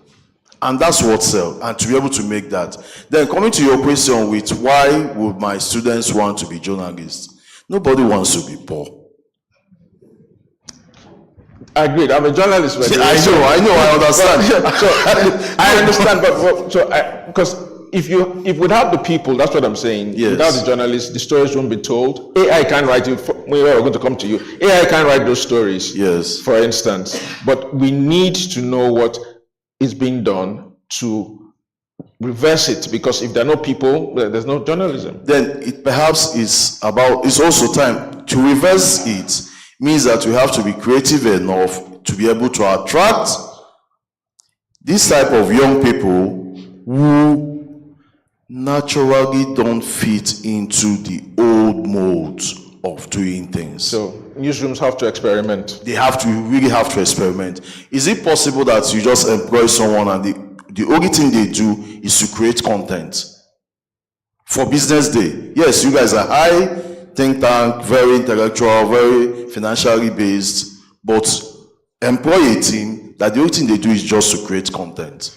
And you will see the difference. Perhaps it might not work, but perhaps it might even work you might be very, very impressed. And that's what is happening across boards with most of these young fellows. They can be able to do 1,000 things at the same time. And with that, there will not be that so much pressure to tag themselves as journalists, but they are doing what they want to do. All right. Okay. Ms. Mousy, how do we help this new breed of journalists or wannabe influencers, creators also understand that there are ethics to their work, to their writing, and a social media account isn't a check to write whatever you please? I mean, the space that we occupy, whether as journalists, as human rights advocates, or or activists, if you like, is a contested one. Yes. And it behoves on us that we ensure adherence to rules and ethics of the profession, whichever side of the divide we find ourselves. It is the business of exposing what those who are committing abuses or crimes would like to keep covered. And so if you're doing that, there are a number of things that you must do. Basically what I would tell my own team when we go out. One, the truth is your friend. You must stick with the truth. That is the absolute foundation of this work. And that requires you, finding the truth requires you to ensure that there is rigorous fact checking. Credibility. You must check your facts, you must check your data, you must check your statistics. You can't go out and spew out rubbish. You will not only be attacked, you can be prosecuted, because as I said earlier, these rights, the freedom of expression is not an absolute right. There are regulations, there are standards, and if you are not telling the truth, you will put yourself in trouble. The truth is not just a weapon, it is your defense. If, for example, you are prosecuted for defamation or for libel, which again, is again another contested one, defamation should not be a crime. But if you are, your key defense is that you are telling the truth. Yeah. And how you ensure the truth is by making sure that there is not just rigorous fact checking, there is rigorous editorial process. And I think this is what is lacking with new media.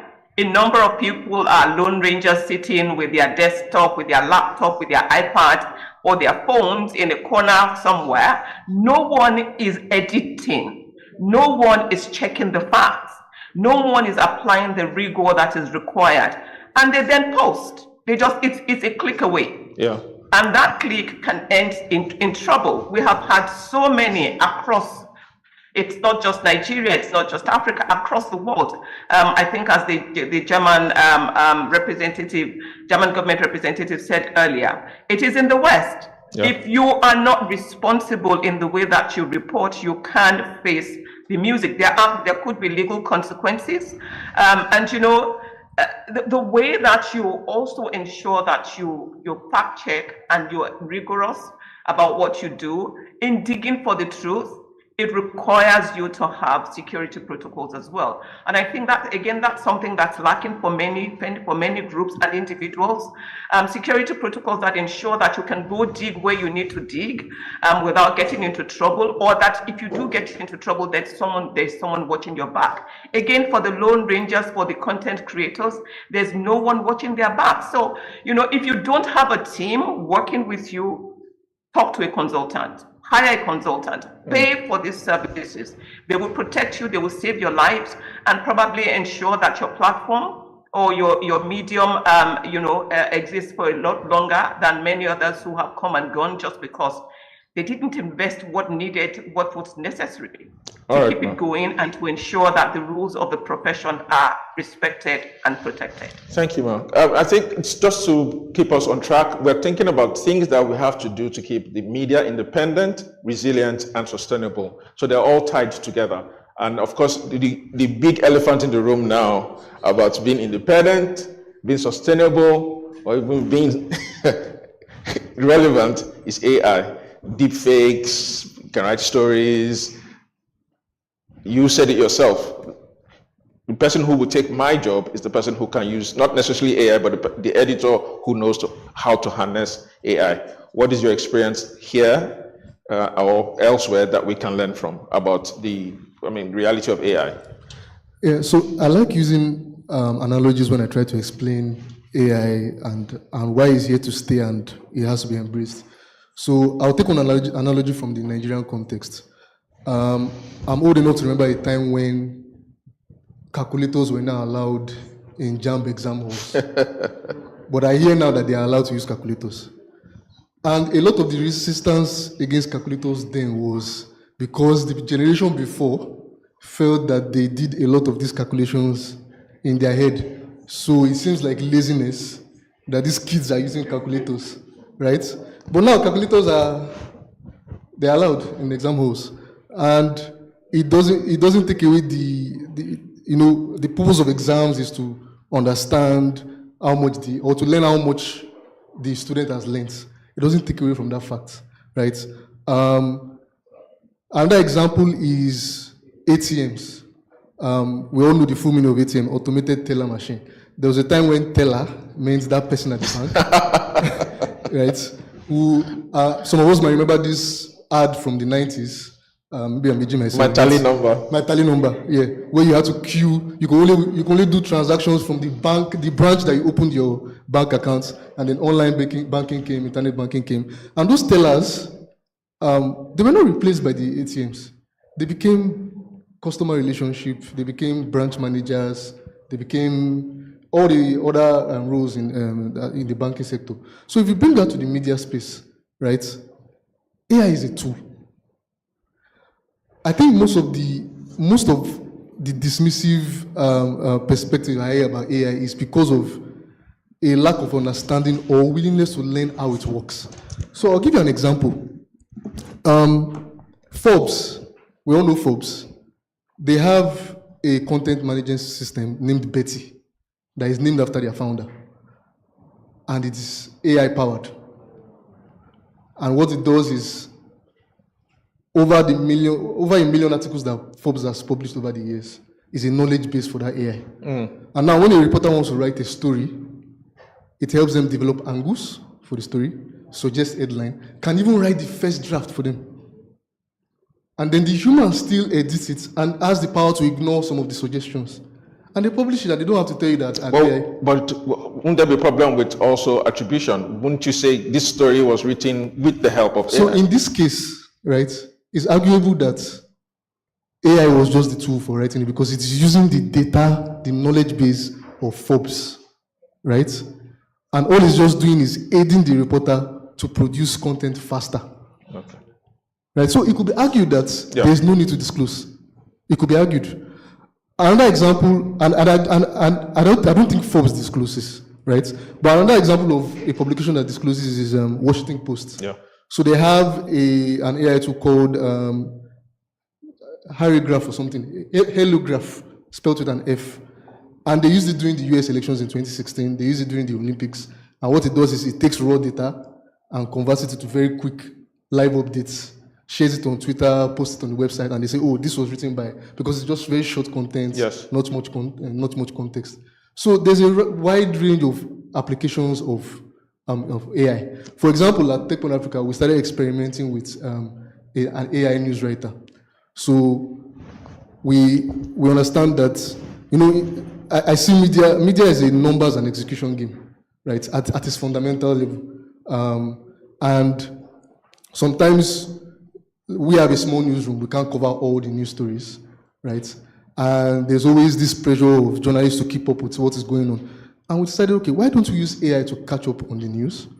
And then they can then write the deep dives or the insights, following up that news. And so the AI is taught to output the news in the format, in the tone that we have, and then search through our previous content to provide context, and then produces it for the human editor to edit. Okay. And then he edits it. And then, of course, we put transparency here that, oh, this was written by an AI tool, right? But that way, we're able to build capacity. We're able to... Yeah, so, but what I want to know is, are you teaching people, your reporters, to do this in-house, or you can hire graduates back to PAU who are AI ready? Yeah, I'll be careful about hiring young people who don't have any knowledge of the media, like interns, because... So training, there's a need for training. Yeah, you train them, and there still has to be a human editor at the end of it. Ensures, Yes. Fantastic. Okay, I'm not going to push, I think, the public questions in the audience, and yes, there we go. So I think there's a roving mic, and we will take from, I think, rounds of 2 per column. And then we'll take, please, and then, wow. Don't forget this one. No, so we're taking, so it's how, okay, so we'll, so we'll do it this way. We'll start first batch of questions here, 1, 2, 3, 4, and then we'll take another, questions here, and then we'll do that. So the first 4 questions here. Please. From me? No. One question, please. One question. Yeah. It's one question. Yes. Before anybody asks me about question on my own presentation, I want to quickly ask my own. When the keynote speaker was talking about media, that do we want to practice as a vocation or a business? Now, because I established a radio station, and I want to put the question to him. Can you operate a news medium otherwise than as a business? That's my question. All right, thank you, sir. Please, we'll take the first 4 questions. The lady behind, the 2 ladies, and then the gentleman there. Thank you. Thank you.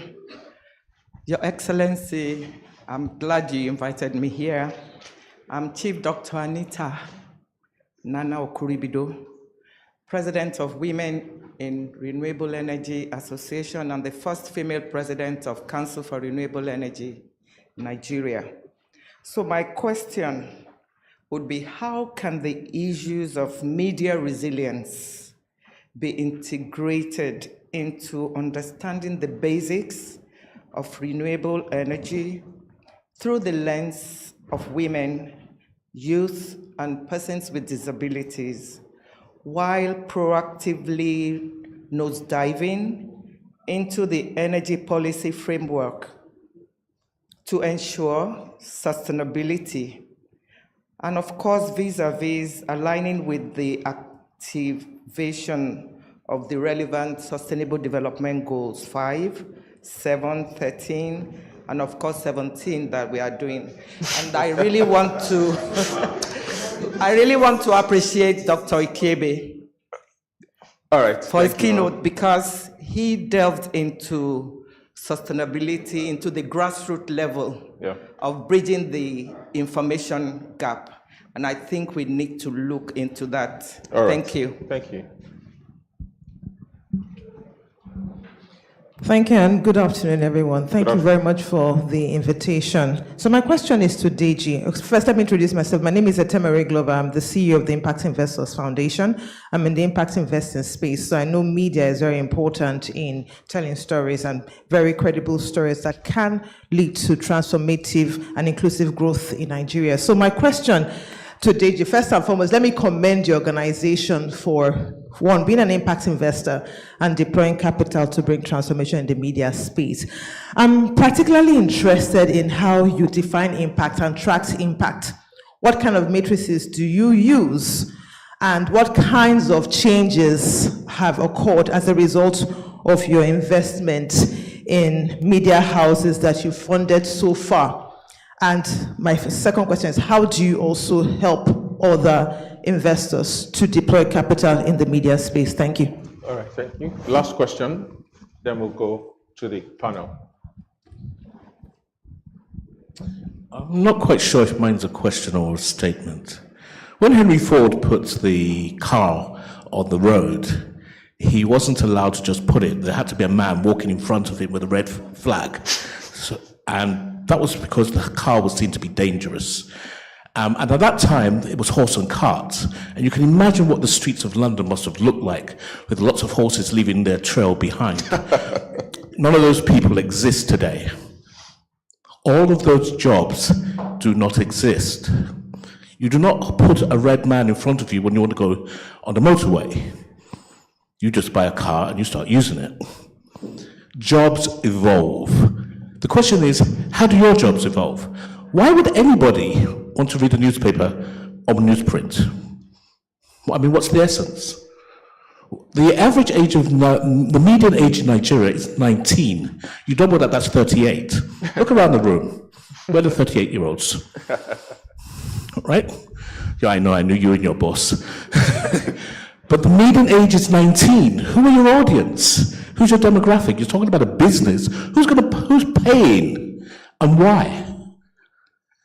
And the thing that you also need to understand is that it looks like journalism is a worldwide business and it works the same way everywhere. It doesn't. Journalism is local. In the 80s, I used to go to Toronto quite a lot. And one of my business partners used to ask me, Adi, what's new in London? And one day I told him that, we're giving away free newspapers at the Underground. And the next time I came back, he wanted to do that business because that business wasn't in Toronto at the time.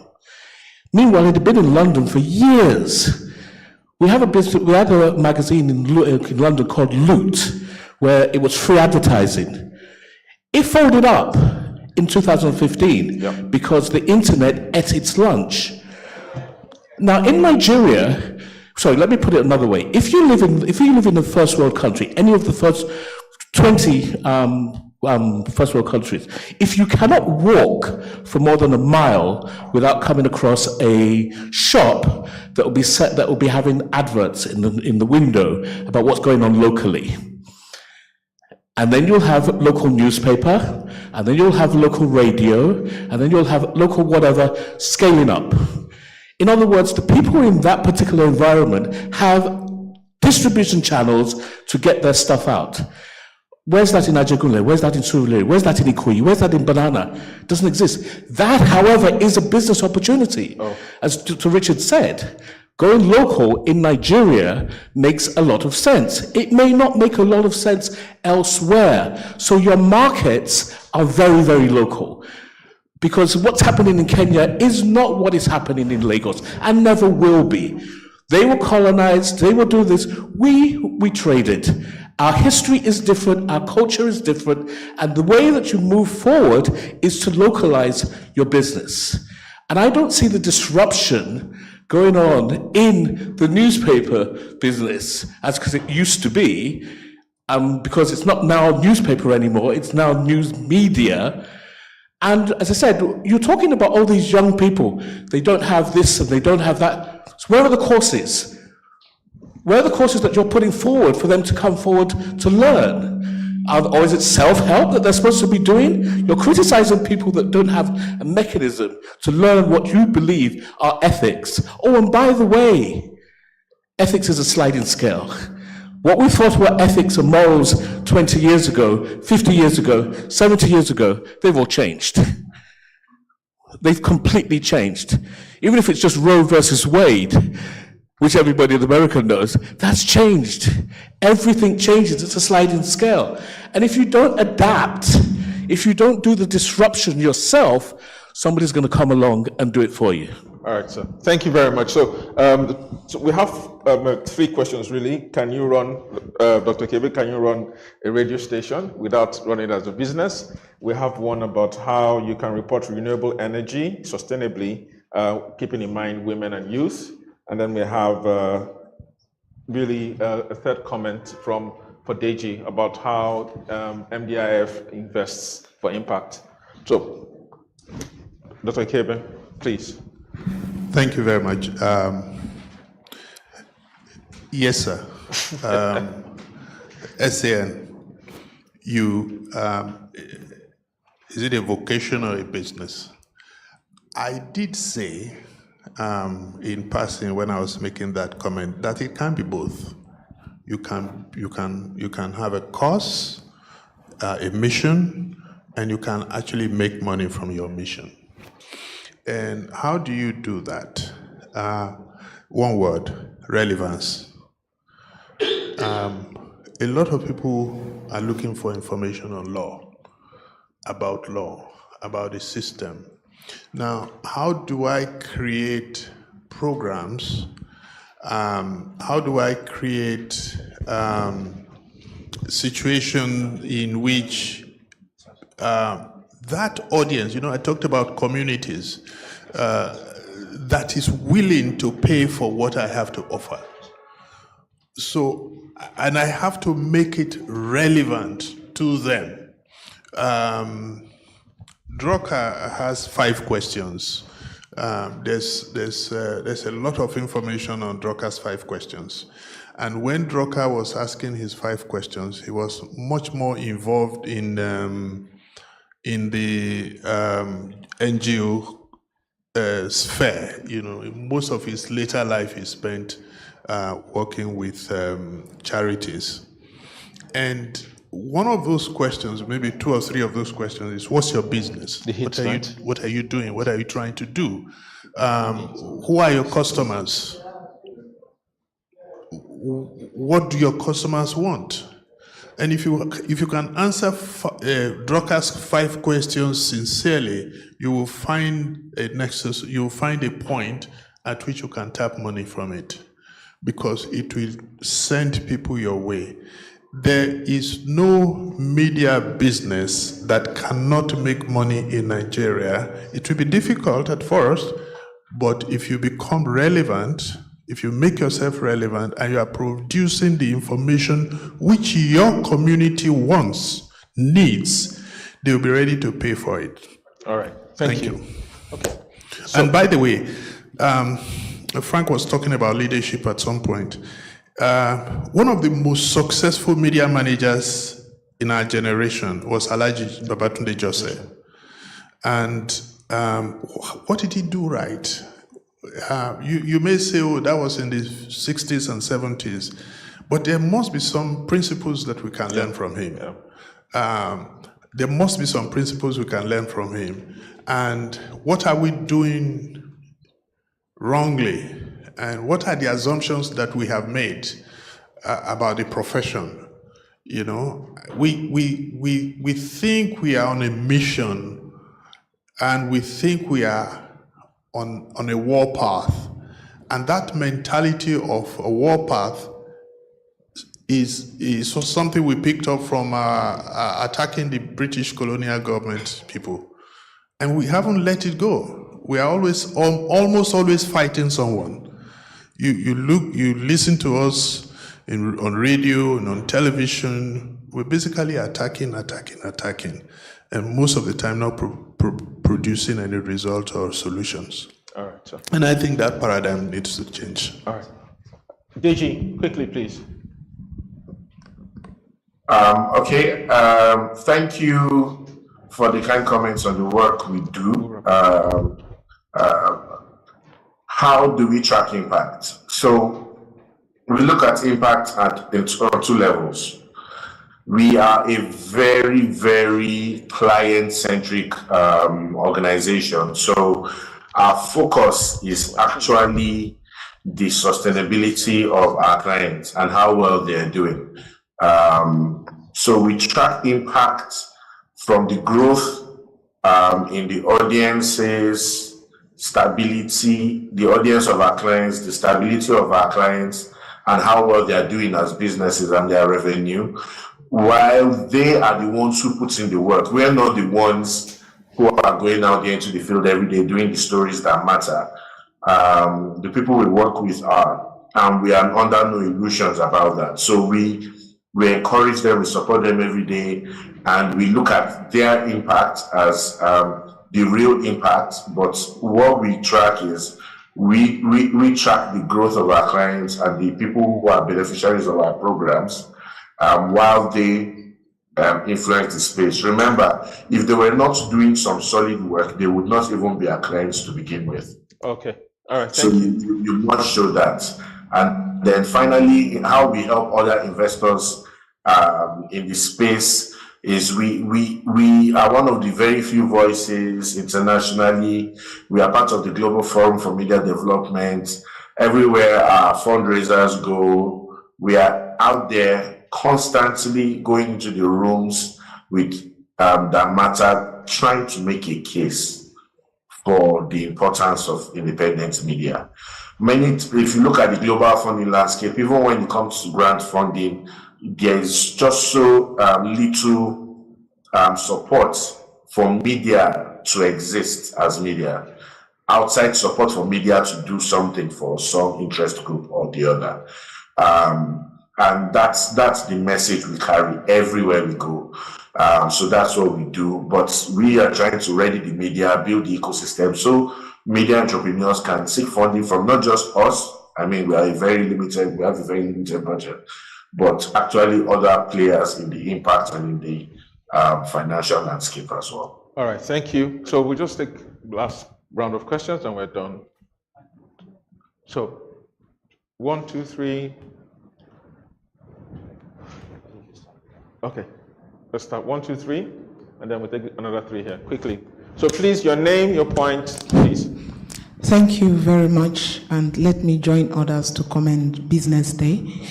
My name is Abigail Ugweze-Ndisika. I'm a professor of mass communication.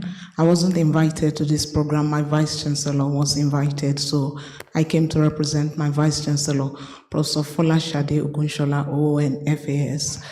She sends her greetings and congratulatory message. However, what I want to say is my own position, not the position of the Vice Chancellor. I've listened to all the speakers patiently. I have been in this sphere both as a practitioner and as a scholar. So I'm a scholar practitioner, and I would like all of us to rethink some of the assumptions around the positions of some of the speakers. For us to say that our training, it's not functional, I think we should rethink it. There's always room for improvement, but I can say that we're doing well. And if our training is not functional, I think the industry has a blame in it, because we also send our students on internship, so that what we don't give to them in the classroom, you give to them. So when they come, don't send them to buy food or make tea, train them. Then, yes, Also, to say that we're working in silos, I think that there is already a shift in that, and I want BusinessDay to come on board. There's an association known as Communication Scholars and Practitioners of Nigeria. In fact, CJID will be training scholars and practitioners on AI, in a few weeks from now in Abuja, so we can work together. And in terms of looking at the curriculum, the people raise things about audience engagement, content quality, legal reforms, collaboration, tech adoption, digital content distribution, and storytelling. They are all embedded in the curriculum that we use. And we all co-created that curriculum, industry and scholars alike. Then looking at the issue of the history of mass media, sir, the keynote speaker, great keynote. But I think that from my experience, both as a student and as a trainer, I've been training for about 24 years, training for the university. I've spent 24 years as a scholar, not as a student. What is missing? The missing link is the experiences of journalists. But the history of the mass media, as you've presented, I think we have materials on that, and I think that should form the thought of you and my big uncle, Dr. Iwere, to look at your experiences, because you don't learn experiences from anywhere. Yeah. But when you look at the history, the works of Duile, the works of Uche on mass media, people and politics in Nigeria, they all help us. Thank you very much. Thank you very much, Ma. Good afternoon, ladies and gentlemen. My name is Ogie Eboigbe. My first profession was journalism before I went to do something else. But at over 70, I think I'm back to journalism in retirement. Mr. Yotibo, and maybe Mr. Arugundade, every year we celebrate Press Freedom Day. And the governors, the president will tell you, oh, we'll give you press freedom, you have press freedom, we have press freedom. And even all journalists will say, oh, the press, we are free, we can't disclose our sources. We can't do this. But from what you presented, we are living in a fool's paradise. There's no press freedom in Nigeria. It's not documented anywhere. Who is going to bear the cut? Because somehow, from the judgments that were even given, some of them, like the judiciary is also hostile. Not just the lawmakers, the governments themselves. If the law is not documented, the law on freedom of the press, then from some of the rules you place there, practically all of us are criminals. So it's a crime to perform this, to perform that, to perform that, but nobody is actually following up to take us to jail. So how do we ensure that even those of us who practice, including lawyers, because we have many lawyers who are writers, who are journalists, who work in media organizations, plus you, sir, because you now run a media house. How do we ensure that we really have the freedom of the press that we are trumpeting every year? Thank you very much. Thank you very much, sir. Okay. Very good afternoon, and huge thanks to the BusinessDay Foundation for this excellent session. My name is Femi Ojumu. I'm a lawyer and founder of Bailey & Myers LP Legal Practitioners, and I'm an author. I've just written a book on national development. Charles Darwin said in 1851 in The Origin of Species that adaptability is the key to survival. Material point, okay? It is as relevant as it was in 1859 as it is today in an age of AI and other things. So I'll make 3 points. The first point is about policy reform, okay? In terms of the disconnect between particular statutes, for example, Section 22, Section 39(1) of the Constitution, things like the 2011 Freedom of Information Act, the Press Council Act. There's a disconnect there, and the likes of the Newspaper Proprietors Association of Nigeria can take a lead in effecting policy change, talking and actively engaging the executive and the legislature. It is critical. There is no time to lose, and it must happen straight away. Second point, is about funding models. We've talked a lot about this. We've heard a lot. Excellent insights from Dr. Ikibe and the panelists, okay? The likes of The Guardian in the UK, one of the foremost papers there, their funding model had to change. Now they're crowdsourcing for funds. So we need to think seriously about that. Circulation is dwindling and will continue to dwindle. So there is a case for segmenting the market. Yes, the median age, as Ade said, is 19, but we have people today who will still buy newspapers, irrespective of the price, because they want to see the content. They don't do your media stuff, but some of the younger people do. Actually, no, the majority of the younger people do. So we need to think seriously about segmenting the market and the offering for that. The third and final point relates to the security of journalists, okay? 69.4% of journalists are being attacked by state operatives. That is unsustainable. It is a crime and cannot be sustained. So the obligation is on NPAN and the Guild of Editors to act and to act now. Thank you very much. Thank you very much. Okay, so last round of questions or comments, and then we will take final closing. Yes, please start from the back. We will come forward, madam. Sorry. Okay. My name is Antonia Cybron. I work for Bloomberg. My question is, if journalism is a public good, is there a case for public funds or some sort of funding for journalism? Unless we don't think it's a public good. Thank you. The madam here. Very good. Okay, good afternoon. My name is Waire Ofigo. I am the General Manager of Women Radio Lagos. I wasn't invited, but I'm here representing the CEO who sent her regards. So very quickly, my question is for Muyiwa. In adopting AI, how would you address security concerns or technical vulnerabilities, data breaches in AI-generated content? Thank you. All right, so final question here. Good afternoon. Mine is a comment and a suggestion. My name is Isaac Ogugwezechukwu, School of Media and Communication. Just to tell media businessmen to prioritize training. If you don't train your journalists, they can't expect much from them. Yeah. What we see in the school is disappointing. And like I told them during the interview, in the industry, it's like you want to plan your family dinner based on another person's kitchen. You want all the industry players, all that trade practitioners to come and train for you, and then they carry you, the journalists, and then put in your workshop, in your newsroom. It doesn't work like that all the time. Have a very structured way of making your journalists go through training. There are a few media houses that do this and they stand out. BusinessDay is one of them. So thank you so much.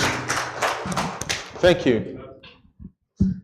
All right, good afternoon. My name is Noah Derojo. I work with Media Career Development Network, and I'm here representing my boss, Mr. Alikon Tufodre. So the question I have here is actually about when Dr. Ikebe was talking, there's a talk about analog thinking and digital thinking, and the space of capacity building for those who really understand the principles and ethics of journalism. The situation now is that there are a lot of people practicing journalism with the capacity to use new media technologies and AI and stuff like that to work in the digital era very well. But a lot of them do not appreciate the principles and core ethics of journalism. Whereas we have a set of people that have been in journalism for years, that have built appreciation for the principles and ethics of journalism, but they don't have the capacity to work in the digital space very well. So now we have media leaders here, we have media trainers here, we have people in the academy. My question is, how exactly do we bridge the gap that has been exposed in that situation?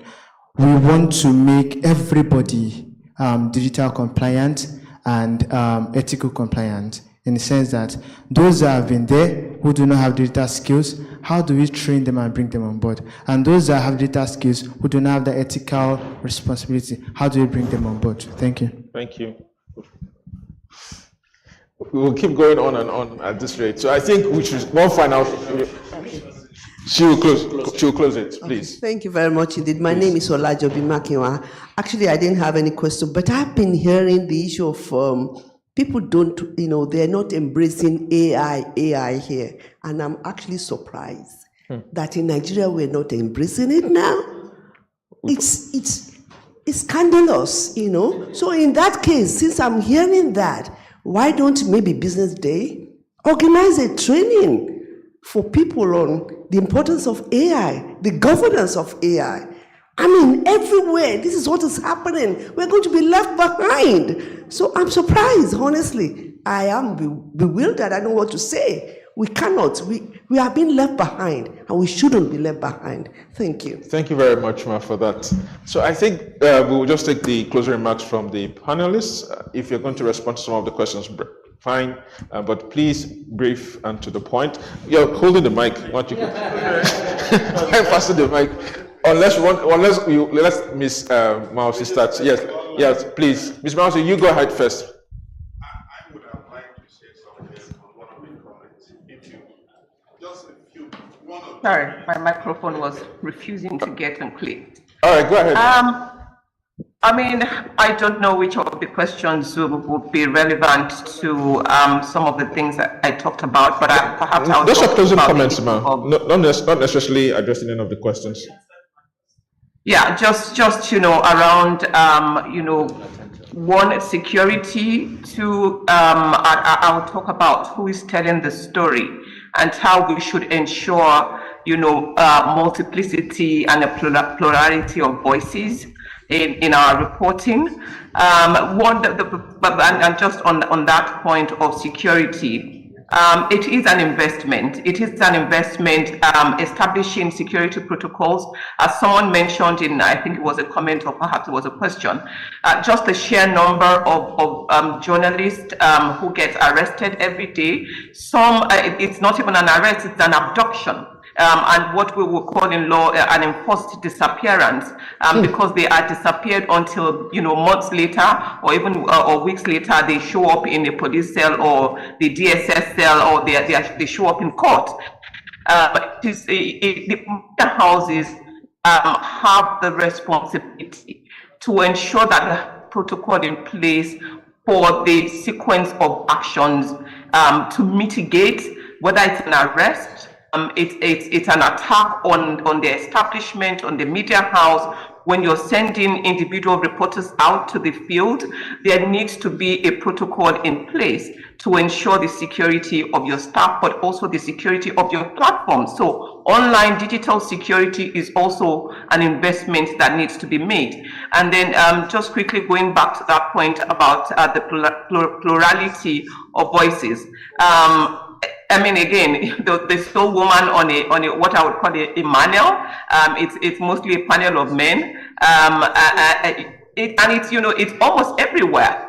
Whose voices are we reflecting in our reporting? Who is speaking and on whose behalf? If we're going to report issues about women, about children, about the youth, we need to ensure that those actors are participating. You cannot speak about women without women being in the room, being at the table, not just being in the room, being at the table and having a voice.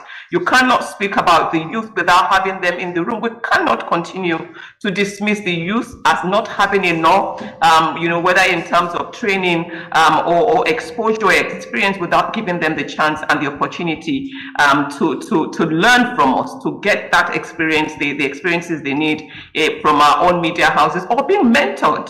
Mentoring is key. Being mentored by well-established veteran journalists, reporters, taking them under their wings and providing them with that kind of exposure. Finally, there was a question about whether the media is a public good and whether it should be funded by government. Listen, he who pays the piper dictates the tune. If you are paid by government would have every right not just to regulate, but to censor. And you don't want to hand that power over to a state that is already overly powerful. I'll leave it there. Thank you, Ma. Deji, closing remarks, please. I'd like to say again, thank you to everyone for being here and to my fellow panelists for sharing so much insight.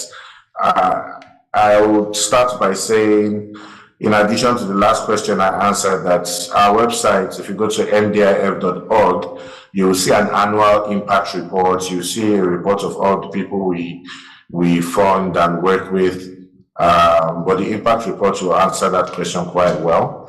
Then I want to also contribute to the discussion around to two discussions. First, around the digital shift and digital and analog thinking. One of the clear frameworks for thinking that show that we are beginning to embrace the digital space is understanding that our media, the content we create as media entrepreneurs in our journalism should be viewed through a product management framework. So they are now products. They are no longer just we're not just writing. So your website is a product, your podcast is a product, your radio show is a product, and they are thinking frameworks that help us to interrogate these products, to interrogate the revenue, the viability, the audience, and a lot of the ideas that come with working in the digital space are embedded in that kind of thinking. So we need to adopt a product thinking mindset to deal with what we are facing right now. The second is, we've not spoken enough about it, is the crisis of trust that we also face in the media space. And I think it's important that we address where it's coming from, our parts in it. So first, making sure that our ethical behaviors are top tier. Second, collaborating with other people in the space who also kind of becloud the judgment of the public about the work that some of us do or some of us do not do. And then transparency in that. The transparency is that right now we live in the world, and right from time, it's just normal human behavior that people trust people more than institutions. Yeah. And that is why we talk about influencers and content creators going viral. It's because all the responsibility is on their head. They could be picked up tomorrow, they could be sued tomorrow, but they are more natural in the way they engage with their audience. Their flaws are out there. We always try to appear so prim and proper. We need to humanize ourselves a little bit more. We need to show our struggles. We need to show our victories and the path to those victories, whether they be legal, whether they be press freedom victories, or so that when we have press freedom struggles and we want the public to join us in our fight, they feel like a part of what we are doing, not just people who are being talked down to.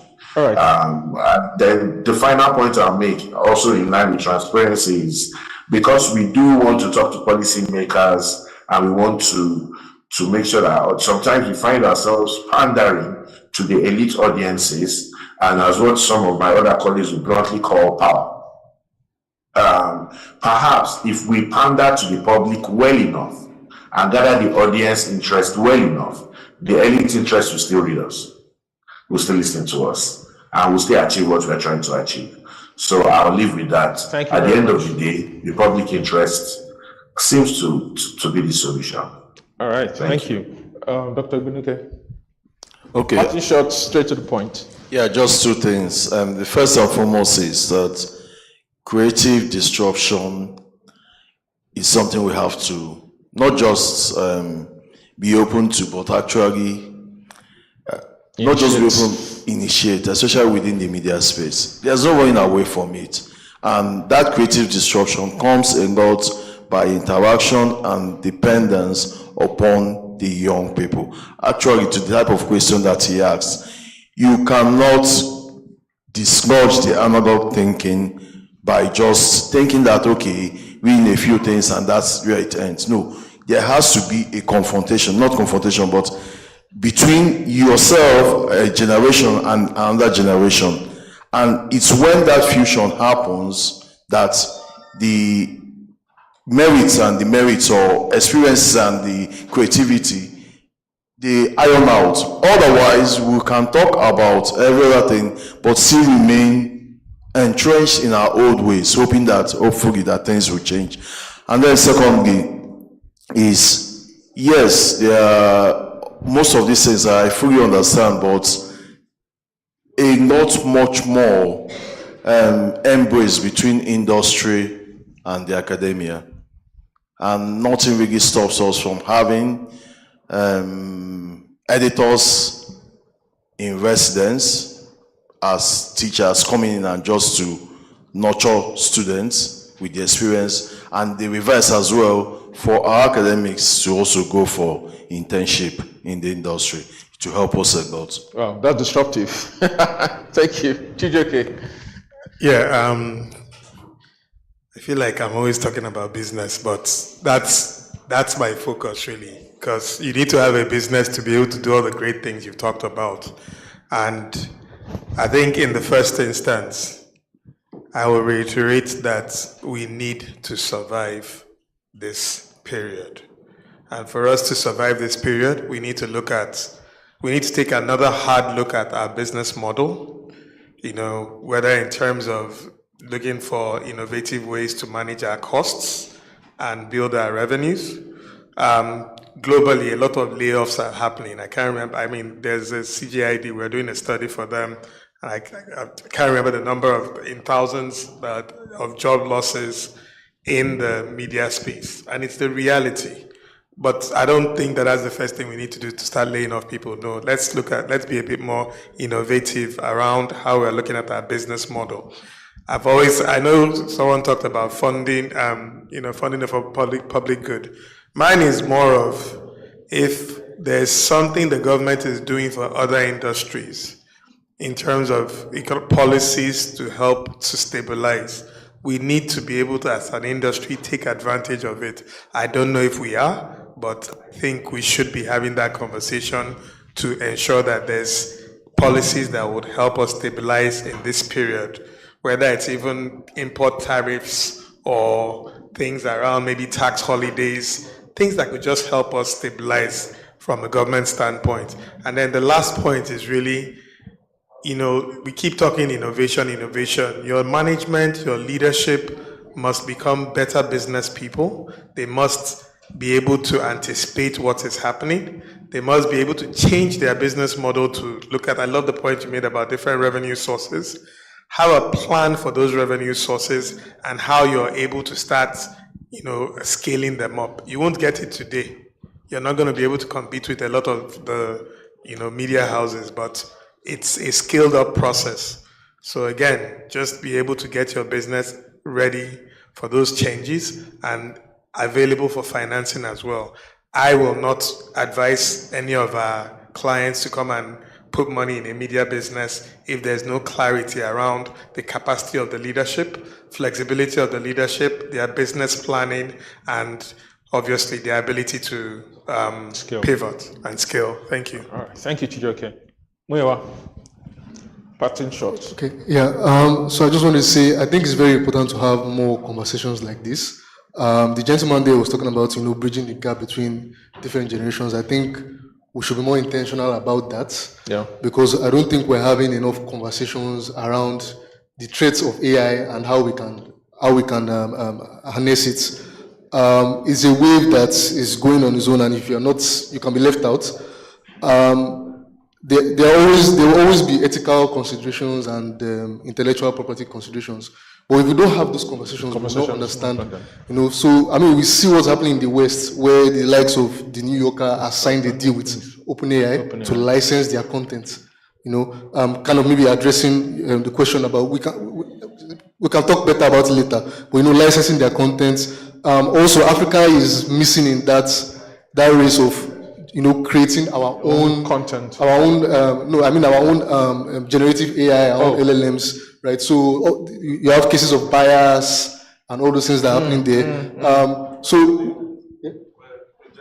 I'm aware CGID and a few people are working. Yeah, I'm aware of some, but we don't necessarily even have a national sense of that, right? And so questions of data breaches, protection, they will always come up, security and all of that. So we need to have more of these conversations as media. We need to find a way to bridge the gap, between different generations, because the fundamentals of media are will always be there, they're important, but we also have to find a way to also make sure that we are moving with the times. All right, thank you. Publisher? Thanks, Muyiwa. I think for me, we need to think about how to better capitalize media organizations We need to put more capital at the disposal so we can clear this very negative perception as the media being a place where workers do not get their salaries. We have to deal with it. And better capitalizing the media can involve media organizations independently looking for new shareholders, or it can lead to mergers so that we can be more efficient. We're seeing cost structure in the media, especially in newspapers, changing, and management must quickly recognize that change and adapt to that change very, very quickly. There is also the need to build better content, be more relevant. BusinessDay has, I think, about the youngest newsroom among the bigger newspapers today, and it is deliberate. We want people who are younger to come in so that we can better report for their generation, but most importantly, have people who are tech savvy and be able to do things. Did you make the point? We need to focus on product development as a critical tool in the newsroom today. There's no reason why people who sell detergent will focus more on product development more than we do in the media. We need to focus more on audience engagement. We need to know who our audiences are, how better to reach them, and how better to monetize our engagement with them. I think we also need better training, and all of this can only flow from better or higher capitalization. I think we need to build partnerships. Coming into the media, you would have 7, 8, or 9 pickups, 1 quarter full, driving from Lagos at about midnight, heading to Benin and Onitsha. It was crazy. I think that's where the crisis in the media started, when you could have enabled a transport company to be set up and you can use only one vehicle to do all of that. We have replicated that madness in printing presses. Abroad, newspapers don't own their printing presses. Some have shares in a printing company, but they all take printing services from a printing company. We're in an era today where many of the newspapers, especially the old ones, have 4 or 5 printing locations in Lagos that are printing only 5-10% of their capacity today, and that has led to massive bank loan that is sinking the newspapers today. It's crazy. And I think the final thing is about partnership. We are not ready yet, but BusinessDay and TechPoint are working on a partnership. And we are very excited about it. And you will get to know it's a partnership in the area of technology, and you'll get to know when it is time to announce that. I must, before I finish, acknowledge the help and support that we have received so far from Deji and his colleagues at MDIF. Fantastic. On Monday and Tuesday, 2 of our staff, our finance manager and our head of HR, were training in Abuja. And yesterday evening when they came back, I was asking, okay, what was this training about? And they started talking to me about corporate governance, about how to deal with the board and how to build better HR. And I was very, very excited. So Deji, not like is it a lizard that doesn't get acclaim?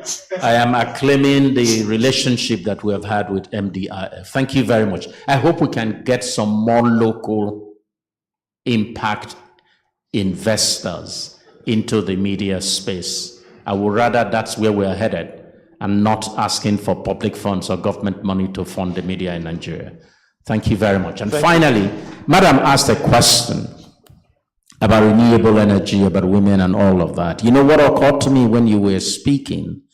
I have had association with renewable personally for the last 10, 12 years. What strikes me the most is that 80-90% of my peers, very well educated and exposed people, do not even know what renewable energy can do. It's such a shame, and I think we should take the blame in the media. For more than 10 years, I've had an inverter that carries my air conditioner. And so you meet very well educated people. In fact, there's one of my friends, a PhD in one of these mining thing from Imperial College and Cambridge, and he doesn't know that an inverter can carry air conditioner. And I think it is the media's failing. We are failing woefully, not just the women, but we're failing everybody in reporting. When would you ever need such reporting if not now? Yeah. Given the daily collapse of the grid that we have and the so-called A band that has turned cost even in public grid power supply to become one of the most expensive in the world. Thank you very much. Thank you. So I guess we're done. Sure. Yes. Yes. And I think you should close, sir.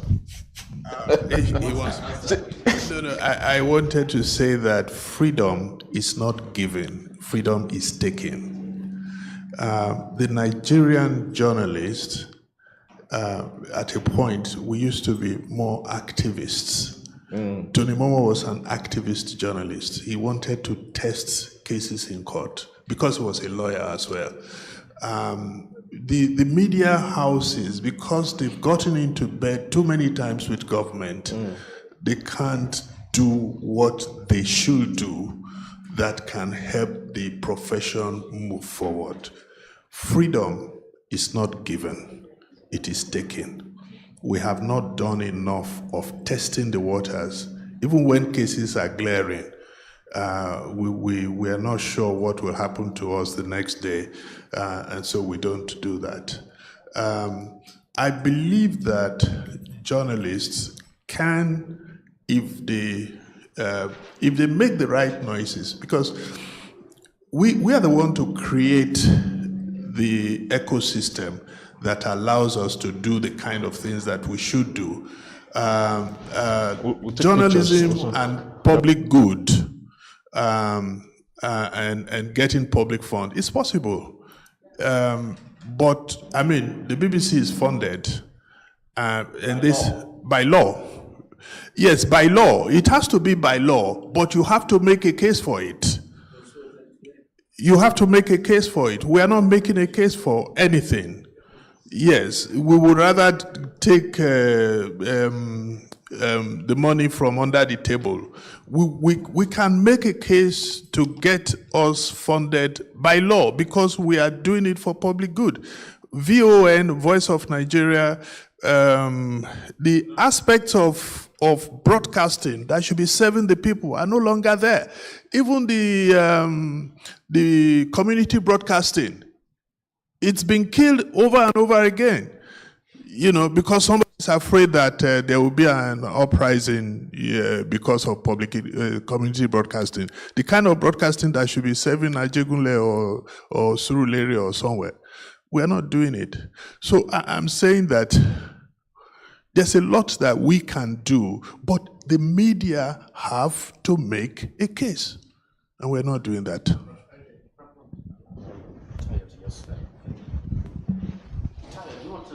Yes, he wanted an answer to his question. I think that's just it. Okay. Very briefly. You were asking how the media could ensure freedom of the press, if I understand you correctly. And my suggestion is that if you go to the National Assembly, you have the executive bills and you have the private member bills. The MPN can put together a draft bill And I believe there are media practitioners in the National Assembly. Take it to them, tell them to introduce these bills, and you can do lobbying in the National Assembly, and you get the the Nigerian Press Council Act amended. Simple. All you need to do is to take other professions. If the legal profession can be self-regulate itself, if other medical profession can self-regulate, why not the media? So you put up a very beautiful argument, and I think you can win the case. Thank you. All right. So we'll close with the picture. We'll have the chairman and chairwoman of BD Foundation to join the panelists, please. Done. Elizabeth. That's it. So after the pictures, we say thank you for your patience and your contributions, and do have a productive day and safe return to your respective places. Thank you all.